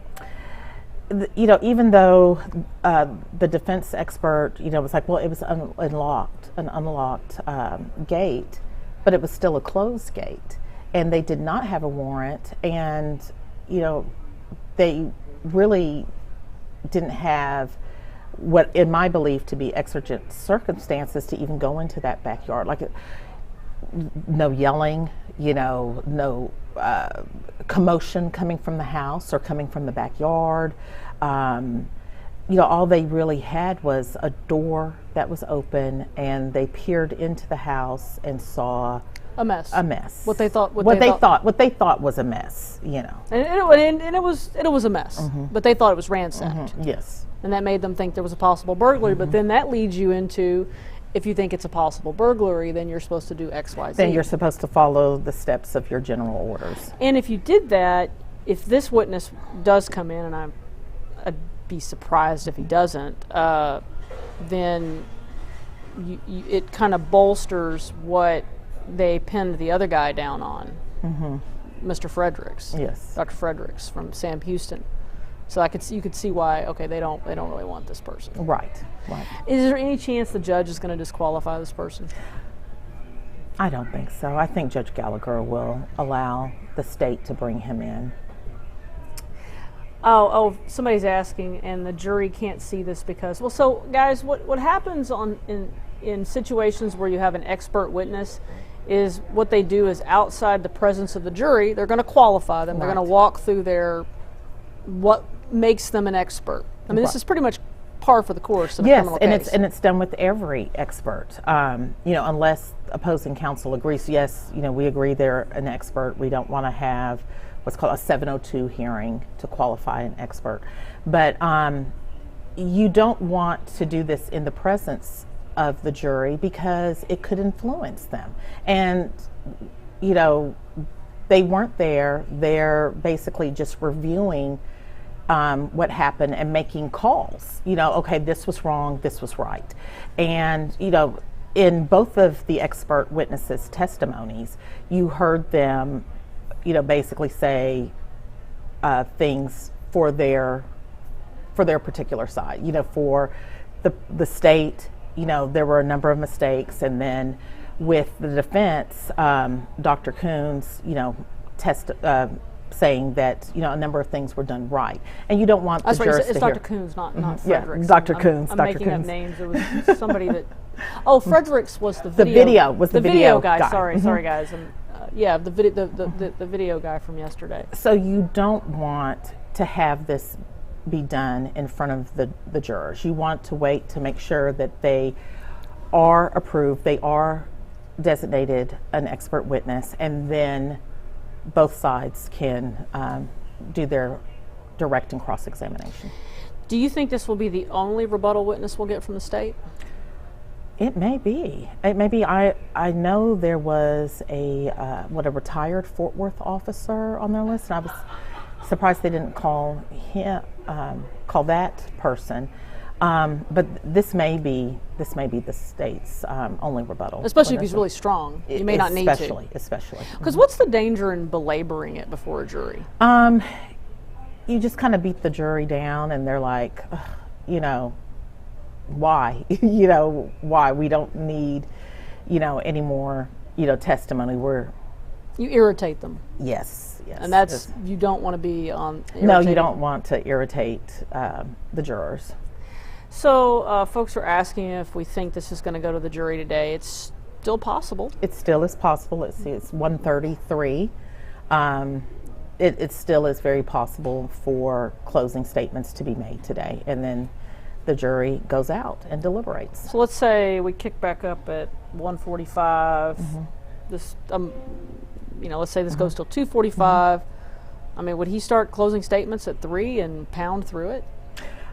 It's quite possible. I don't know how much time Judge Gallagher has allowed both sides to have, but it could be anywhere from 30 minutes to 45 minutes for both sides. And then letting people go, letting the jury leave at, 5:30. And you said you practiced in Judge Gallagher's court. Yes, that was my first felony court. Tell us a little bit. We've seen him in action. I'm just curious for the YouTube jury if you can kind of tell them a little bit about Judge Gallagher and how he runs his court and what you thought about him. I really enjoyed being a prosecutor in his court. I enjoy practicing as a defense attorney in his court. He lets the lawyers try their cases. He's very, very fair, extremely fair, and just kind of laid back and just come in there and handle your business and go on about your day. I dealt with him, I saw him in action in a different case, in another high-profile case, and I found him to be just a really kind of no-nonsense judge in a good way. Just moving things along. And I know in terms of for us in the media, just in terms of setting up and doing this sort of thing, he's really a good judge. And what I like also is he's fair to both sides. He is, and I think that comes from his background of he was a prosecutor under Tim Curry, and he was a defense attorney, so he knows both sides of it. And I think that's why he allows lawyers to come in and try their case. And I mean, now he doesn't let you go too far off tangent and waste the court's time, but he allows you to be effective counsel. Somebody wants to know how long we think the jury will be out. Well, that's, who knows? I mean, is there ever there's never, who knows? I mean, they could come back with a verdict in 45 minutes, or it could take them a few days. You just don't know with juries. They're not on some sort of timetable. I know in my experience, if they get it and they deliberate, a half day or a whole day, and then they'll oftentimes sleep on it and then come back around lunchtime. That seems to be, I mean, but even saying that, I know that they can do what they want. And I'm always interested in the jury questions, the questions they come back and ask. How much stock do you place in those questions? Well, it depends on what they're asking for. If they're asking for a particular piece of evidence that was really favorable to the state, then I'm like, oh, okay, they're someone in there, wants to see it again before they make their final decision. And then I'm going to be honest with you, it usually comes back where it's guilty.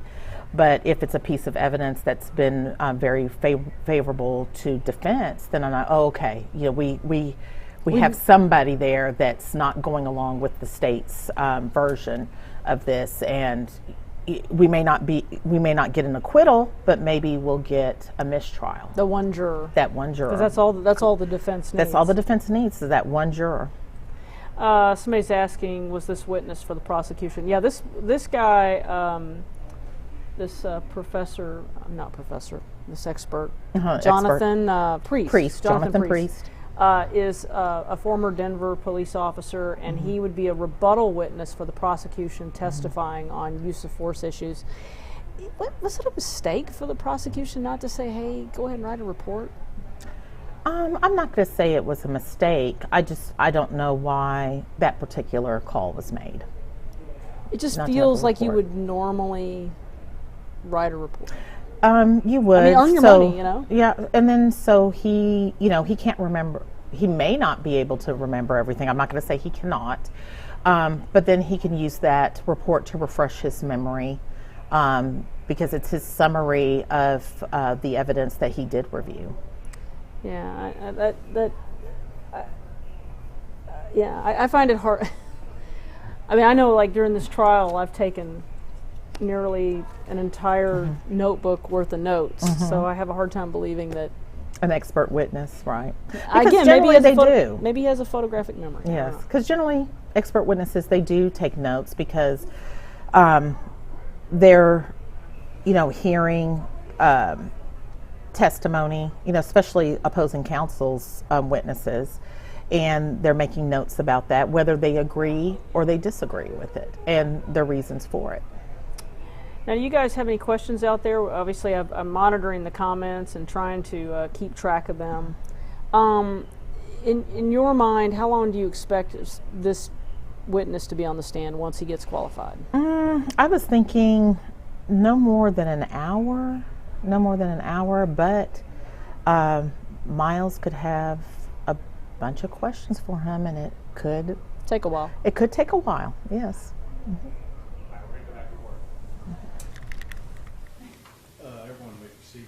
So we can go forward. If I can get those attorneys to produce it, I can use it to impeach him. All right. Both sides ready for the jury. Stage ready. The fifth. Yes.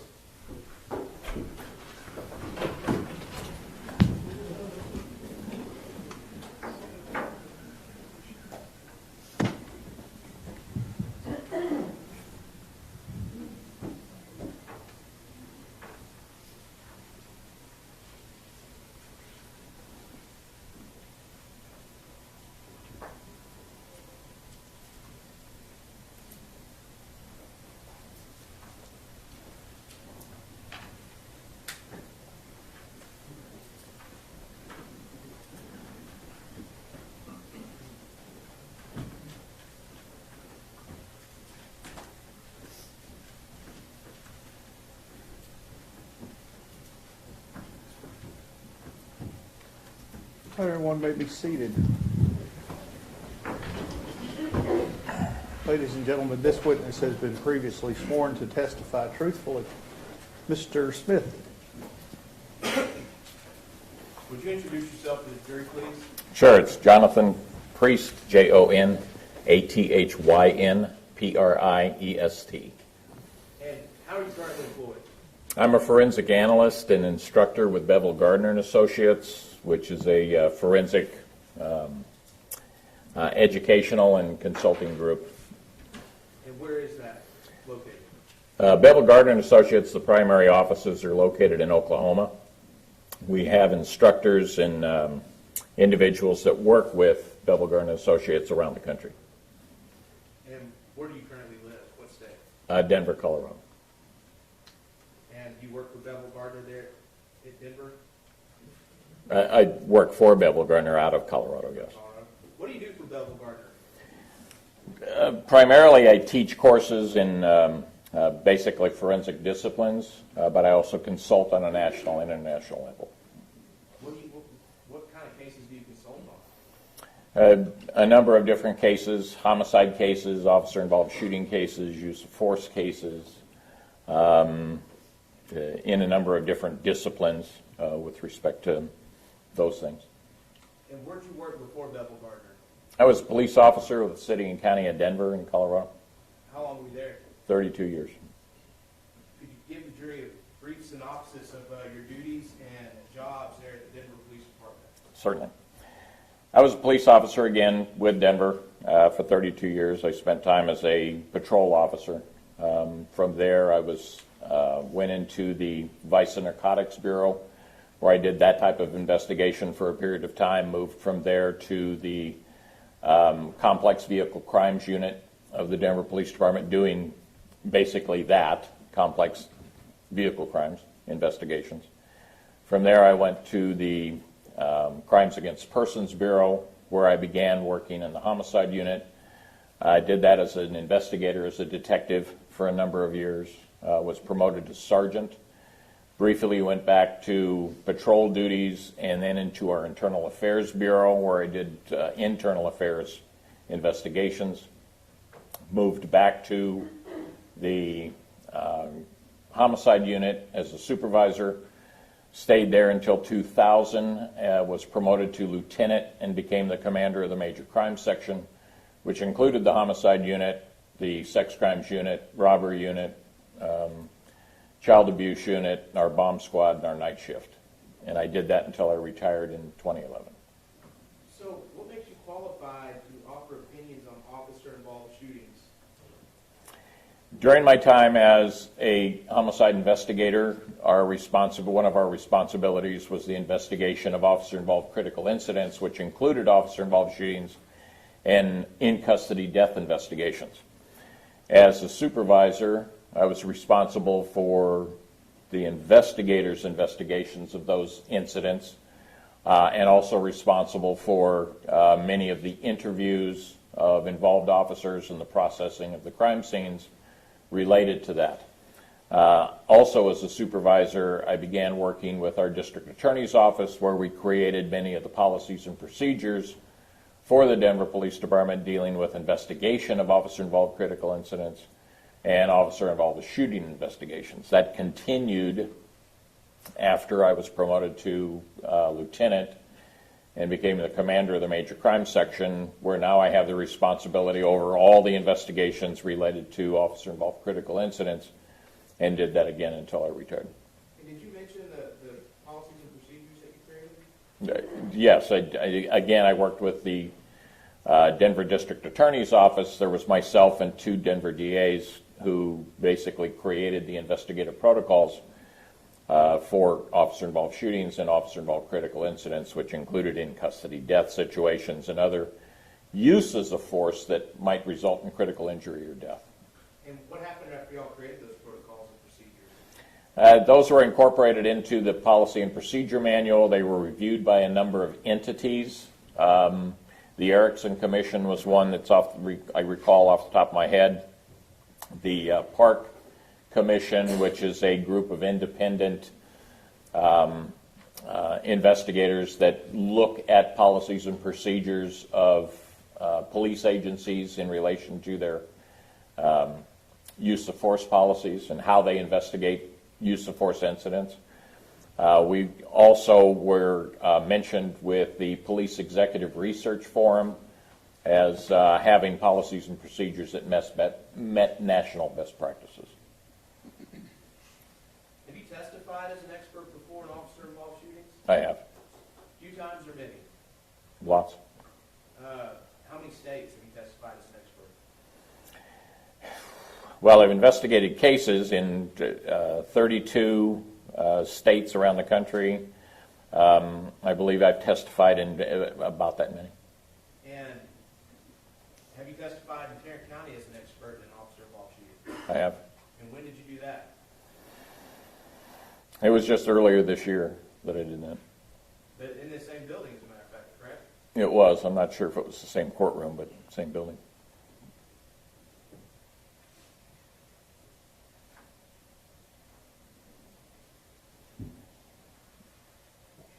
Are you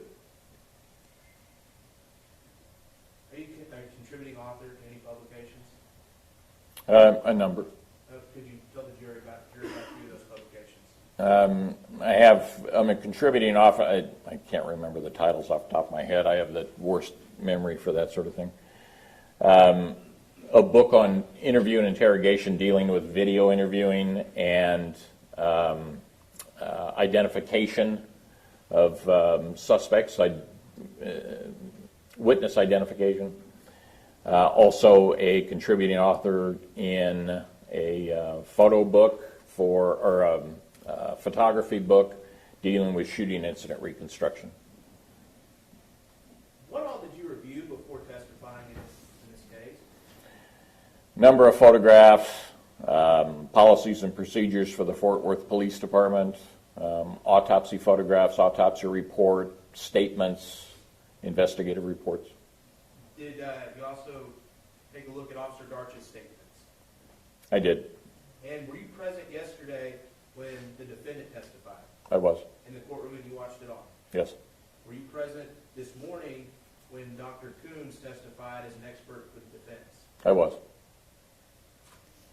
So, do you have some differing opinions of from Dr. Coons of how Officer Darch and the defendant performed on the early morning hours of October 12, 2019 at Atatiana's home on East Allen Avenue? Some. Let's just start at the beginning. How do you feel about the manner in which Officer Darch and the defendant approached the home on this open structure call? I think their approach wasn't terrible, but it likely could have been better. They didn't have an awareness of what was around the neighborhood. They didn't know what was across the street. They didn't know any movement of individuals that may be in or out of the house. They didn't pause to stop, look, and listen, although I know there were discussions about that. But anytime you're approaching a residence that you're unaware of what may or may not be going on, stopping, being quiet, looking, seeing what's around you and what areas of not only danger may exist, but what areas of egress do I have? Where can I go? What areas of cover might be available for me? And then listen. Are there any noises? Are there any sounds, any yelling, any talking, anything like that that's going on? I didn't hear any discussion about that's one of the steps they took. So that's certainly something that could have been done better if it wasn't done. Again, I didn't see anything that supports that it was done. What about when they got up to that front door? Well, when they get to the front door, the door is open. So at this point, they basically have a couple of choices. One is that they simply back away, maintain cover on the front of that house, call for additional cover to come in and assist them in securing the location so they can do a search. The second one is to basically knock and announce. So those are the two basic choices that they have. Neither one of them were chosen. They had an option of knocking and announcing? Is that true? Yes. Well, would you be, you reviewed the general orders, would you be surprised? Did you see Dr. Coons testify this morning? I did. What do you have a different opinion about how Dr. Coons feels that that these officers are cautioned about announcing themselves? Well, I heard the use of the word be cautious. Well, you can certainly be cautious while you're announcing your presence. I mean, you're there. You're wearing Fort Worth Police Department uniforms, so you're visible. You're standing in front of the door looking in. So if somebody is in there, secreted or not, there's a good possibility they're going to see you. So it's not like it's a big surprise that somebody's outside the door.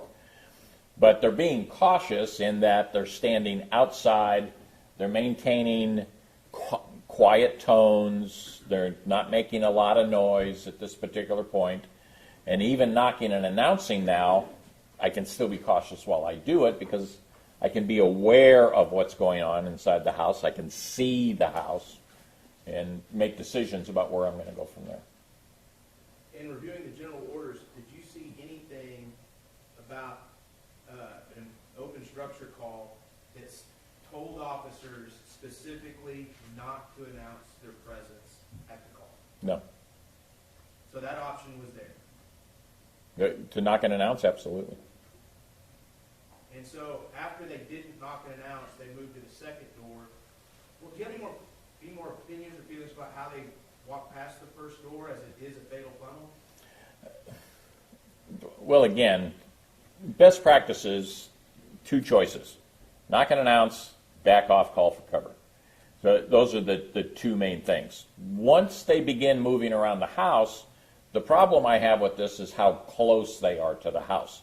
They're in the light wash of the light that's the ambient light that's coming out of the house. So they're easily seen at this point. If I'm going to walk around the house, I'm backing off into the shadows so that at least that I'm maintaining some level of security. If I want to search this place, I want to do it from a position of advantage and not hugging the walls and risk the possibility that something bad could happen there. So, did they hug the house on the way to the second door? They were very close to the house. And the fact that they're in the light wash is one. Hugging walls is never a good idea when you're doing searching anyway. But you want to back away from that, at least give you a position of advantage. What do you mean by light wash? We have the ambient light that's in here. Any of this light that is shining out into a darkened area is going to reflect off of you. So it's going to basically give you illumination that you wouldn't necessarily have if you were back in the shadows. And why is that important for an officer to realize? Again, goes to that cautious, and it also gives you the ability to be, give you that time delay. If the people can't see you, they can't react to your position. And what about when they get up that second door? What's your opinion about how they encountered, investigated that second door on the side of the house? Well, again, when they move up to the door, they're right there. They notice that there's some damage to that door, which suggested to them, or at least what was being stated, is that there may be indications of forced entry. So not only have we found an open door, but now we found a door that may have evidence of forced entry. So at what point are we going to stop and secure this? By leaving that first door, I now have an entrance and egress point that is left unsecured. So if somebody is inside that house, they now have a way to get out. Not only get out and get away, but get out and get behind me. So there are some problems with leaving that front door unsecured. Coming up to the second one, they're now again hugging that area, making no indications that they're going to do any kind of knock and announce at this point. Well, whenever the defendant testified yesterday, you heard him talk obviously about the damage to the screen. Did you also hear him mention a screwdriver? I did. And why did he mention a screwdriver? I think as a means of causing the forced entry, or attempting forced entry. And again, what did the general order say when an officer at an open structure call believes there's evidence of a forced entry? Call for cover and secure the location. That they shall do that, correct? Shall, which means do that. But did they do that after they encountered the second door? No. And what did they do next? Next, they moved over by the cars. Stated that they shine lights inside the tinted window cars. The difficulty there is that even shining a light inside those cars is not going to give you an indication that there's no one in there. There are a number of areas in cars that people can lie on floorboards and can lie down in the footwells of cars. Certainly you can get into the area of the ridiculous, but there are a lot of areas that you can look at inside cars, and that brief cursory search, for me, and in my training, is not going to give me the indication that that car is clear and secure. I don't have any information or any knowledge that they checked to see if the trunks were ajar, to where they could open those, that they checked the doors to see if they were locked or unlocked. Nothing like that. So now we have another point where there's the possibility that somebody could be secreted in those cars. What about underneath the cars? Isn't that another place to hide? Well, sure. Under the cars, around the cars, in the blind spots. What about when those officers walked over the lawnmower, weed eater, and that? You heard that testimony yesterday? I did. What significance did that testimony have for you? Well, again, there are a number of things about this house that it could just be a messy house. The fact that the lawn equipment is out there in the driveway area could be the result of a messy house. The fact that they're seeing it and making the leap that maybe the burglars are piling this stuff up for easy access to load into a truck or a car or whatever and get away would tell me that, well, where did this come from? The logical assumption would be the garage. So if that's a logical assumption, what should the officer's next step be? Well, not only go look in the garage based on that, but the fact that they're going to be walking by the garage, touching the garage, be near the garage, there should be some search of that garage. It's on the way. I don't want to leave that behind me, so there should be some analysis of that garage. And again, while they're moving, where are they moving farther and farther away from, both the defendant and Officer Darch, as they keep heading towards that back gate? That front door, the open front door. And the open side door? Correct. And how do you feel about them moving farther away from the two open doors in front of this house? Well, I don't like that at all. My opinion is that should have been maintained once they found that open door. If they're not going to knock and announce, back off and maintain security on that front door. That's where they should have stayed. So the further away they get from that, the more difficult it becomes for maintaining security of the individuals who may be inside that house. What about that window that's there on the side of the house that Dr. Coons missed earlier today? What's your opinion about how they treated that window or searched that window? Well, depending on what it is that they're actually looking for. I mean, they say they're looking for signs of forced entry. Typically, signs of forced entry can be seen from a distance. I don't need to go up and do an actual tool mark investigation. I don't need to look for that. I see an open door, so could it be kicked open? Sure. Could it be jimmied open? Sure. Do I need to go up and look at it for damage or anything of that nature? Maybe I do, maybe I don't, but it's open and it meets the criteria of the reason I'm there in the first place. Now I'm looking at that window that's just down from near that lawnmower area. I can look and I can see that from my position, whether it's broken or unbroken. So I'll know if it's an entry point or not just by looking at it. But there's no indication that that was acknowledged. If I want to look at it for more detail, then certainly I need to get closer to it. Okay, so now back to the garage. You said search the garage. How are they going to search a garage with the garage roll door down and the walk-through door closed? Well, you can open the walk-through door. I mean, you can certainly do that or push on it to see if it's locked. But again, it's just like clearing a room. If I walk past this door, I'm leaving that danger point behind me. It is now a point where somebody can come out of that door and cause me harm. So when they get to that gate, how many danger points have they left behind them? Well, you've got the front door, you've got the side door, you got the cars, potentially that window, but I don't know about that. And the garage, if we don't go into the garage. And then Officer Garson and the defendant have left that completely behind them as they approach that gate. Yes. That gate, that structure there with the side of the house, if you're standing facing the gate on one side of you and that garage on the other, was that a safe place for Officer Garson and the defendant to be? By the gate? By the gate with those little walls on each side being up against that gate. Well, yeah, you're basically in a trapped location. You have nowhere to move to at that point. If somebody were to come out of the house and toward them, they really don't have much of anywhere to go. I mean, they're kind of stuck in that point. So it's a bad position to be in. It's almost like a blind alley. Well, what's your opinion on the defendant entering that closed gate at the home of Atatiana Jefferson? Well, it's a secure location, and it's basically I'm doing a warrantless search at this point. You know, I'm about to open that gate and go into an area that is closed and secured. It would just be, if my front door was closed, it would be the same thing, opening my front door and coming in. It would be the same sort of thing. We're basically doing a warrantless search, and there's no identified exigency at this point. Okay, what do you mean by identified exigency? Well, like was discussed earlier, the Fourth Amendment requires probable cause to do a search and that a warrant be obtained to do that based on that probable cause.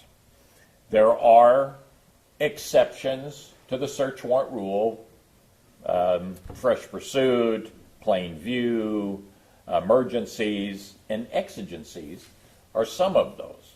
An exigency would be one of those where I need to act right now, okay, because the evidence could be destroyed, somebody is in trouble, which also falls into that emergency group. If I don't act now, people could be hurt, people could be injured, people could die. Nothing has been identified here at this point that exigency or emergency existed. So it wasn't a good thing for those officers to go through the gate? I don't see why. Well, again, I don't know why they leave the front door. But going through the gate only exacerbates this. It's now putting them into an enclosed area. They have to open that gate. If somebody's back there, it's problematic. And again, with them in that backyard, who's covering the front door? Nobody. So anybody from the front door could have left and run down the street. Yes. But they could also come back around to that back gate, couldn't they? Yes. So was that a safe action by these officers to do? Yeah. Again, my opinion is they shouldn't have left the front door. So anything after leaving that front door creates potential risk and danger. So now that they're in the backyard, you saw how the defendant approached that window. Do you have any opinions about how the defendant approached the window in the backyard? He's coming straight at the window. He had room to move off to his right and approach that window at an angle to go up if he's going to take a look in it. But again, they're looking for forced entry. It's a simple process of looking at the window and seeing if it's broken or not. What's the problem with going straight towards that window? Well, I can't see what's inside there, and that's evident by the use of the flashlight. So I don't know what's in there. The person that's inside that darkened room is at a point of advantage. I'm outside, I'm shining my flashlight, I'm at a point of disadvantage because I'm letting everybody know where I am. So if somebody is inside that room, they're going to see me, I'm not going to see them. Well, you bring that up about the flashlights. Was it a good idea to use the flashlights to clear the cars in the driveway? You could shine the flashlight inside the car. There are ways to do that without bringing a lot of attention to yourself. Put the flashlight right up against the glass and turn it on, rather than shine it from the outside. Shining it away from the glass, you get that reflective glare, which can limit your ability to actually see into the car. Putting the flashlight right up against the glass and turning it on illuminates the interior. So I don't really give anybody outside or behind me or around me indications that I'm using it, and I can now see inside the car. Using the flashlight to look inside the car, I don't have a big problem with. The way that it was used, or at least the suggestion on how it was used, being away from the car, created difficulty actually seeing into the car itself, the same argument that I have for the way the bedroom window was looked into. I mean, if an officer is shining a flashlight in the dark, what's it telling to everybody around him? Well, exactly. That's why you have the intermittent button, because I can flash it if I need to, but every time I do that, I'm giving away my position. So if it's not completely necessary for some safety need, I shouldn't be illuminating that at all. And again, if safety was the primary concern, then it's your opinion they wouldn't have been in that backyard at all. Is that right? Agreed. So, do you have any opinions about how the officer, approached the window after he saw Atatiana Jefferson in it, according to his testimony? Well, once movement was perceived in there, he's describing it as a silhouette. Why we're not moving out of the line of fire? You maintain a position right in front of that window. Move off to a position of cover or concealment. Get into a position of greater safety and less risk for them to limit the ability of that person to see you or to identify your position. Would that have been a good time to also maybe alert the silhouette you just saw if you were Fort Worth police?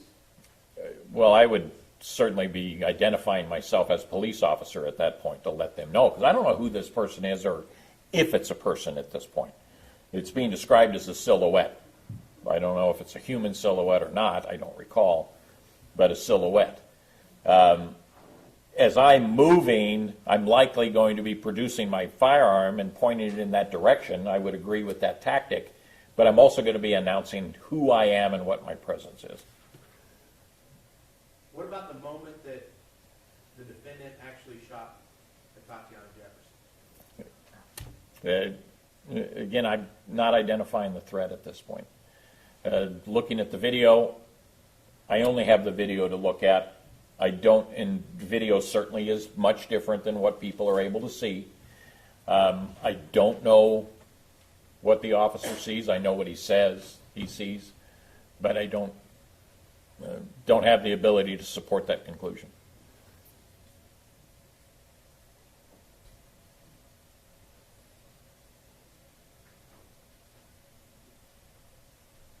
So, you've heard us talk a lot about that these officers had an opportunity to maybe reach out to dispatch and have dispatch get more info, or have dispatch put the caller in touch with the officers. Have you heard that testimony? I have.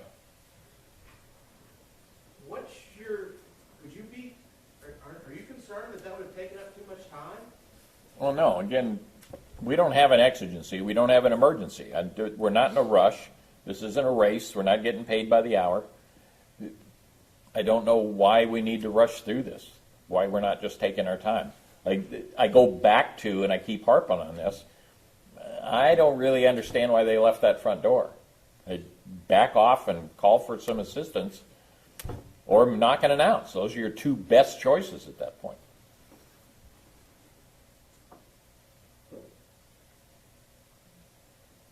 And, Mr. Priest, are you being paid by the state of Texas? I am. The state of Texas being the Tarrant County Criminal DA's office. Yes. And are we paying you as a consultant and as a testifying expert? As a consultant, yes. I don't charge for testimony. Okay. And what do you charge per hour? It's $295 for Bevel Gardner. I get $200 of that. Do you promise one particular opinion or the other? I do not. Have you testified for both in favor of police officers and against them? I have. We'll pass the witness. Cross-examination. Thank you, Your Honor. In telling the truth, testimony is all about telling the truth, right? Yes, sir. The truth is what matters in the courtroom. Would you agree with that? I would. Any doubt of that in your mind? No. You've never said otherwise. Go ahead. You're going to have to tell the jury eventually. I have done programs, done training where the truth is not always what matters, but what that's talking about is it's what can be proved, what is not necessarily true. Okay? So Let's talk about what can be proved. When I asked you at a break if you've ever emailed your testimony records to people, and you say you've never emailed it, and I can produce an email from your Comcast account, that would be something that you didn't tell the truth about, correct? no, I don't have any email. I think the question was, do I have any emails with that document on it? I do not have any emails with that document on it. Sir, you said you always mail it, you never email it. You recall that? I don't. I know that I send things through Dropbox. The question, as I recall it, was, do I have any emails with that testimonial evidence in it? And I said I do not. Is police work dangerous? It is. Are police officers trained to make rapid observations and assessments?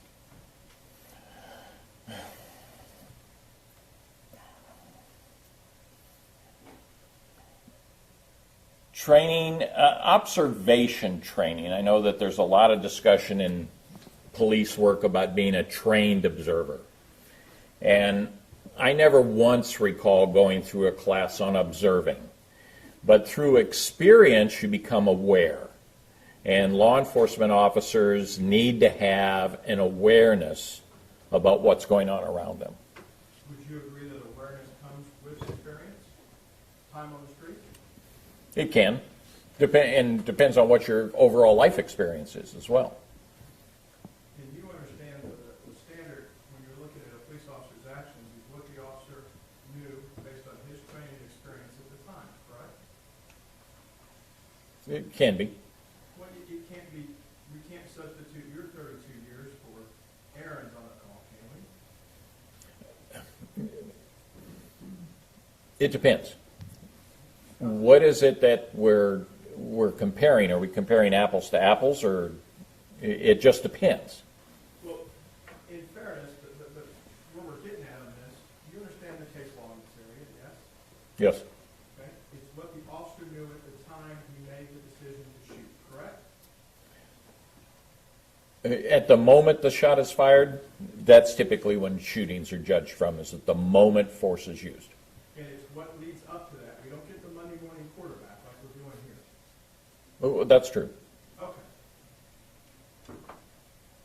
Does police work involve a balancing of risk? It can. When on a call, does a police officer need to trust their partner? Certainly trust is a big part of working in scenes or investigations. Should a police officer on call assume that his partner is following their training just like they're following theirs? I would expect that they would. Does an officer have to rely on his training to deal with those risks, those inherent risks of being a police officer? Yes. If an officer fires a shot while on a call, is it reasonable for his partner to assume that the officer has seen a threat that requires a response? No. Why not? When an officer is using deadly physical force, they are required to articulate their reasonableness for the use of that force. And what I see is not necessarily what my partner might see, and I wouldn't assume that my partner knows what I saw. Meaning that if I discharge my firearm doesn't mean my partner is going to say, oh, well, they must have been reasonable in that use of force.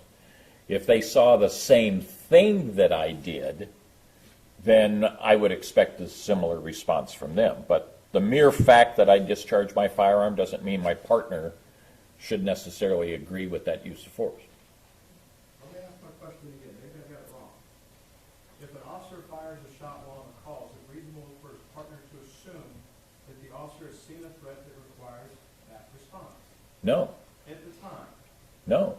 Okay. And I could go through case after case of where an officer discharges their firearm. There was no reasonableness for the discharge of the firearm. Why would my partner believe that they were reasonable in that use if they don't see that information? Do good officers sometimes deviate from the general orders? Yes. Can it be good police work to deviate from the general orders? Can be. Is it generally good police work to evaluate the facts of the call before making decisions as how to proceed? Yes. Does a burglar, whether in this state or Colorado, have an expectation of privacy in a structure he's burglaring? No. Does a Texas peace officer have an authority to enter a private property to investigate an open structure call?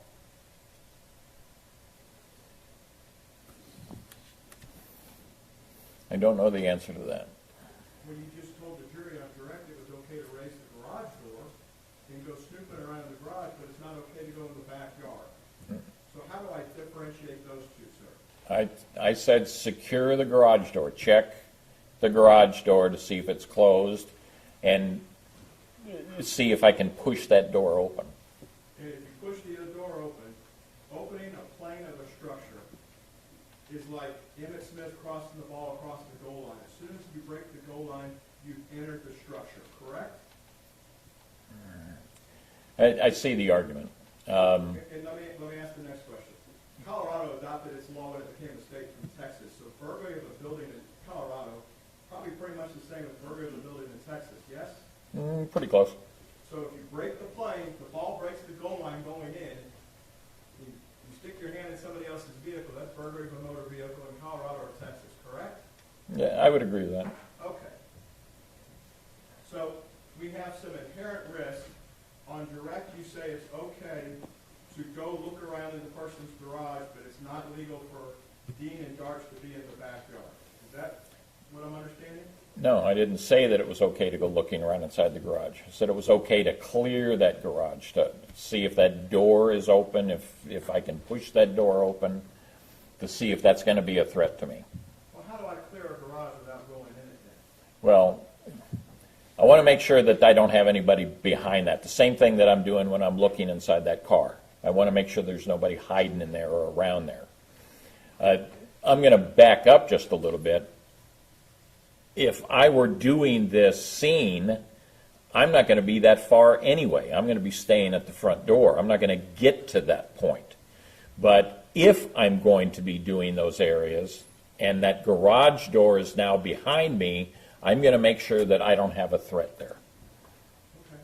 So if I understand your theory of Fort Worth police policy, if they see an open structure, a priority to call that's a two-person call should go to a 4 or 5-person call for every call?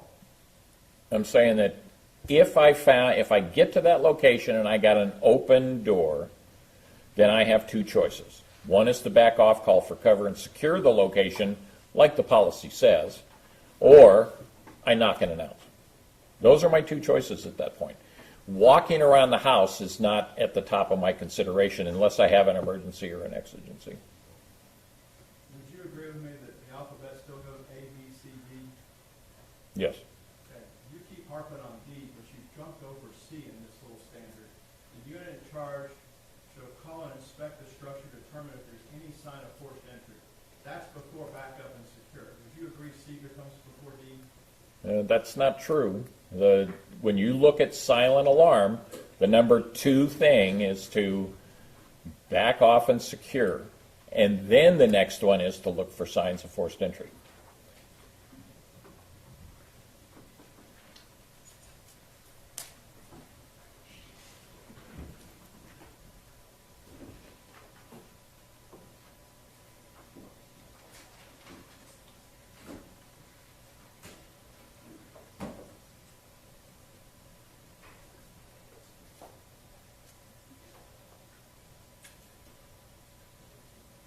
I know outside the presence of the jury, you take no notes. Can you tell us what version of the general orders you looked at in this case? What rev version it is? I don't know. So It was the ones that were sent to me by the DA's office. So you don't know if you looked at a complete set of general orders? I can't tell you off the top of my head. Well, since you have no notes, what parts of the general orders did you look at? I looked at the ones dealing with silent alarm, burglary of a residence. I'm going to show you what's been marked for identification purposes as Defendant's Exhibit 49 and direct your attention to 327.0 found on page 247. And I'll purport to you that I got this from the city attorney's office. Mm-hmm. And you see the word silent alarm in 327. That's correct. Okay? So you have A and you have B, correct? Correct. Okay? Am I wrong that we don't have secure the premises right there at the park? All main exit ways should be guarded to prevent escape from the prisoner. That's secure that location. All main exits. So that's secure that location. Take a look at D. D is what you've been harping on, is it not? No, this is looking for signs of forced entry. I'm talking about secure the location. That's what this number 2 is secure that location. Guard those entry and exit points. Okay. What kind of vehicles were in the driveway? 2 cars. What kind? You said you got to look on the floorboard to find somebody hiding on the floorboard and do a detailed search. You've studied this case. How big are the floorboards in those cars to find somebody secreted down in the floorboards? Well, the time that they spent at those cars didn't suggest to me that they did any kind of thorough search at all. I don't know that they checked the trunk lid. I don't know that they looked clearly on the floorboards. The time that it took for them to go by there, I don't see that they could have done any kind of search, no less a detailed one. Based on your notes that you have, how long did they spend at each vehicle? It wasn't long based on the body-worn camera footage. All right. Signal 56 says you treat it like a silent alarm, correct? Correct. And if it was an audible alarm in the general orders that you have here, you also treat it like a silent alarm, correct? Correct. Because you studied that before. Yes. This case is not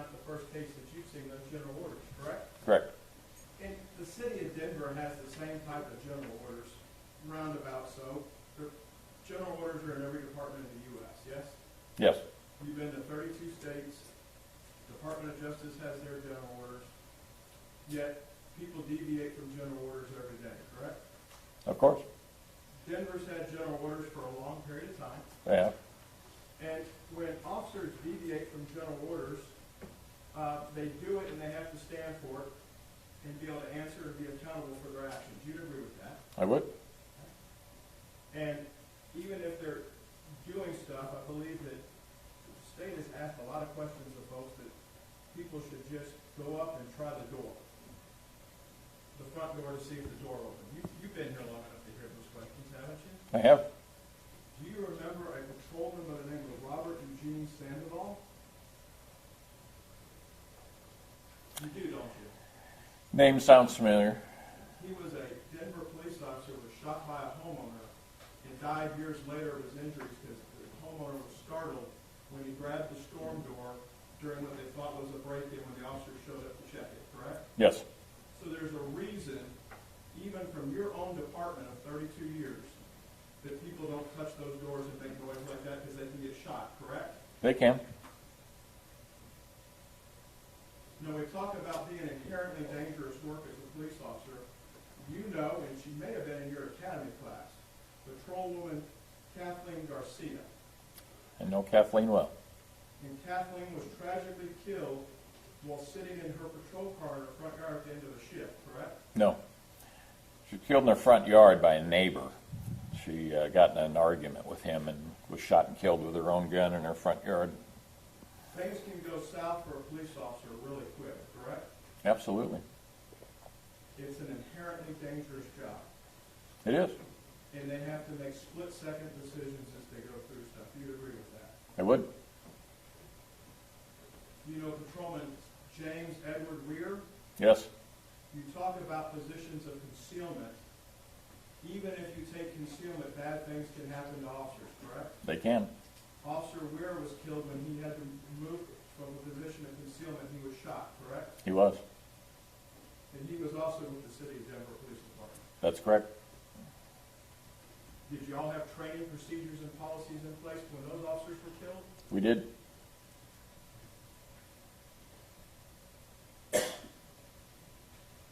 The window that's by the Bravo side door, the B side door, it has a Weber grill in front of it. Do you recall that? Yes. And the Weber grill looked like the lid was still on it. It looked like if you had to get to the window, you were going to have to go over a bunch of stuff to get there. Do you agree with that? I would. So a quick scan of that, you could probably rule that out just by looking at it. I think like you said on direct, you're at the B door, you look down there, out of the corner of your eye, there's a bunch of stuff in the way. If somebody's getting in and out of that window, that stuff's still intact. You could probably rule it out based on that. And I pretty much said that myself.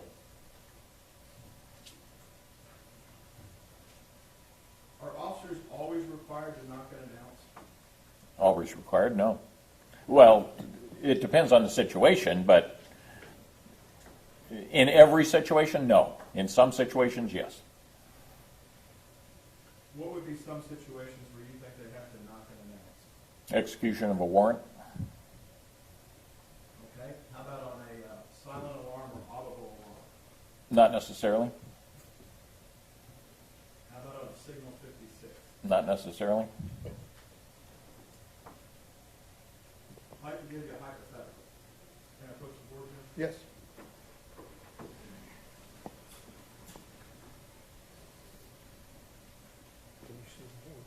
It depends on what he's going to do. Okay.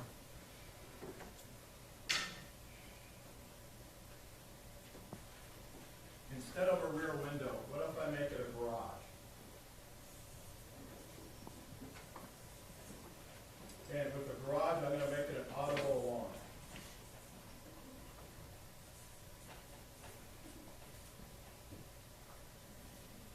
The garage is open, audible alarm, it's 1 a.m., and I got 2 rookies.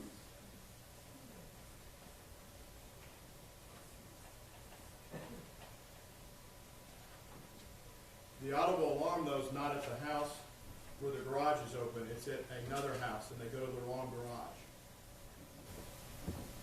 Okay? You with me so far? I'm going to try to be. Okay. The two rookies go to the wrong garage, wrong residence, and walk up on somebody in the garage. Okay? Okay. You with me so far? They walk up on somebody and that person comes out of the house with a gun. If the officers are dispatched on an audible alarm call from Alarm Center, do the officers have a right to be there in that scenario?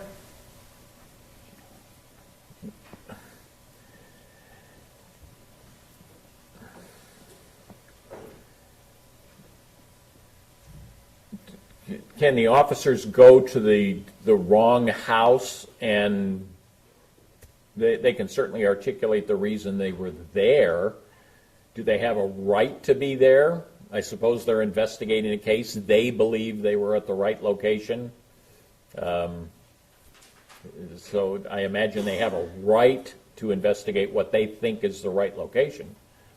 I'm sorry, I didn't mean to interrupt. Please finish.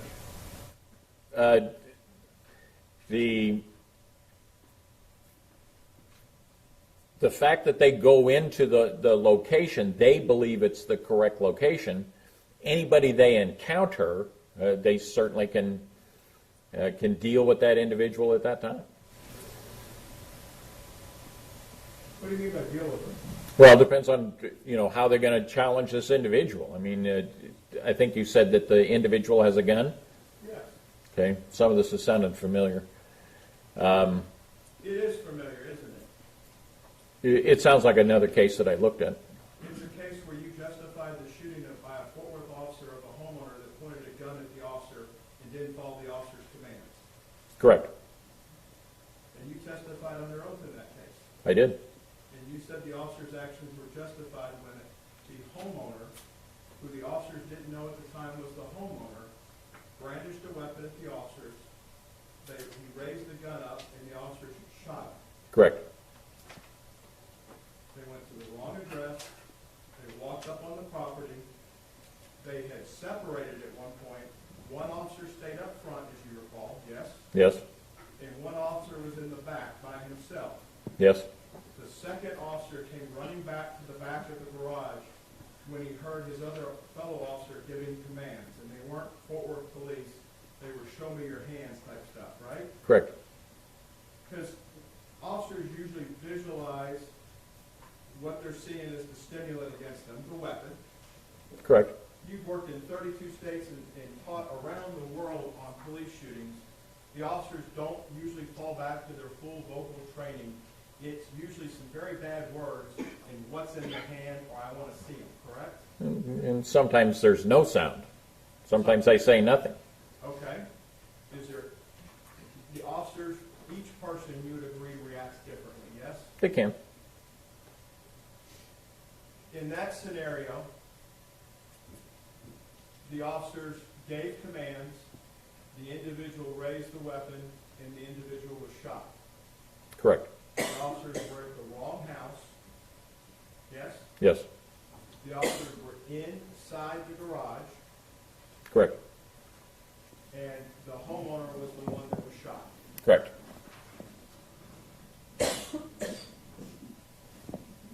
And you ruled that. Hang on just a minute.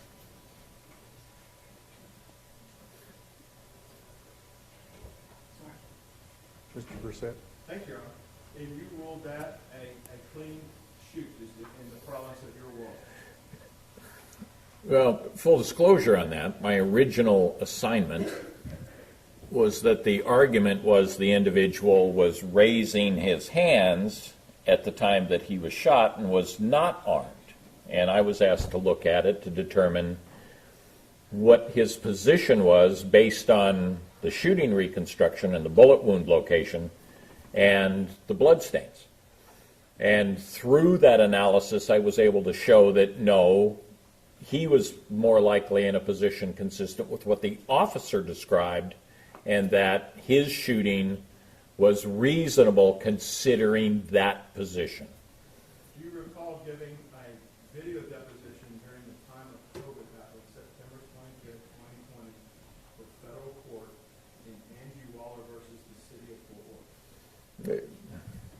Yes.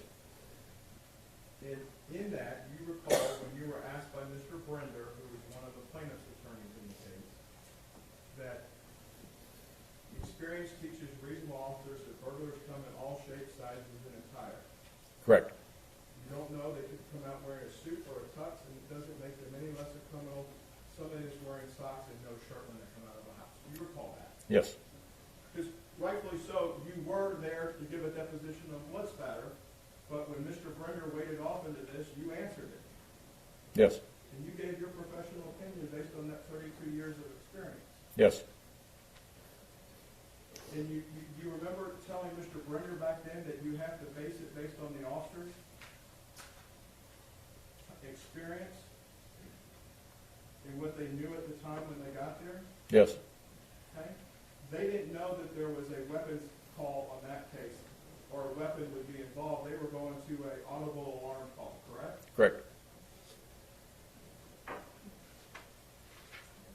So they further, your senses are aware when you get there on a call. The four of us have never been police officers and don't claim to be. That's why we have experts like you. When you're on a call at night, whether you're a single person unit or you have a SWAT team there, you still have to be careful where you go. I think that's what you were explaining on direct, and you talked to me a little bit about on cross, right? Yes. This wasn't a tactical operation where concealment needed to be the utmost of it, was it? Well, certainly you want to be cautious anytime you approach any location. The fact that it's an audible alarm, you're looking for those entry points, and they had the different way to approach in this particular case, which they did. When we're talking about how we compare somebody and look at them, certainly to be clear, when it talks about reasonable offer, it's talking about somebody with life experience and training. Yes. When you cleared the Fort Worth officers for their shooting back on that garage hypothetical, that's the standard you work with, reasonable experience and training, correct? Yes. So you have to look at two rookies in this case, yes?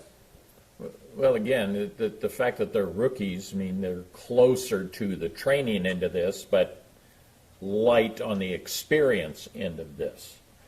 I don't want to give somebody a pass simply because they have less experience. No, and I'm not asking you to, but we don't have the breadth and depth of your knowledge of 32 years of doing it your way. We have to do it the way the rookies would do it.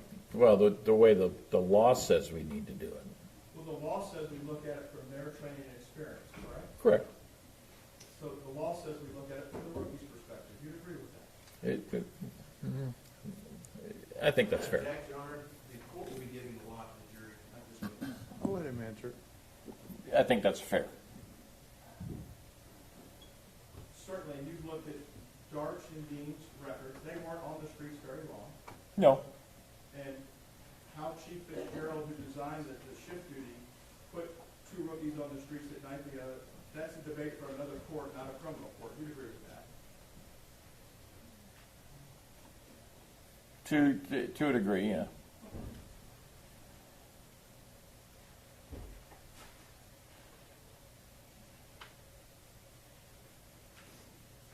Do you have any qualms with the study, the Blair study that Dr. Kuntz talked about reaction times? You've read that before, haven't you? Yeah, Blair's not the only one that's done that. There's several people that have done that sort of thing. It's the same sort of deal with the 21-foot rule. And yeah, I'm very familiar with the study, but lots of studies like it. Sure. And as computer technology has evolved, we try to test so we can better train and protect officers, not only for their safety, but for the public they encounter. That's safe to say our whole goal in the law enforcement system is to make sure everybody's as safe as they can at any one time. Well, sure. So, can you explain to the members of the jury, you just mentioned 21-foot rule. What's that? Well, the 21-foot rule is kind of an antiquated deal, but basically it dealt with sharp force weapon usage, but it can really deal with pretty much anything other than a firearm. I guess it could with a firearm too, but basically what it says is somebody armed with a knife can close the distance and severely injure or kill an individual who is armed with a gun if they are within 21 feet of their position at the time.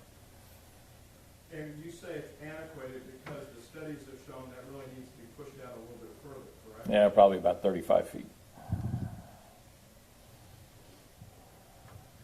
And the studies we talked a little bit before the jury came back in, the studies that you reviewed on reaction time for officers, do you have any qualms with Dr. Kuntz's reaction time? If Officer Dean's already in a position, however he got there, I know we differ on how he got there or why he should have got there, but once Officer Dean is in a position with his finger index removed to the trigger, you don't have any qualms with the time it takes for him to make that decision of shoot, don't shoot?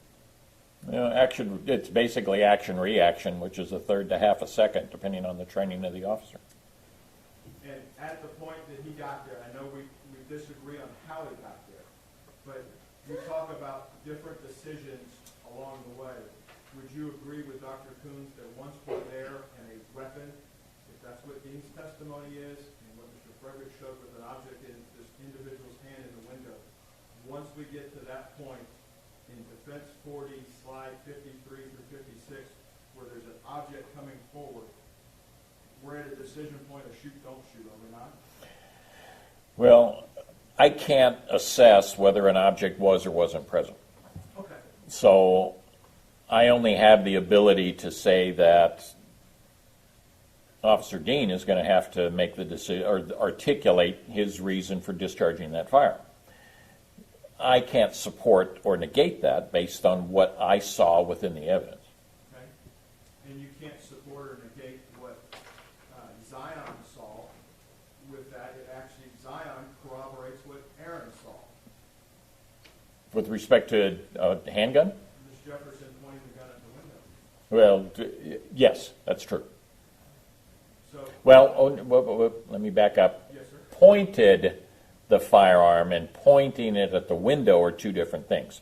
Pointing the firearm, I will agree with Zion. Okay. And Aaron says he saw the gun and the barrel was huge. And you've done enough use of force. You've done enough use of force stuff that's typical of what the person says, whether they're a victim of a robbery and they say the barrel looks as big as your fist, or it's an officer looking at a suspect's gun pointed at them. Weapon focus. What do you mean? Weapon focus. Can you explain that to the jury? Weapon focus. Typically what happens, and it's been discussed in here a couple of times about the degree of visibility with the eyes, which is when your degree of focal vision is 2 to 3 degrees, and it's always that. Peripheral vision is out to about 120 degrees, about 210 degrees to the sides, and you've heard all of that. Under stress, your focal vision really takes over, so that 2 to 3 degree that is always there really starts to concentrate and you're paying attention on that. If you identify a threat, you begin to stare at that threat, whatever it is. And if it's a firearm, you begin to stare at that and you see it. Now, that doesn't mean that you actually have a firearm either. Okay? It could be that you are identifying what you believe or perceive as. And because that's how you perceive it, that's how it's reported. As part of your 32 years of training, you've had to be qualified on many different weapons. Is that safe to say? Ask that one more time. Sure. As part of your training as a peace officer, I guess, is it a post-certification in Colorado? Is that the proper phrase? Post, yes. As part of your post-certification in Colorado to carry a weapon, you have to qualify on them, correct? Well, I carry a firearm, and I have to qualify with it, yes. You familiar with semi-automatic weapons? I am, You've had to qualify with handguns, correct? yes. Have you examined either the Glock or the Walther in this case? The firearms in this case? No. Yes. You familiar with light rail systems? Yes? Okay. You familiar with laser light rail systems? Yes? May I approach the witness, Your Honor? Yes, sir.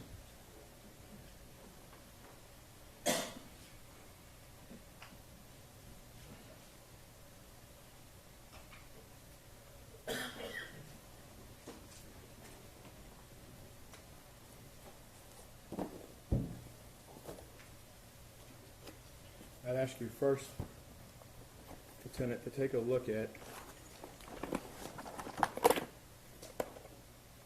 States 97 and make sure it is equipped to be rendered safe with a zip tie in it right now. Slide is locked back. There's a zip tie through the both ends of the barrel, which prohibit the firearm from accepting a live cartridge. And again, the slide is locked back. So you would agree, for demonstrative purposes, you and I can chat about this safely here in the room? Yeah, as long as I'm not pointing at anybody. Yes, sir. Won't be doing that. Understand completely. So on 97, States 97, that has a light rail system on it. Would you agree with that? I would. And do you know how a laser such as that comes on? There are toggles right here. There's a button on either side that you can turn it on or off, so you can push it either way. Okay. And if the battery, it's been in the property room for 3 years, safe to say from the date of incident. If I have a fresh battery, do you know that we unscrew the front to put a fresh battery in it? I imagine it loads in somehow. Okay. Do you have one of these light rail systems? I do, but I don't carry my light on there. Okay. I've never seen the need for it. What is it used for? Targeting. What do you mean by targeting?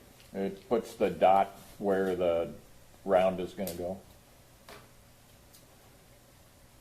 And that's if it's adjusted properly. I don't know if it's been sighted properly, so I can't attest to that.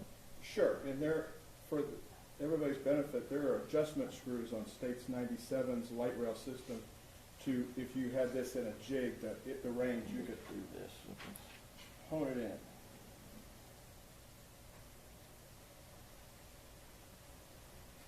in. And showing 97, you mentioned a minute ago on 97, if you hit the button, yes, on either side, right, you can turn this on, and if you press it long enough or flip it, it'll stay illuminated. Is that correct? Right.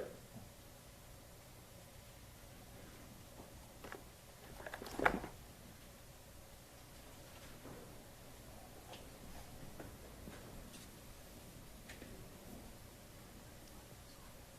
want to go back to some of your teachings on behalf of your firm. Do you still hold the position that you taught nationally that we have criminal jury system which is superior to any in the world, and its efficiency is only marred by the difficulty of finding 12 men every day who don't know anything and can't read? And that's your view of a jury, is it not? it is a joke that is part of a PowerPoint for testimony. And it's to teach experts such as yourself how to testify in front of a jury, correct? No, it's to teach anybody that wants to talk about testimony, and it is a joke slide. Well, you go through some of the other side. It says, get ready for rapid fire questions from like that Dean had to experience. Yes. And get ready for questions that might be unfair in rapid fire. Correct. You think I've been fair with you today? You know, I've done this so long, I don't know that I'd identify an unfair question. I agree with you on that. Thank you. Pass the witness. Read the record. Now approach the evidence. Yes, sir.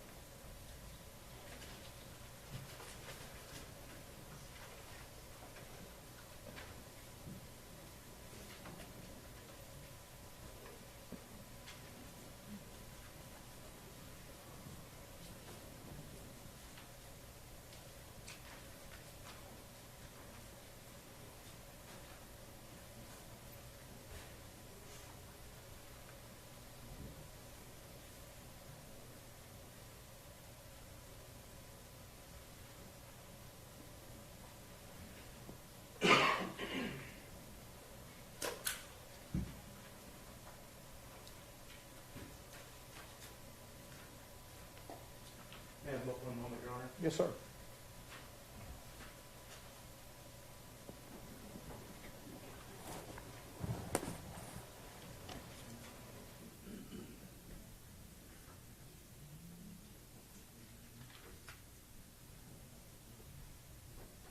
First witness, Your Honor. Yes, sir. Sir, I'm handing over to Mark State's Exhibit 122. Do you recognize it?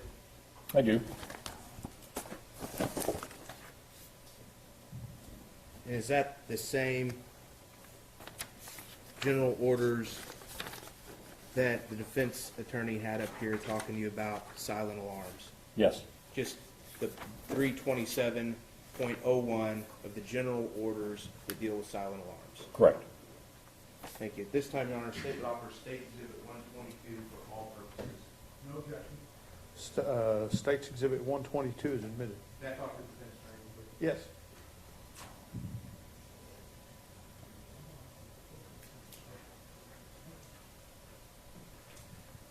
Now, Mr. Priest, this case in Fort Worth, the man that was shot, was he following the officer's orders? No. Did he have an opportunity to follow orders? Yes. You've seen the video that Atatiana Jefferson had the opportunity to observe the defendant's orders? No. And the defense attorney asked you a bunch of names. Do you recognize the name of Tanya Jefferson? Other than from this case, no. But you know the name now, don't you? Very well. And where did she die? Died in her home. In her own home? Yes. At the hands of the defendant? Yes. We'll pass the witness. Mr. Brissett? Under the rule of optional completeness, we offer defendants 49 in the general order. No objection, Your Honor. We join in its admission. All right. Defendant's Exhibit 49 is admitted. Now, Wait, has it been marked previously? yes, Your Honor, it's on Oh. the witness stand. Okay. I'm sorry, Mr. Brissett. Thank you, Your Honor. Now, they didn't drop the case that you cleared the officer on. You remember telling them that they may not have an opportunity to get the commands out if you go that quick?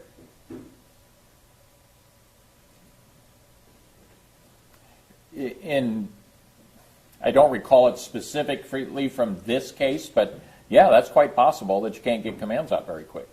And as you're visualizing as an officer what's coming up at you, the prerequisite that the media and everybody else wants to have in any shooting case that really isn't reality is officers are faced with deadly force, and it may be that quick that they have to make a life-second decision. Agreed? And you don't have any problem with Dr. Kuntz's timing for the split-second decision. Once he's, regardless of how he got there, once the decision is shoot, don't shoot. If Dean says he's faced with a deadly weapon and it's presented at him, you said earlier on direct that mere presence alone is sufficient to identify the officer. Do you recall that? Well, mere presence alone, if the officer is seen, can identify them. But yes, I mean, in a basic sense, the fact that the officer is there wearing a police uniform, that's enough to identify them as a police uniform if they are recognized. Correct. Sure. And that's the whole part of this. But that's the general training that Fort Worth and every other department in the United States operates under, correct? I'd agree. If you have a uniform on, that checks off the first box, you're a police officer. I agree. It's like if somebody's in a military uniform, you know combatant versus non-combatant, correct? Agreed. And there may be situations in time, and you've seen the timing in this case, where if Mr. Fredericks stills on defendant's 40 at slides 53 through 56 have the timing with the voice overlay, that whatever's in that person's hand inside, Ms. Jefferson's hand, there's something coming up in her right arm. Do you disagree with that? Whatever it is, there's something, if Brant, you disagree with Mr. Fredericks? I don't know what she's holding, if anything. So when you were looking at this, I know you didn't take any notes when you were looking at the videos. Did the state ever give you, we looked at Axon Interrogate yesterday with Mr. Fredericks. The precursor to that was Input Ace, which was Mr. Fredericks' product. And the Fort Worth Police Department or the Tarrant County DA's office both have copies of it. I have one. Do you have Input Ace? In your farm, you do a lot of crime scene stuff. Yeah, but no, I mean, we don't typically use that kind of program. Okay. You just look at it with whatever software is generally available to the public? When you're doing your crime scene reconstruction? Is like body-worn camera? Yeah. Yes. So you never look at it, the forensic detail, to see what is artifacts or anything like that, and you make your opinion just off of, you never interrogate it, for lack of a better term. Well, typically no, because again, my ability to look at that frame by frame by frame is not how the officer actually saw it. And they may see things that the video is not. So looking at the video, I see what the video is showing. You know, looking at it frame by frame is not how people see things. And would you agree that the video may, if it captures and saves stuff that's wrong, that didn't get recorded, like artifacts or overwash from the flashlight, that Mr. Frederick said yesterday, you can't unsee something you've seen, correct? Correct. You'd agree with that? Agreed. Were you given the individual stills from the input ACE discovery that was done the morning of this shooting by the Fort Worth police, that everything Mr. Fredericks did, minus the arrows, was available to the police when they were investigating this by 10 o'clock Saturday, October the 12th, 2019? I would agree that they had the body-worn camera and could do that kind of analysis, yes. And have you seen the edited version that the city of Fort Worth put out that morning that was done in input ACE? The stills were available, the edits were available, the triers that were looking at that, the officers could look at that in the same forensic software that morning. Have you ever looked at those forensic edits as you were looking through this case? I don't believe I have. Did they just not provide them to you? I can't say they haven't. I don't recall seeing individual stills, but I can't say they didn't provide them. It's part of your job, because you're a big consulting firm that goes around the world, correct? Yes. Do you have somebody on your team that intakes, here's a list of all the evidence I received so I know what I had when I'm forming my opinion? Well, I have a list of all of that. I just can't recall everything that I have from my head. How do you make the list if you don't take any notes? Well, I've got the file on my computer. Okay.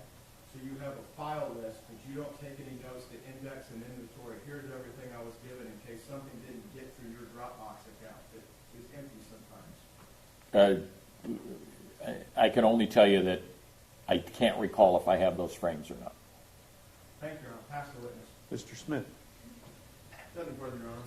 May Mr. Priest be excused subject to any potential recall? Yes, Your Honor. No objections to the Thank you, sir. You may step down.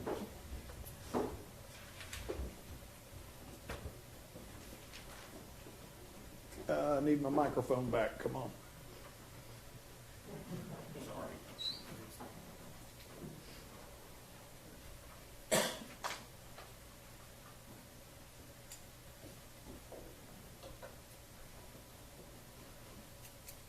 Mr. Smith.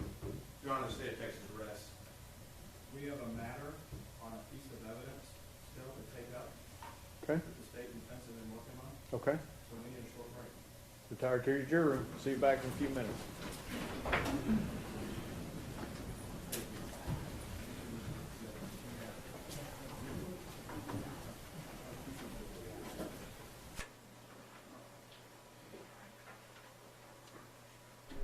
Okay, so I guess we're going to see what matter they're going to take up outside the presence of the jury. I don't have any idea what that is exactly. No idea. A piece of evidence, so we'll see. I'm very curious now. Me too. It seems like it's more on the defense side, this piece of evidence? Yes, because it was, I believe, Miles Brissett. Yeah. He's the one who approached the judge about this. So let's talk. Well, first of all, just if you're jumping in right now, or I'm hoping hopefully you've been watching all day and all week, and will continue with us. So now the state has rested, the defense has rested, and so we might be getting closing statements today. I mean, I still think if I was a betting person, I'd bet no. I bet we do it tomorrow morning. But maybe we'll see. I don't know. You know, this judge does run a tight ship, but I don't know. I feel like he's going to say tomorrow morning. But I'm always wrong. So let's talk about this expert witness. What do you think of him? I thought he was really very good for the state. He has a lot of experience. Was a police officer for 32 years in various departments, homicide. He was in IAD, and that's Internal Affairs Department or Division, however Denver PD categorizes it.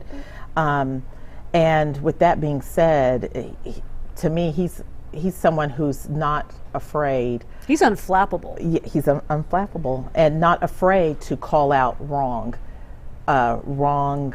procedures, policy, just doing it wrong by a police officer. Where we hear about what is it the thin blue line. Yeah, the thin blue line, and trying to protect officers and all that. He's one. If he was in IAD, he's going to dig around and find out if anything was done wrong or improper. Of course, police officers I know have a different word for that, and it's not so positive.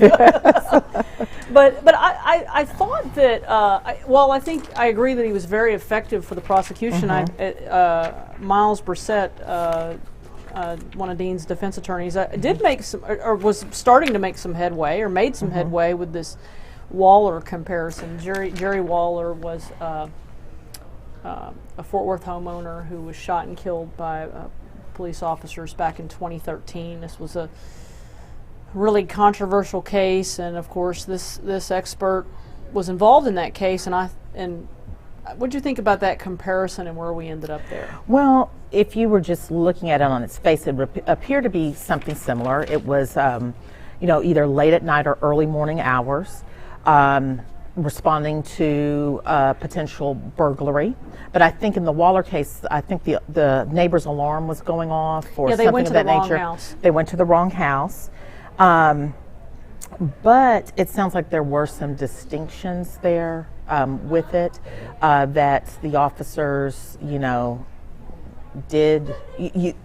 That they were more experienced officers. They were more experienced. Mr. Waller could see that they were police officers. That's my understanding of it. Correct me if I'm wrong. What the expert said was that Waller was not following orders. He was not following and had an opportunity to follow orders. Yes, that they gave orders, and it sounds like they waited for him to comply with those orders before discharging their firearm. Right, and so that was an interesting. But if I'm going to make a comparison, that's a pretty effective. I thought Miles did a good job of trying to make that. Trying to make a comparison. Make that comparison. But it was interesting because this guy, he was pretty unshakable. Whereas the guy this morning, you could tell he was getting a little irritated. Yes, that Mr. Smith, Dale Smith, the prosecutor, was. To me, it appeared he was getting under his skin. So they've rested now. Let me back up. So, it was interesting also in listening to Miles, because it was clear to me that he also is, starting to try to, they were drawing this distinction of, look, Dean is an inexperienced officer. He's a rookie, and you can't really, what he was saying is, compare him to somebody who has 30 years experience or 20 years experience. Yes. He's a baby cop. Yes. And then they want you to hone in on that decision in that moment, and not the circumstances that lead up, or not the things that lead him so much to being in that backyard, assuming, from their perspective, whether he makes mistakes or not. Is that kind of how you see it, or how do you see it? I think Miles was trying to bring that up, but reading some of the messages in the chat, from there, some of them made some very good points. That yes, he was a rookie cop, but he's still a cop, and he's really fresh out of the academy. So these procedures should be, in place for him. He should know, okay, check this off, check this off, check this off. Right. Where, with a more experienced cop, because they do have experience with things, and, maybe they would take certain shortcuts or not necessarily go by the book, but being so brand new, you're sometimes a little bit nervous about not going by the book. And those general orders are in place. They're in place for the public safety. They're in place for officer safety. And if you're not following these procedures that have been laid out for you, then you're risking everyone, and that's why we're here. So somebody's asking how long on the force before you're not a rookie. I mean, I'd say a couple of years, but I would say in my experience, once an officer has 5+ years, they're really seasoned, right? There's kind of like you're a rookie for a couple years, I'd say. Right. And then in that 3 to 5 range, you're getting seasoned. Right, right. And I think it also depends on how long you're out, on the street in patrol. And what side of town are you on? Are you on a side of town where, you're answering calls about getting a cat out of a tree, or are you in a very active area where, it's, burglaries, robberies, gun offenses? And I think that seasons you too, Folks are asking about why we're 2 rookies together. I agree. Like I have a huge problem with police departments, putting young officers in high crime areas and not really having them, kind of having more overseen with, or paired up with more veteran officers. I strongly believe that if Dean or Darch, if they're with a more veteran officer, this gets handled differently. I think so. I tend to agree with you on that, but it's my understanding too, talking to police officers, and I know numerous police officers with various departments, when you're new, you get the worst assignments. You get that midnight assignment. Oh, deep nights almost always, yeah. And, so with them having the ID numbers that they have, they're going to get. But that's why police departments have a responsibility to also protect officers from themselves, right? Because I know, when I was a young journalist, when there were things that I might have done 25 years ago that I wouldn't do today. Exactly. Just because when you get experience, you learn how to deal with people, how to navigate different situations, and I think it's similar in policing, and it may also be in a lawyer. And yes, and that's what I was going to say. When I was a brand new attorney, I didn't know a lot of things, and there were things I did then that I would not do now. But this is the thing too, Tanya. I had chiefs available that I could go to, right. And they have supervisors. So if there was a question, they could always reach out and contact their corporal or their sergeant on duty to assist them. So if you're, I want to bring up one more thing before we leave this testimony from this expert. Miles, I think, did an effective thing. He got the gun, Atatiana's gun out. He did. And he got the laser turned on. Yes. What do you think about that? I think actually demonstrating for the jurors the evidence, that's so effective. But in this case, he never said he saw that green light until he went into the house and found her. And then what was like clearing the gun or something like that, right. And then that's when he saw it.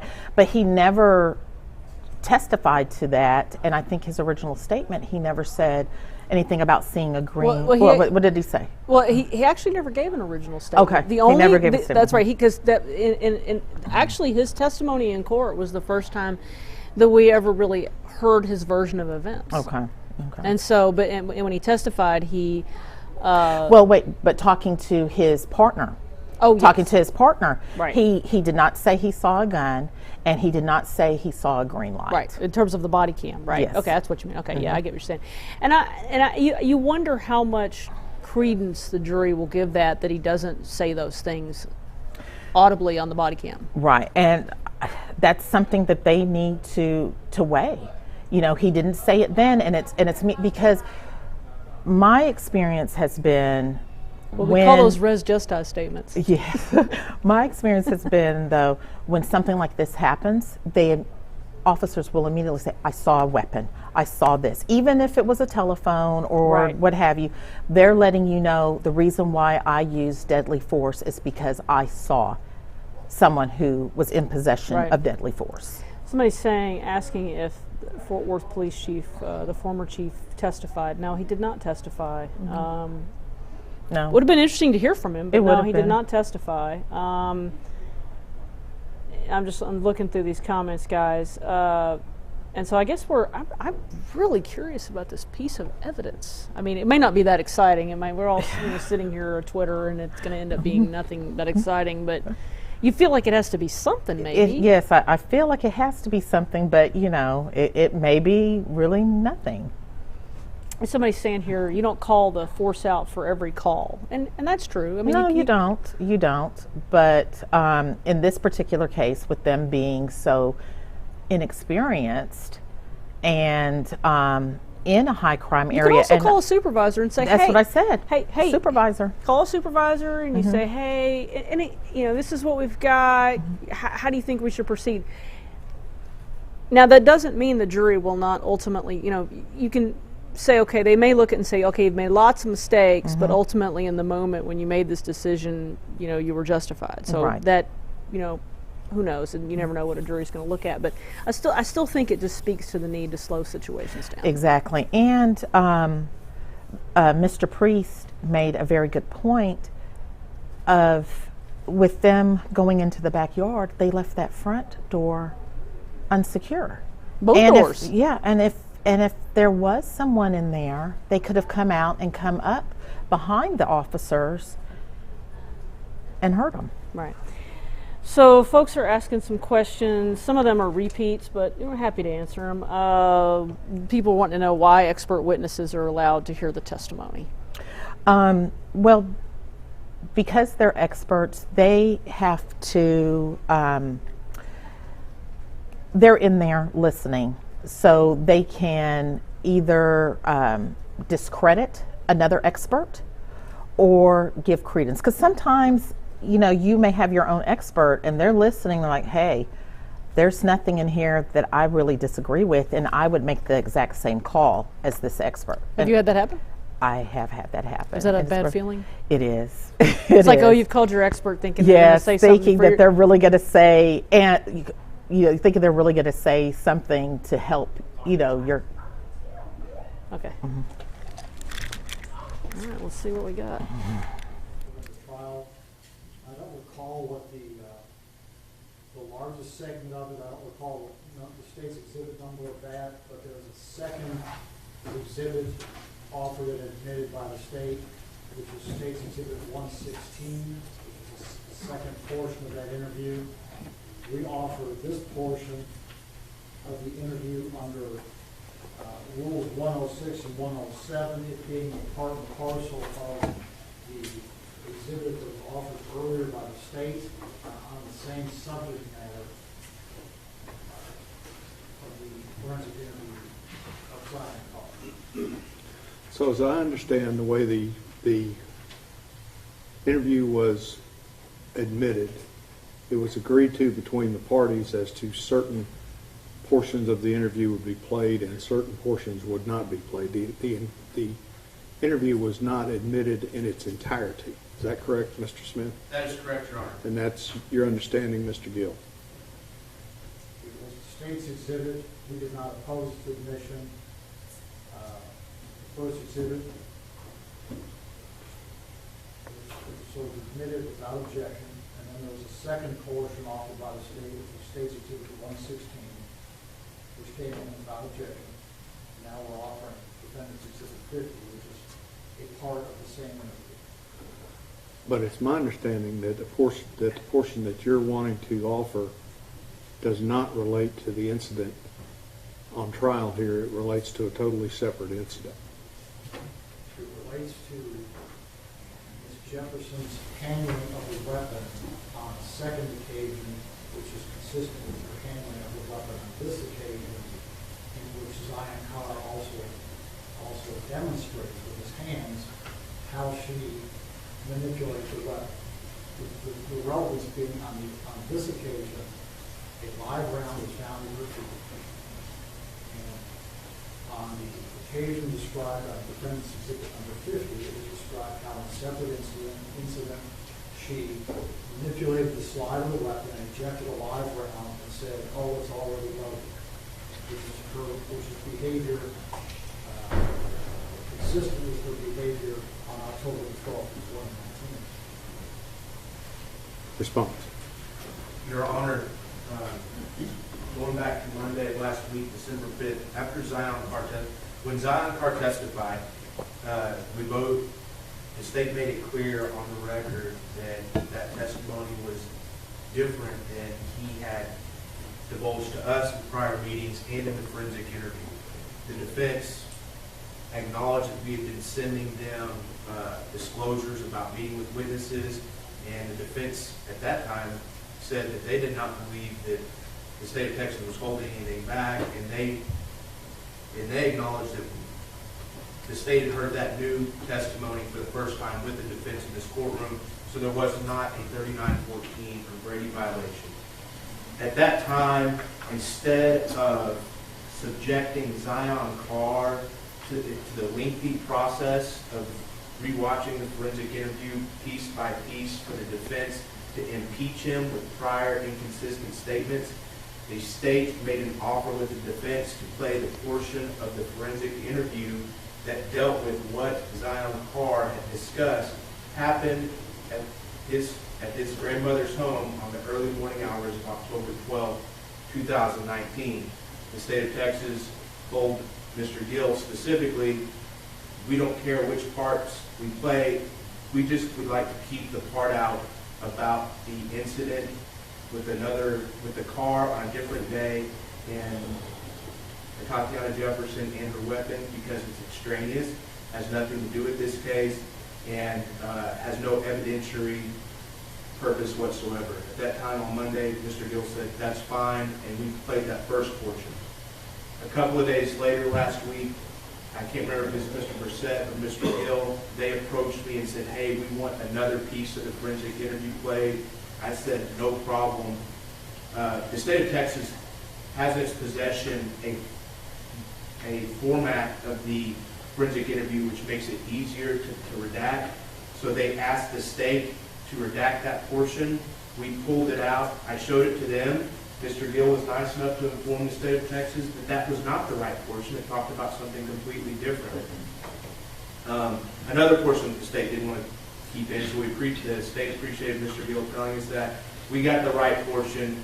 They listened to it, and that was the second part of the forensic interview. So we would object to the optional completeness because this was done by agreement so that they didn't have to impeach Zion Carr in that lengthy process so they could get that testimony out the way they wanted.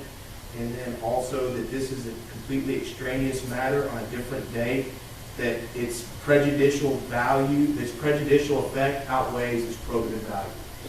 So do we have a complete copy of the forensic interview that has been introduced for purposes of the record? Yes, we have, Your Honor. That is State's Exhibit 94 for record purposes only. Right. And the exhibit that you're wanting to introduce, Defendant's Exhibit 50, is the final portion of State's 90 that you would want to show? Correct.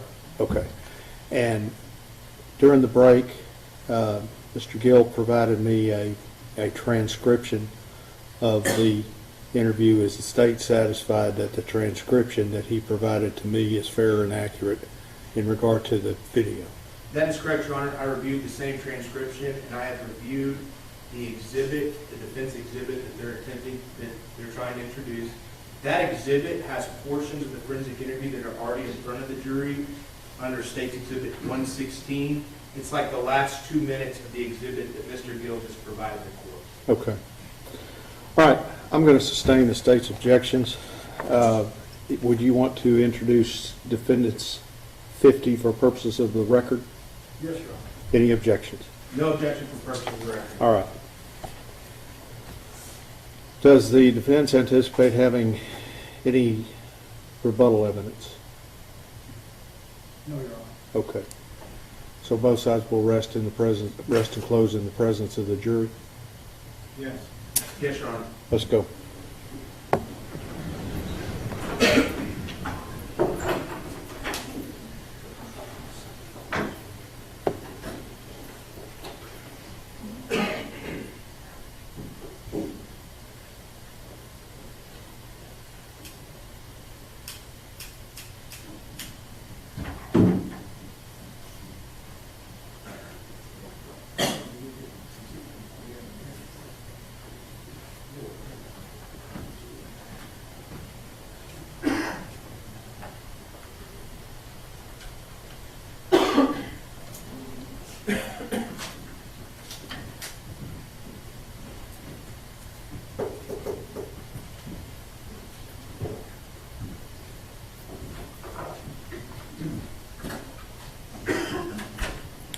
Everyone may be seated.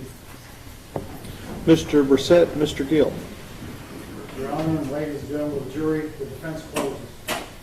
State closed. Your Honor, ladies and gentlemen of the jury, the state closes as well. Thank you. You may be seated. That's going to be all the evidence that you're going to hear. And as I told you at the beginning of the trial, once both sides rest and close, I have to prepare the set of written instructions that contain all of the law that's applicable to the case. So that's what we are going to work on for the rest of the afternoon.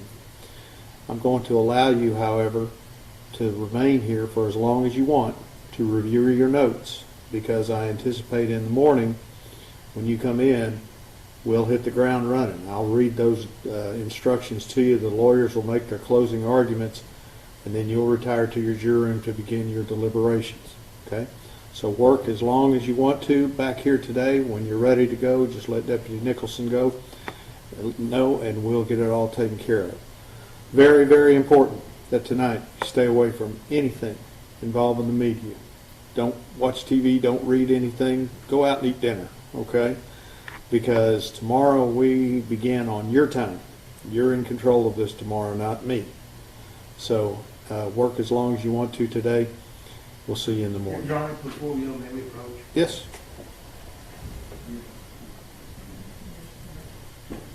Yes.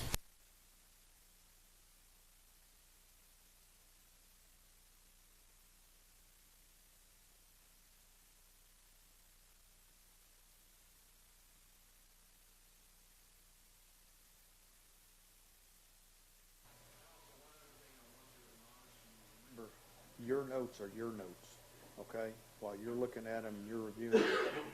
Don't be talking about the case, because that hasn't started until in the morning, okay? All right, with that, follow Deputy Nicholson.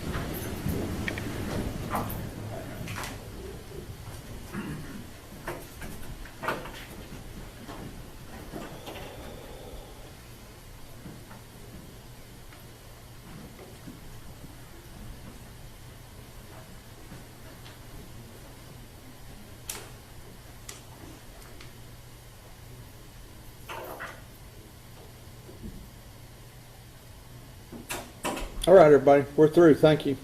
I just need the lawyers for the rest of the day.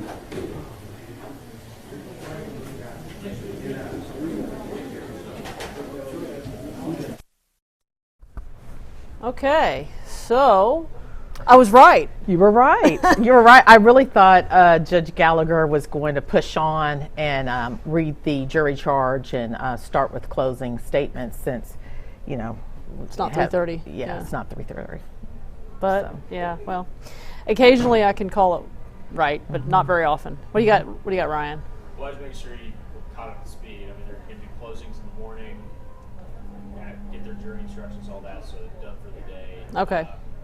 You want to recap it and call Okay. Lopez maybe? We can do that. Okay. Or we know what you want to call her. All right. So let me do a quick recap, folks. So both sides have rested. We're going to have closing arguments in the morning.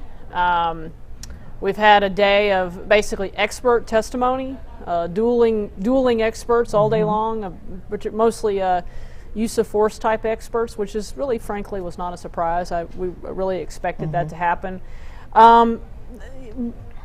So that was interesting. This one, before we call Rebecca, this last little bit about this piece of evidence that the from Zion's interview that the defense wanted to get in. We didn't really catch what that was, but it had something to do with that weapon. Yes, it had something to do with that weapon, and Judge Gallagher ruled that it wasn't pertinent to this. It's irrelevant. It's but it was something they were going to try to use to impugn her character. Yes, that's my take on it from what I could pick up. Yeah, that was interesting. I don't, of course, I don't know anything about what it was exactly, but it was something to do with the weapon, and essentially the judge said, it's extraneous, or that the prosecution argued that it was extraneous. And the judge agreed. Yes. So before we call Lopez, I do want to ask you. So tomorrow, just what do you think? Let's walk through roadmap for prosecution, roadmap for defense. Okay. So you're the prosecutor. What are you going to say? Well, my closing arguments will be basically because he did not follow the procedures set out by Fort Worth PD, he intentionally or knowingly killed Atatiana Jefferson. And if he had followed the policies and procedures, she would still be alive today. It's just that simple. Just that simple. Now, defense.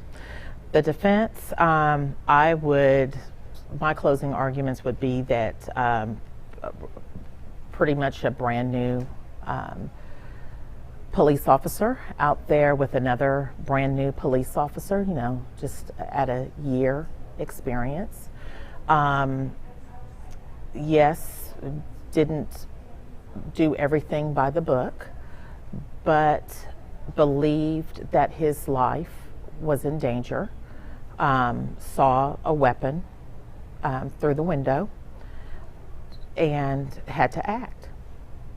Fear of his life, and regardless of the mistakes he made, regardless of the mistakes he made, that his life was in danger, and he had to act. Didn't know what the situation was that he was investigating, but he believed that some type of crime had taken place. Somebody's saying not following policy is not a criminal offense. What do you say to that? No, it's not a criminal offense, but policies are in place to keep order. And when policies are not being followed, then sometimes criminal actions can result from disregarding those policies. Right, okay. So let's call Rebecca. We don't have her yet. Oh, we don't have her. Well, how dare she not make herself available to YouTube jury? Yeah, so we're, you know, we talked a little bit about, let's talk about Dean's testimony. I mean, how much do you think the prosecution is going to harp on his testimony? How much do I think it's going to hang on his testimony? Yeah. Oh, I think those jurors were listening to every word that he said. Does the case rise or fall with him? I don't know necessarily if it will rise or fall with him, but I do believe that they listened to him. They're taking into account what he said, and now they're putting his testimony with the evidence that they've been presented with. The pictures, the testimony of the expert witnesses, of his partner, to see what matches up and what doesn't match up.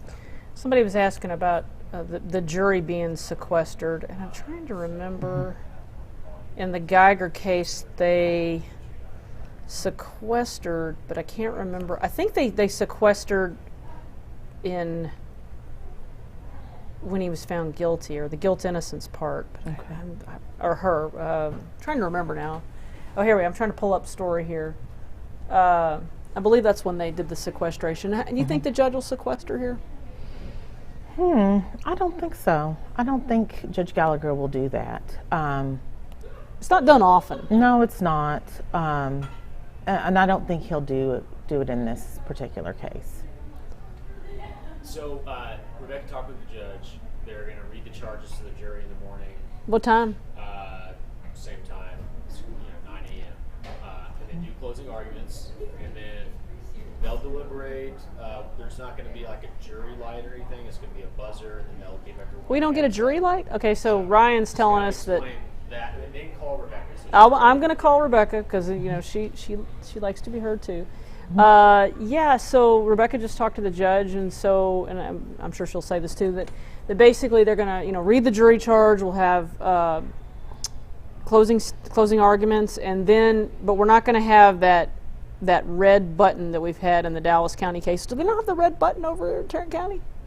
You know what I mean? The buzzer for the jury when they have a question, or is it different in Tarrant County? She said there's just the buzzer, and that the courtroom's going to be locked during deliberations. See, because in Dallas County we have that nice little red, the little thing that they hone in on the camera. Yeah, we have one too, where you press when the jurors have a question or anything like that. Yeah. It's just something that lights up. Do they have something that lights up in the? I just like a noise, like a. Oh, okay. So Yeah. it's a little different, I guess. Okay. Let's see. It won't be anything we can see. Won't be anything we can see. Well, that's just really unfortunate because one of the fun's not the right word, but one of the things in the Geiger case and some of the other cases we've covered is you keep that camera just honed on in that. and so we won't be able to do that, folks. So it's not going to be. We're not going to be waiting on that little light to come on. We're not going to have a camera in there where we can actually see that. So that's unfortunate, but that's life. Okay, so I'm going to call Rebecca, and we will see what she has to say, and then we'll kind of wrap it up. Hello. All right, I'm going to let me see. Let me turn this mic on. All right, here we go. And I'm going to put you on speaker and let you talk to folks out there in YouTube jury land. So, okay, go ahead. So obviously they rested and closed. What that means obviously is that there are no more witnesses. Everything that the jury is going to hear and all the everything has just been put before the jury, all the evidence and all the witness statements. So what is happening right now is the judge is in there with the lawyers as they hash out the charge and what charges are going to be applicable. Now, in the jury selection, they did talk about manslaughter. So it will be interesting to see if they do, in fact, add the lesser charge to the charges. I mean, it seems like that's what they're going to do. So there'll be the murder charge and then the possibly the manslaughter charge, and then tomorrow they'll read all those charges and instructions to the jury, and then there will be the closing arguments. And here in Tarrant County, they do it a little bit different than Dallas County when it comes to the verdict. The courtroom will be closed, and there will be a buzzer that buzzes, and the judge will hear it. He's going to make sure everyone is ready, that there is security around the courthouse, all of that before they actually read the verdict publicly. So as you can imagine, there's been some concern about, how, what will be the reaction if Aaron Dean is found not guilty. That's something that they have to prepare for here at the courthouse. Valerie, do you think that we're going to have lesser includeds? We could, but with that, we were talking about this earlier, it's kind of a gamble because the jury may, you may have someone, well, I can't find him guilty of murder, but you know what? I can do this lesser included, and okay, well, let's do the lesser included. Right. And, as a defense attorney, sometimes you don't want to have lesser included. You want either all or nothing on the main charge. Of course. Rebecca? Go ahead. Yeah, I mean, but then also you run the risk that they choose the main charge, and you get a very, very long sentence. You do. So I don't know. Of course, it's it's Tarrant County, and it's interesting because Rebecca, this is the first police officer tried for murder in Tarrant County, right? Correct. On yeah. duty. On duty, yeah. On duty, officer involved shooting. Yes, it's the first one that here in Tarrant County. And I have seen a lot of people here at the courthouse, in and out of this courthouse, including civil rights organizations. I've seen some people from Dallas here as well. So it'll be interesting to see what happens once the verdict is read. And that, I guess, is what they are prepared for. Hey, Rebecca, did we ever hear any more on Lee Merritt? I mean, we had folks in the chat asking about Lee, and we never saw Lee come back, or I thought we were gonna. Did anything ever come of that? No, he never was called back into court, and I think that there was a point when the judge thought about holding him in contempt of court. He admonished him, but then the very next day, he basically went on and did an interview with he didn't go on camera, but he was in the room with one of the sisters, Atatiana Jefferson's sisters, did an interview with Good Morning America, and that had the judge and the defense attorneys and everyone pretty riled up, but then nothing came of it. Now, I don't know if they can hold him in contempt later. I'm not sure how that, I guess Valerie could answer that for us. Well, maybe, but, Lee could actually have been sworn in to be a punishment witness, If we get to punishment. If we get to punishment, not necessarily, he wasn't sworn in necessarily for the guilt innocence phase of it, but for punishment if the jury does find Aaron Dean guilty. Yeah, I mean, he's under the rule as long as his trial is going on, and this is not over till it's over. Rebecca, I don't know if you could hear that hearing there at the end where they were trying to decide if they're going to put in another portion of Zion's testimony or interview before the jury, but the judge said that no, it was basically too prejudicial against the victim. Mm-hmm. Yeah, okay. What was the reaction of folks there at the courthouse to this trial? You know, we're now kind of going into the, you know, both sides have rested. I mean, what's the sense, what's the mood there, the tenor at the courthouse?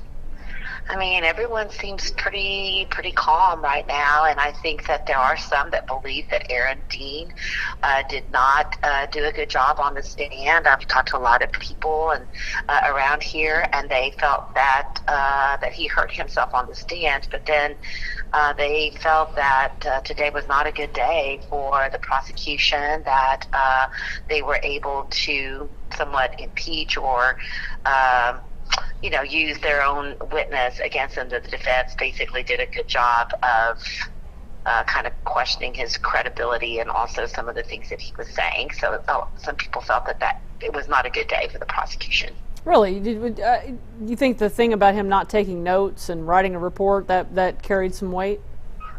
Yeah, and then apparently, when they also brought up the fact that he has testified on behalf of the Fort Worth Police Department in another shooting, and just kind of, that whole questioning of, well, you're just getting paid to say whatever. I think that some people just raised some eyebrows about that. Well, that's the reality of experts, though. Yes. Sure. The battle of the experts. That. And of course the defense paid for its expert too, so but they didn't bring that up in the courtroom. So we're going to wrap it up for the day. Rebecca, what time did they say they were going to start closing statements tomorrow? Or closing arguments, rather?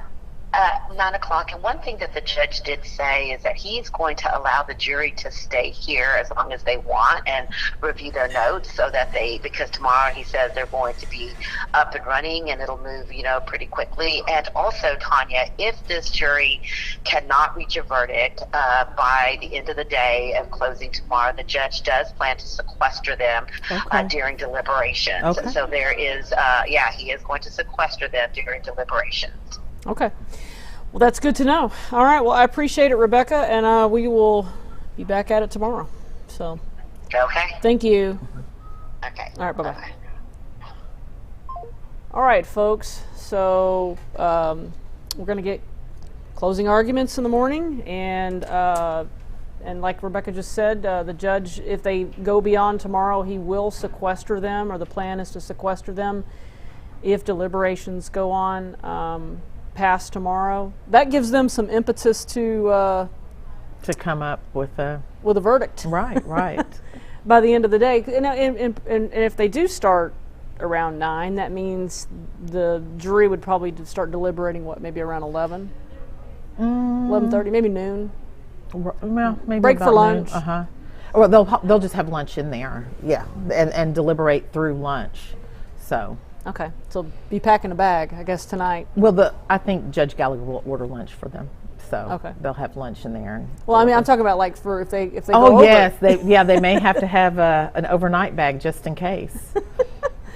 All right, guys. Well, we're going to wrap it up, and so we'll be back tomorrow. Tomorrow, I'll have another expert, and it's been. Thank you so much for staying with us, and I don't know exactly how we're going to do this tomorrow. Obviously, we'll be live. We'll do some live talking while they're deliberating, but we probably won't do it the whole time because that would be a lot of talking.